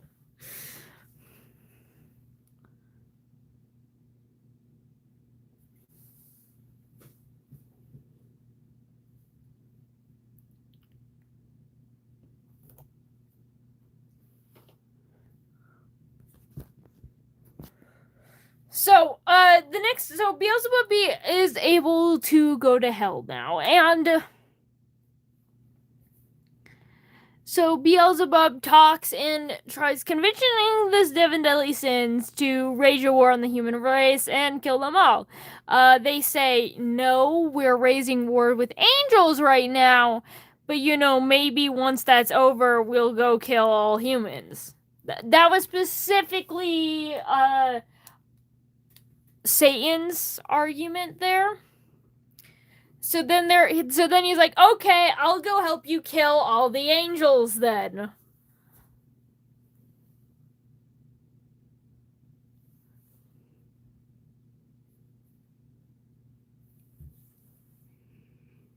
Cause if the enemy of my enemy's enemy is my enemy, okay? You follow? So then he goes to hell, he learns what capitalism is, and honestly, unlike most Fae,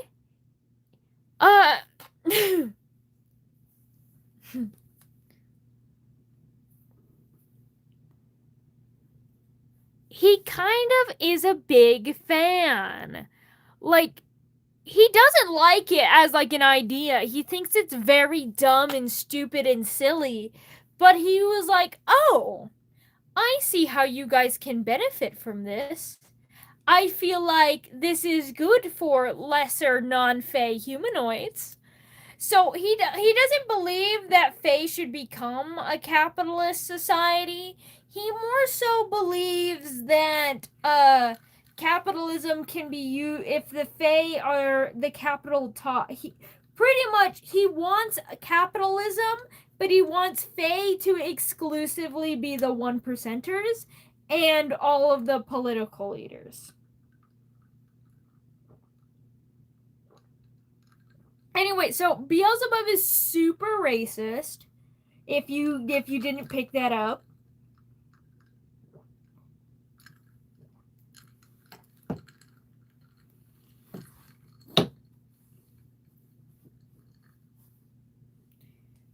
A system that profits on the death of other people. He's racist. I just talked about how he believes all humans should be genocided. What do you mean he's racist? Question mark, question mark, question mark.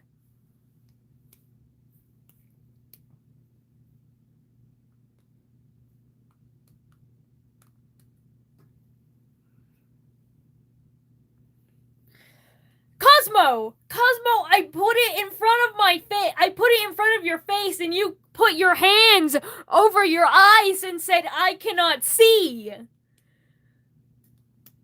Speciesist. Yeah, speciesist is technically more correct. But,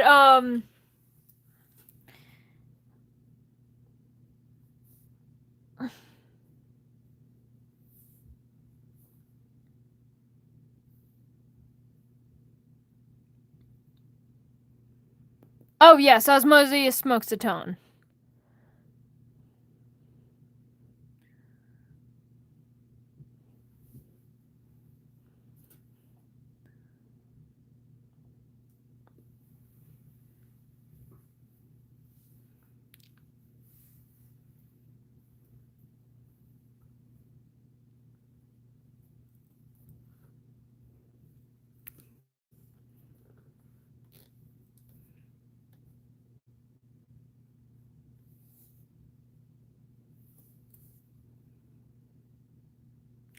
I will say I have talked about how Osmodius and Beelzebub don't Beelzebub loves Osmodius and Osmodius doesn't like Beelzebub. However, there is one thing Osmodius likes about Beelzebub, and that's the fact that Osmodius gets free cigarettes.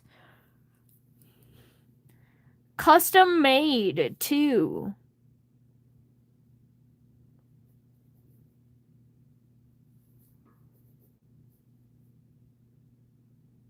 Yeah, he likes Osmodius. He's his friend. They're friends. My daddy makes me smoke cigarettes if I don't eat my scatty.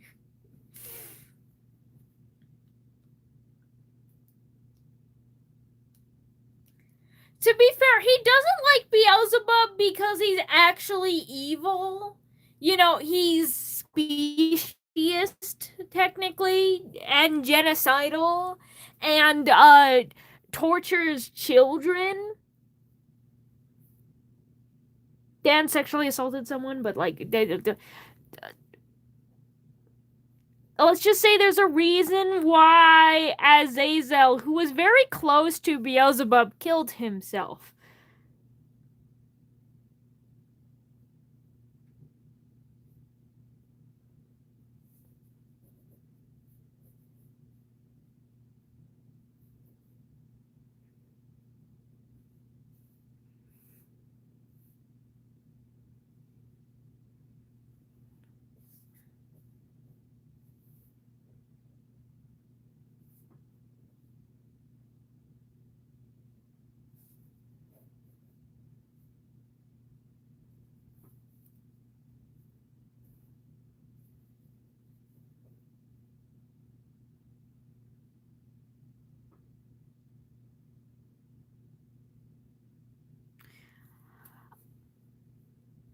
There is nothing that can defend him, but of that action, like, he did assault him. There was no consent present, not even in the slightest. The only really argument you could make for Beelzebub is the fact that he thought that he wanted it. But, he didn't wait for a yes. And if you don't get a yes, the answer is no.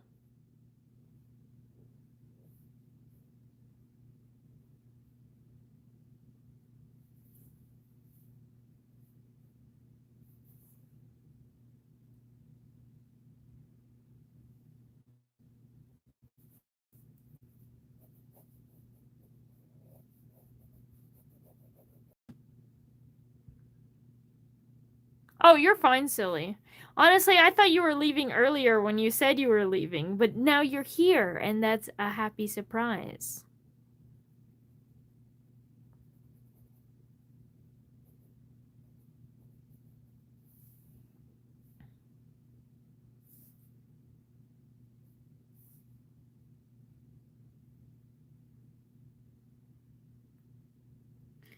It was not good either because Azazel was like his student at the time. Like, Azazel trusted Beelzebub a lot because he was a mentor to him. And Beelzebub both being a seven deadly sin and having all that power, as well as specifically being a mentor figure to Azazel,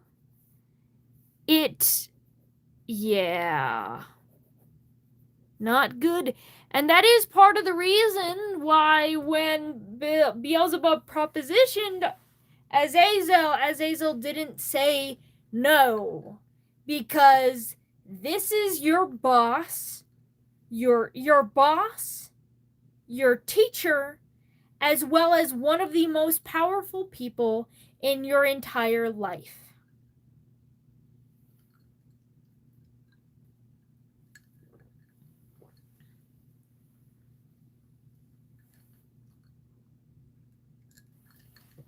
Thank you, silly. I appreciate it.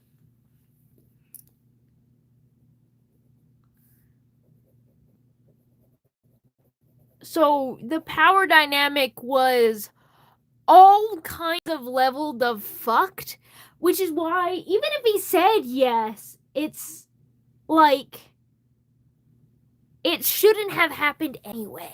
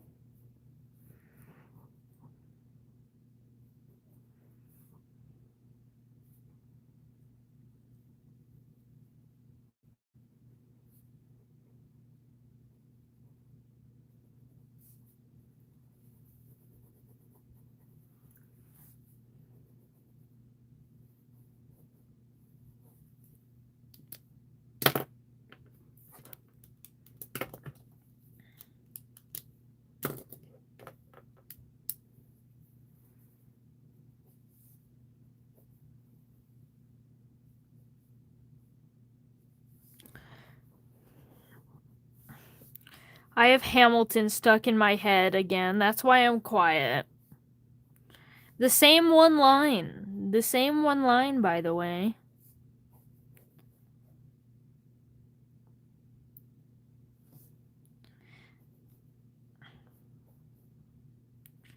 I don't even have a particular care for Hamilton. Yep, say no to this. I don't even have a particular care for it. Like, I don't hate it. It's just... I don't... Are you Muslim? No. I'm good and gay.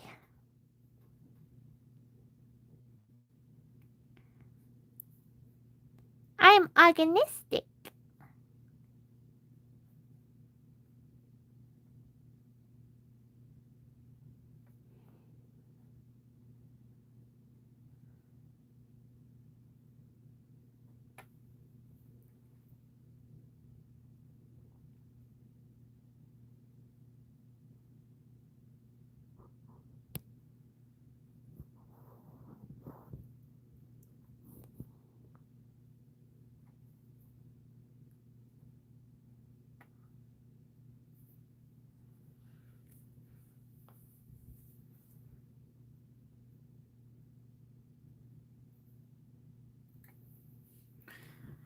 So that's kind of what happens next, because the fallen angels happen soon after. He starts gaining power, and he starts dreaming up an idea. I'm probably gonna do that later with how bad it's stuck in my head, honestly. Honestly, Tater Tot. But, so,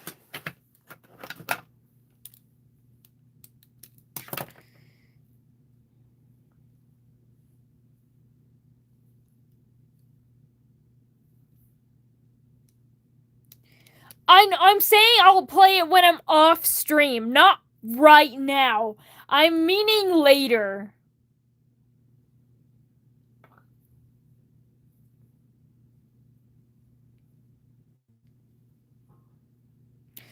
Yeah, I know. They're very strict with their copyright.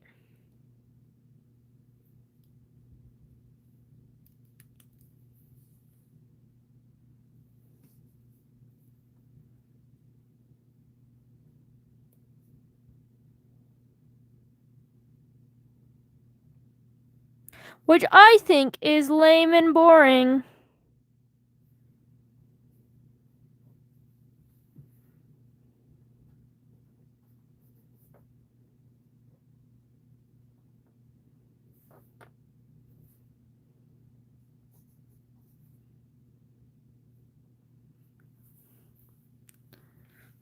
Bye!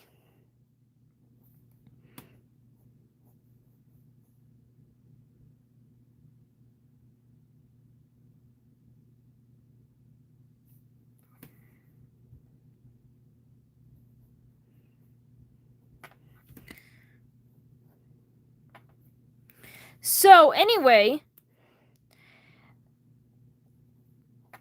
So, Beelzebub got to power. His all things happened with, Azazel, and I'm not gonna go into details about it, out of respect for Azazel. If I ever have a stream about Azazel, I will talk about it more. Specifically, because how I like to do streams is I talk about it in their perspective.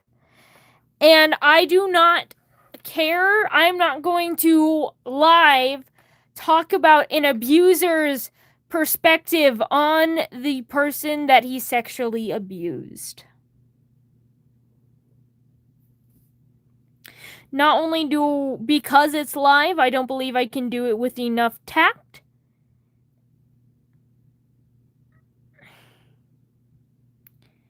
And the fact that Beelzebub, he's not a good person and does not believe that he was an abuser in any way. And I think if I am not telling this story from Azazel's perspective, I don't want to tell it at all.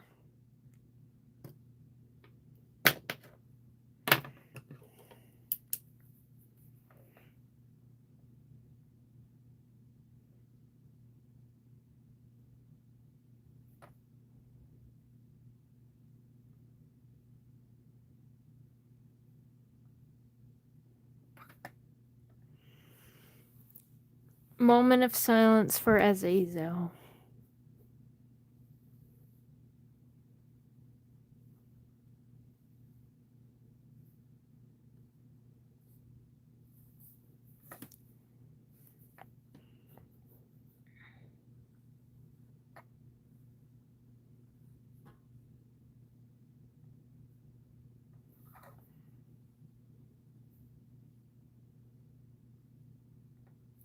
Right, moment of silence up.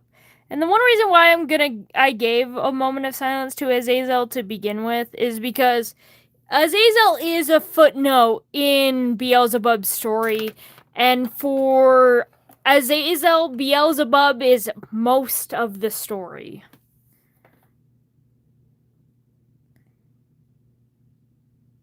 People who get hurt and abused like this, it can ruin their lives. And it's why I am, while I do believe that people can change and can change for the better, things like people who sexually assault another person.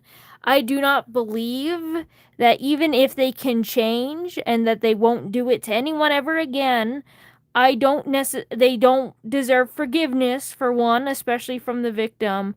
But even then, I don't think they deserve society's forgiveness, because what their mistake is a thing that can ruin an entire person's life for the rest of their life. Which, I literally just kind of repeated myself there.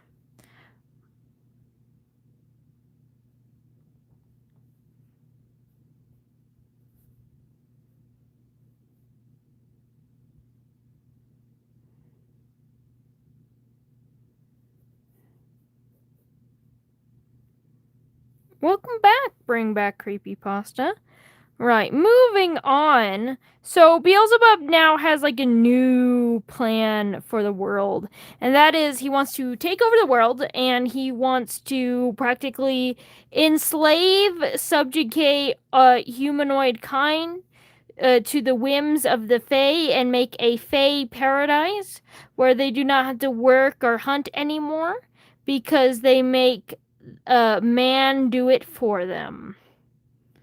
And that is what Beelzebub is trying to do. Oh, yeah.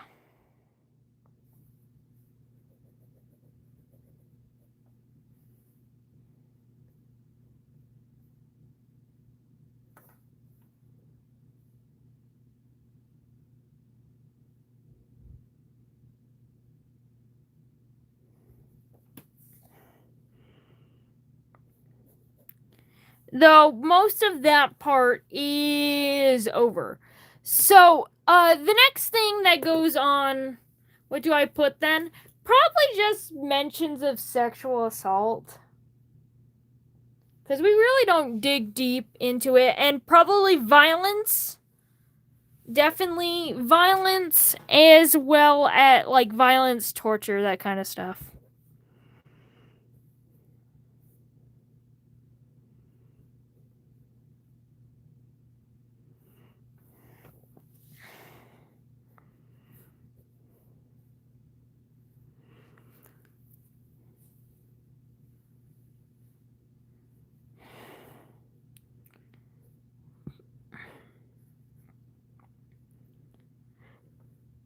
So now we have Beelzebub. Next thing for Beelzebub is that. So now we gotta talk about his relationship with Mammon. It happened way after all of the fallen angels have passed. And Beelzebub, while he is asexually romantic, then again, only Demi for both of those things, he still yearns companionship.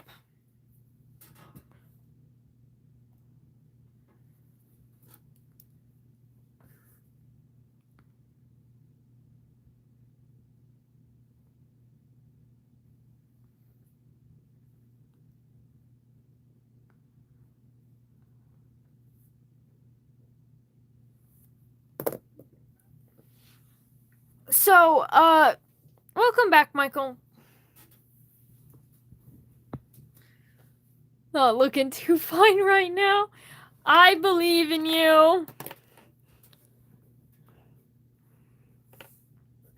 Oreo. Anyway, so, the next thing is.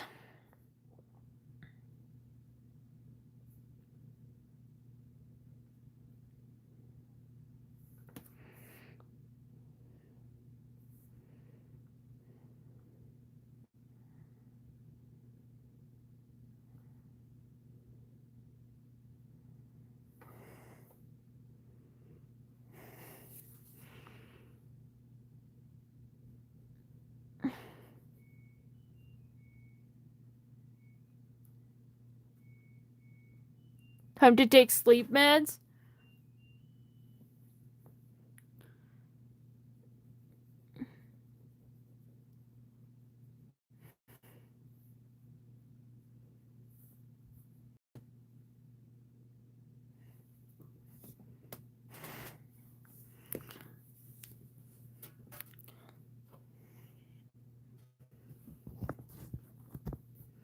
Time to do weird shit again for this section of the canvas. Alright, so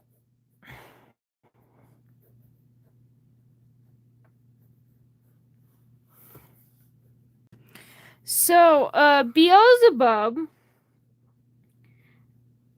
So, in a moment of vulnerability, he kind of talks about that a little bit, and then Mammon's like, oh hey, I have an idea. So Beelzebub is getting a lot of money. He's making drugs. There is money in drugs, as well as medicine. So high earning fields right here. And Mammon wants a piece of that. So when Beelzebub decides to be vulnerable and talk about the fact that he yearns for connection and affection, Mammon's like, hey, you know what? I'll get really close to him. And that's what he did for quite a few years. It was the long con.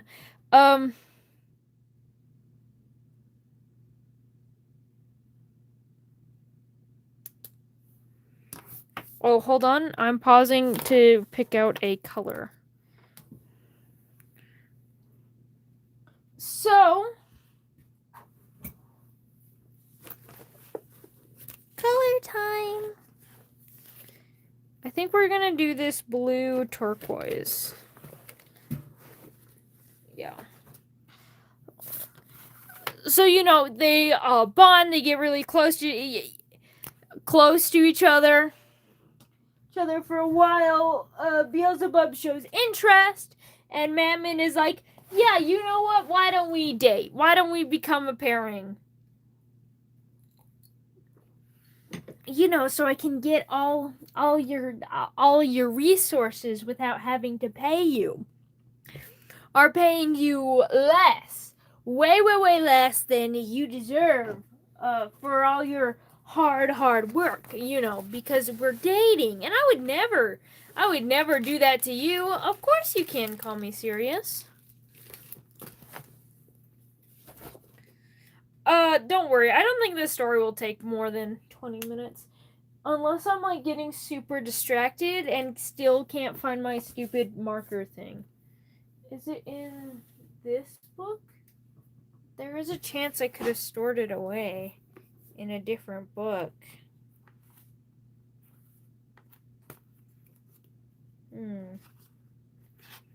Nope. Doesn't look like it. Was it bedtime? Of course Cosmo's asking that question. Jeez, I can't find my stupid thing. Oh no. Well, whatever. Oh, I found it. It's in the abyss. Found it.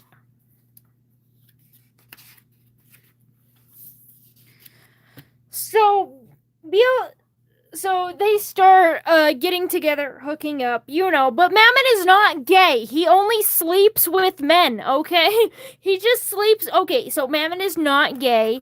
He just, sleeps with men, dates men, cuddles with men, lives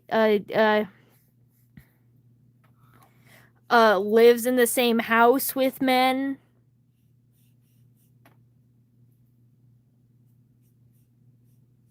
With the men, sleeps in the same bed with a man. Tell a man that you want to tell a man that you want to marry him. But that's just what homies do. No, he's not gay. It's homies. Do you not ask to marry your fellow bros and sleep in the same bed together? That's bro shit, okay? Obviously.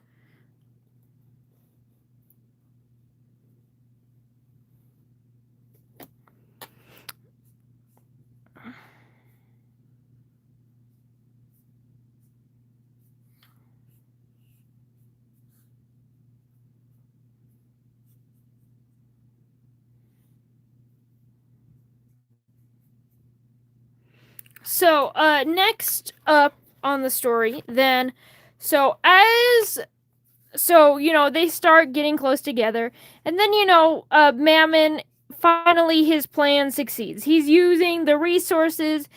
Beelzebub, he's getting these poisons. He's being like, here, you can just work on making poisons since you hate managing and like actually selling them, and I'll sell the poisons.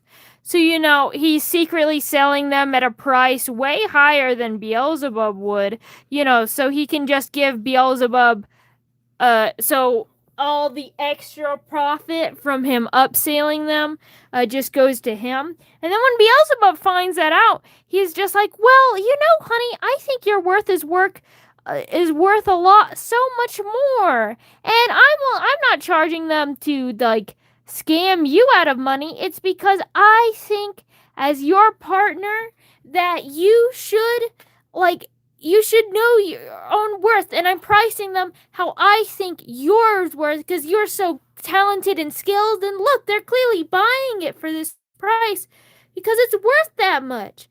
And besides, look, even if I was keeping all the extra profits to myself, which I'm totally not, we're like practically married. We're in a relationship now. My funds are your funds.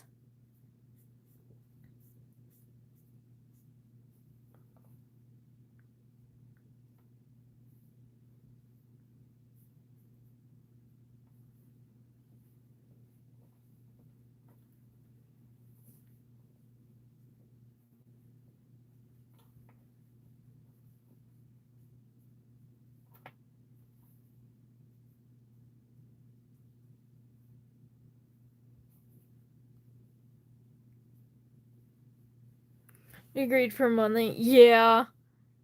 But what is Osmodius's color? Pink. He loves pink. Pink and red.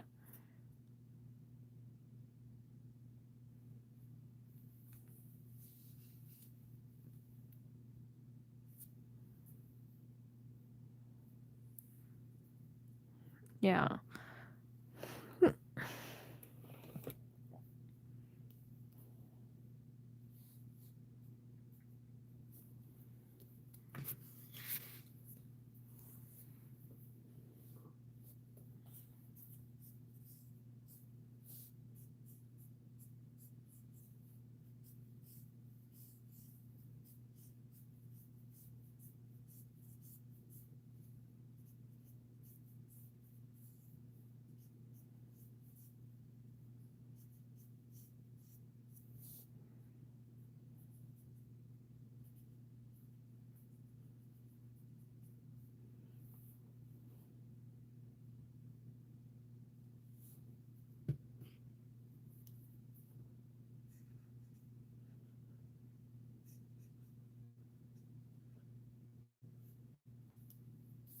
Hope he drops the soap.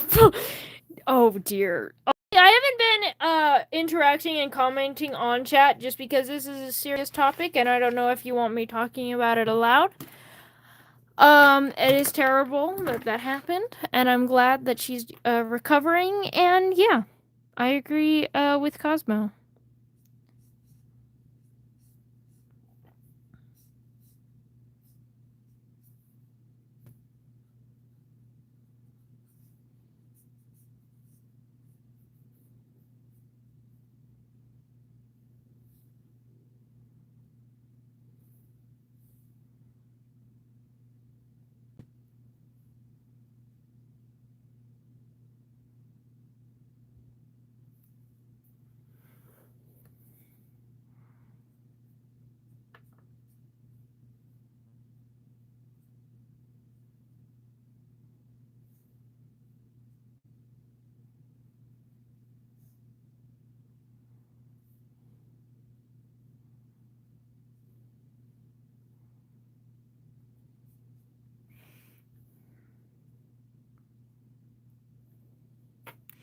Alright, so continuing on with the lore.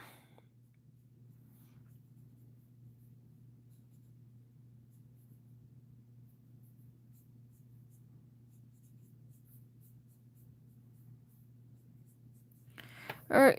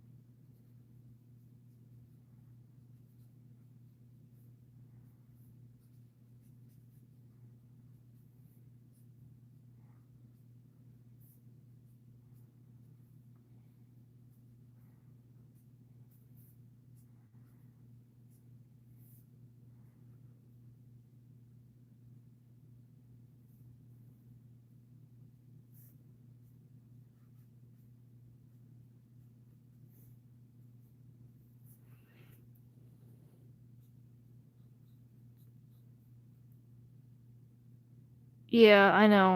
I just keep going silent. So, Mammon ends up escaping that with that excuse. But, something else, Hammond. People are like, dude, Mammon lives with Beelzebub. Like, they live together. That's kind of homosexual, don't you think? And so, like, of course we're not dating. Obviously we're not dating. And Beelzebub sees this and he's just like, hey, what is that about? And he's like, well, I just don't think that our relationship has to be public, because then people will try to like get pictures of us, they'll make rumors, they'll just get too involved in our life, and I know how much you hate the attention, so I'm doing this for you, for your comfort. Honestly, same, Tater Tot, but we go till I'm done. At least I have to go till I'm done, obviously. And so, Beelzebub likes this answer. Once again, Mammon is spared.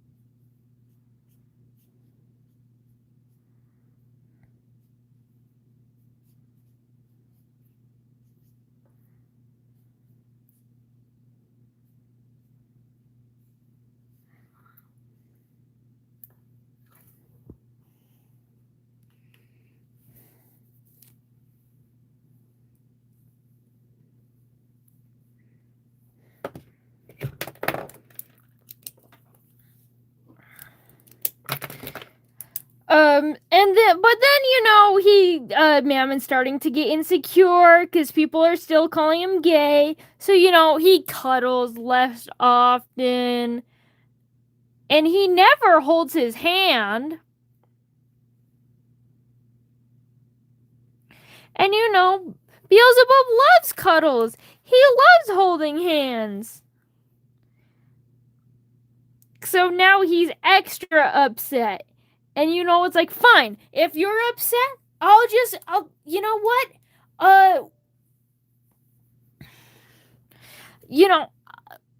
Like, let's make out. There. That will make you happy. So they do that. But, Beelzebub is not happy, because he doesn't care to make out. He wants cuddles and wants him to hold his hand. But he still won't. And then people still keep saying things on the news about Mammon being gay. So then Mammon says, well, guess what? Even if I was dating Beelzebub, he's not a real man. For those that are new here, Beelzebub is trans. He's a trans man. So Mammon goes on public news and says that. Beelzebub catches word of that. And then he starts being like, I'm sorry, I'm not what? And he's like, well, It's like, well, baby, please. I'm not saying this because I don't think that you're a real man. I just, I'm doing it so because the news just keeps bothering us about our relationship. So I'm just trying to quiet it. I don't actually believe that. And then Beelzebub is like, you are going to go out there and you are going to publicly take that back. Because, Beelzebub is not just about to be outed. Keep in mind, Beelzebub is not out. No one knows that he is trans. Mammon, not only is he going around saying that Beelzebub is not a real man, he is also outing Beelzebub as someone who is trans in a very transphobic society in place.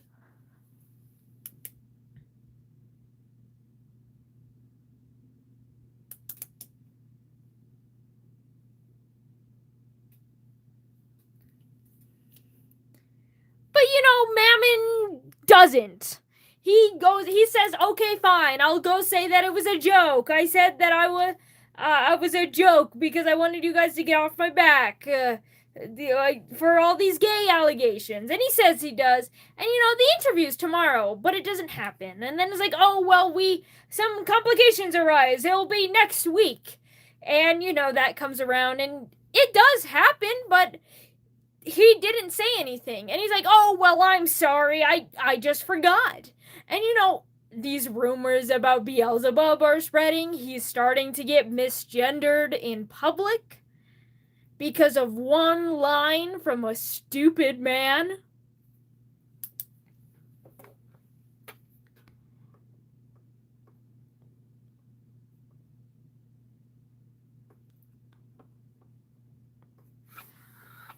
It's like, okay, and then like another month goes by, and he's like, I'm going to drag you out there, and you are going to tell them that it is a lie. And he's like, look, Beelzebub, I would hate to do that because it's not a lie.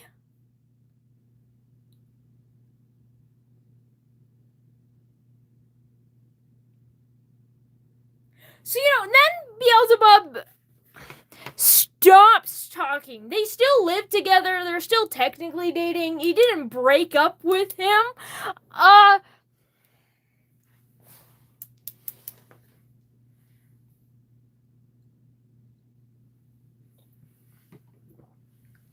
And, I might throw hands at Mammon. Yeah. But he stops talking. They sleep in different beds. Beelzebub doesn't even ask for snuggles or cuddles or making out or any of that. And he stops work entirely. Like, he's not making any new poisons, drugs, those big money makers that is the reason why Mammon's here to begin with.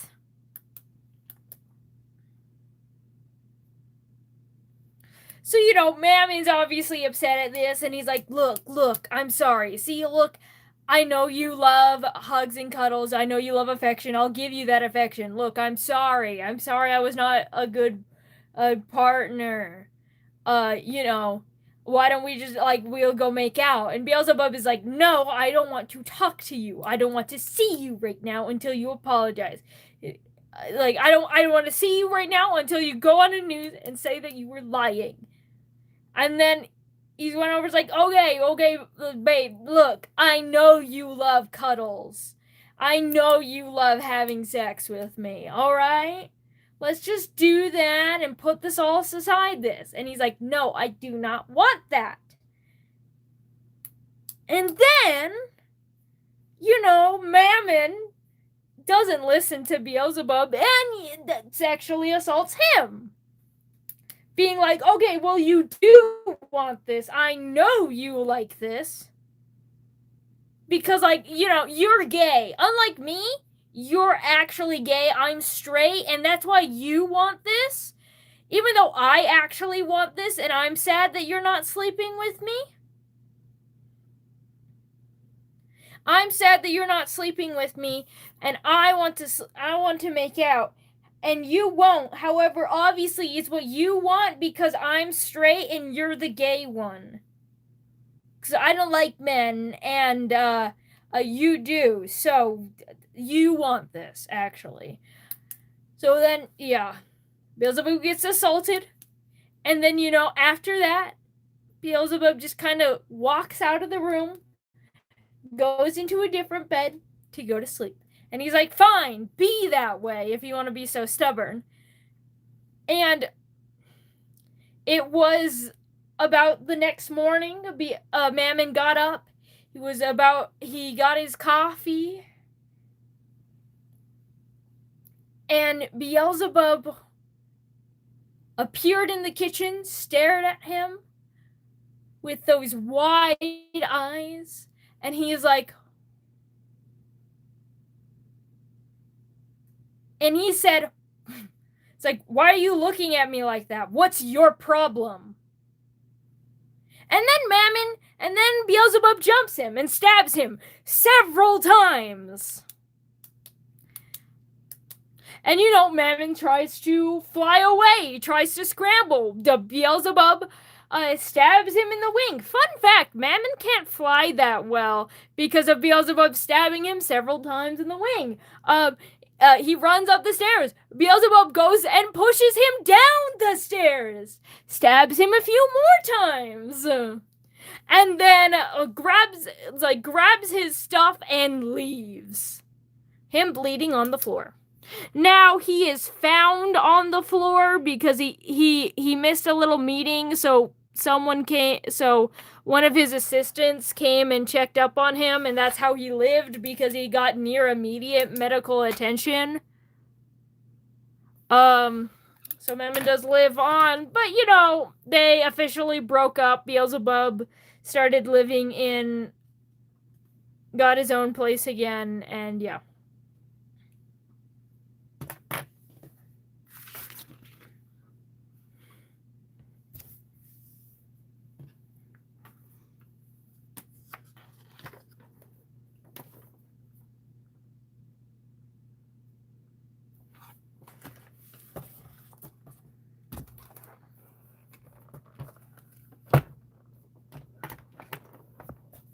Yeah, he was found.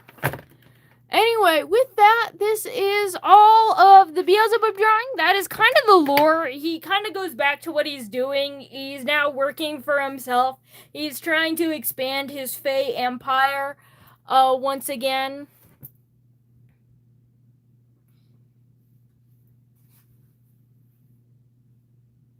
Yeah, he was found. I guess you gotta go jump him again.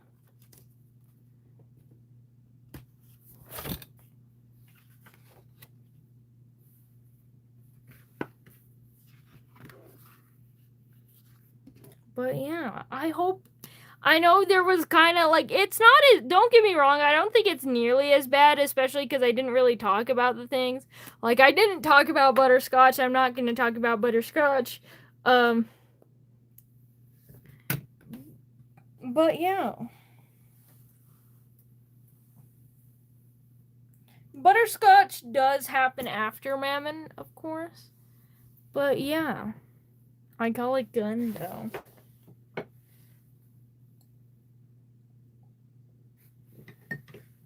And yeah, and there's this little fly, all colored, next to Mammon. But don't worry, there's Osmodeus right there.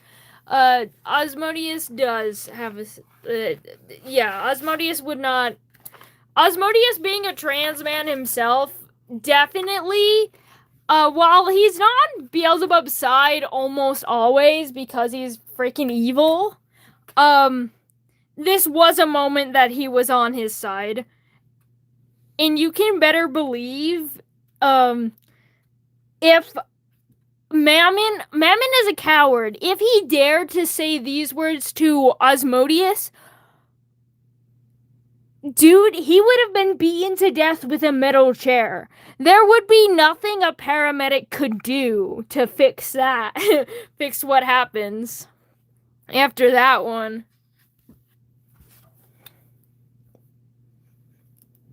But yeah, good night, Tater Tot. But yeah, we have this all lovely. I'm actually super proud of this one. But I want you to look at this. Look at this. Excluding the first page. This is from the Wishmaker to this one now. Look at all of those characters we have done. There's still a lot of book left to go, but look at that nice, fine chunk right there of characters.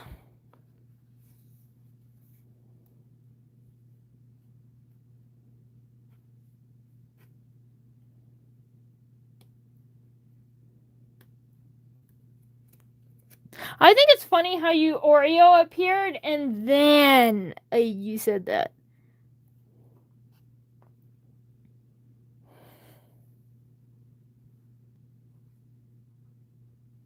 Die, Mammon. Yep.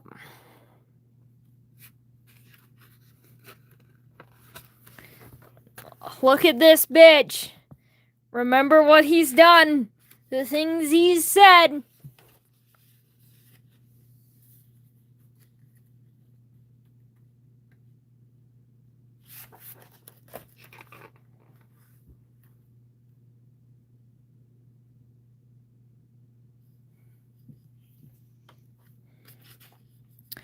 Also, for the people being like, Mammon is obviously gay. Yes, he is gay. He is bisexual, actually. So he does still like women, but he does like men. He is in denial about it. Denial so hard that he got stabbed and pushed down the stairs for it.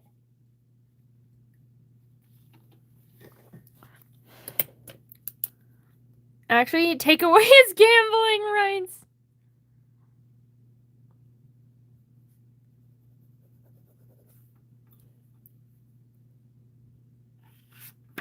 But yeah.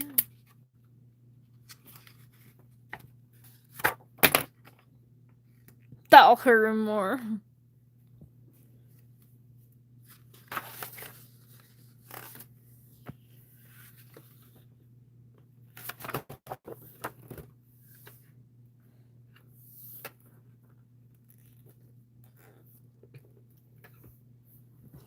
But yeah, that is all for today's stream.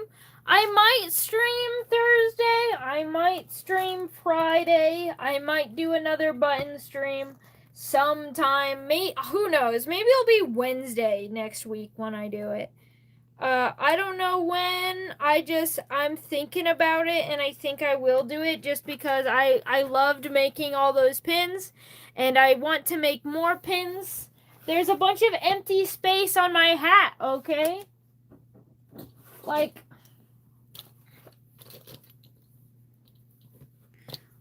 look at this. I got all of this. I got all of this. There's a huge hole. I need more pins.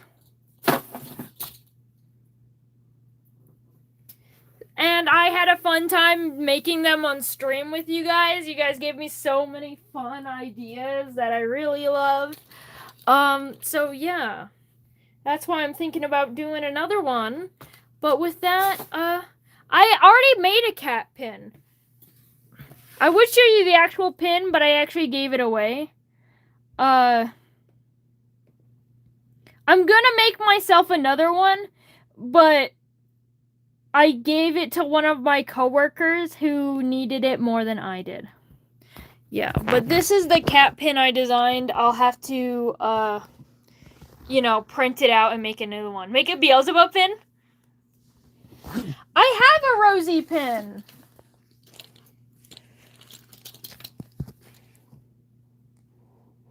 Rosie! There's my Rosie pin. I don't have a Bella pin. I just have a Rosie pin. But yeah. Make a Beelzebub pin. I think that would be fun.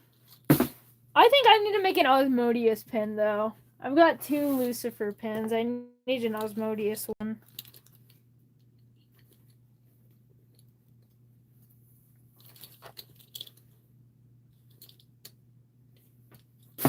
Alright, well, with that said, bye! There is no dog. You can't, well, actually, hold on. Hold on, I'll go find the dog.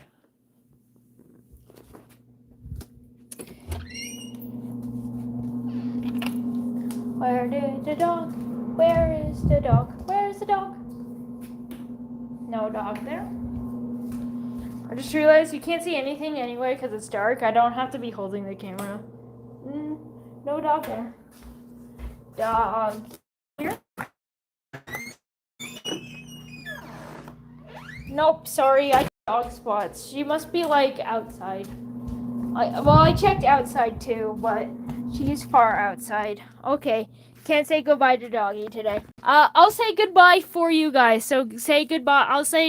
I'll tell the doggy later words. Make a mammon pin, but there's an A. Maybe I make a mammon skull pin. You know, I add it to my skull collection. Cause you know his dad. He is one of the ones that actually die. Say claps for all you guys. But yeah.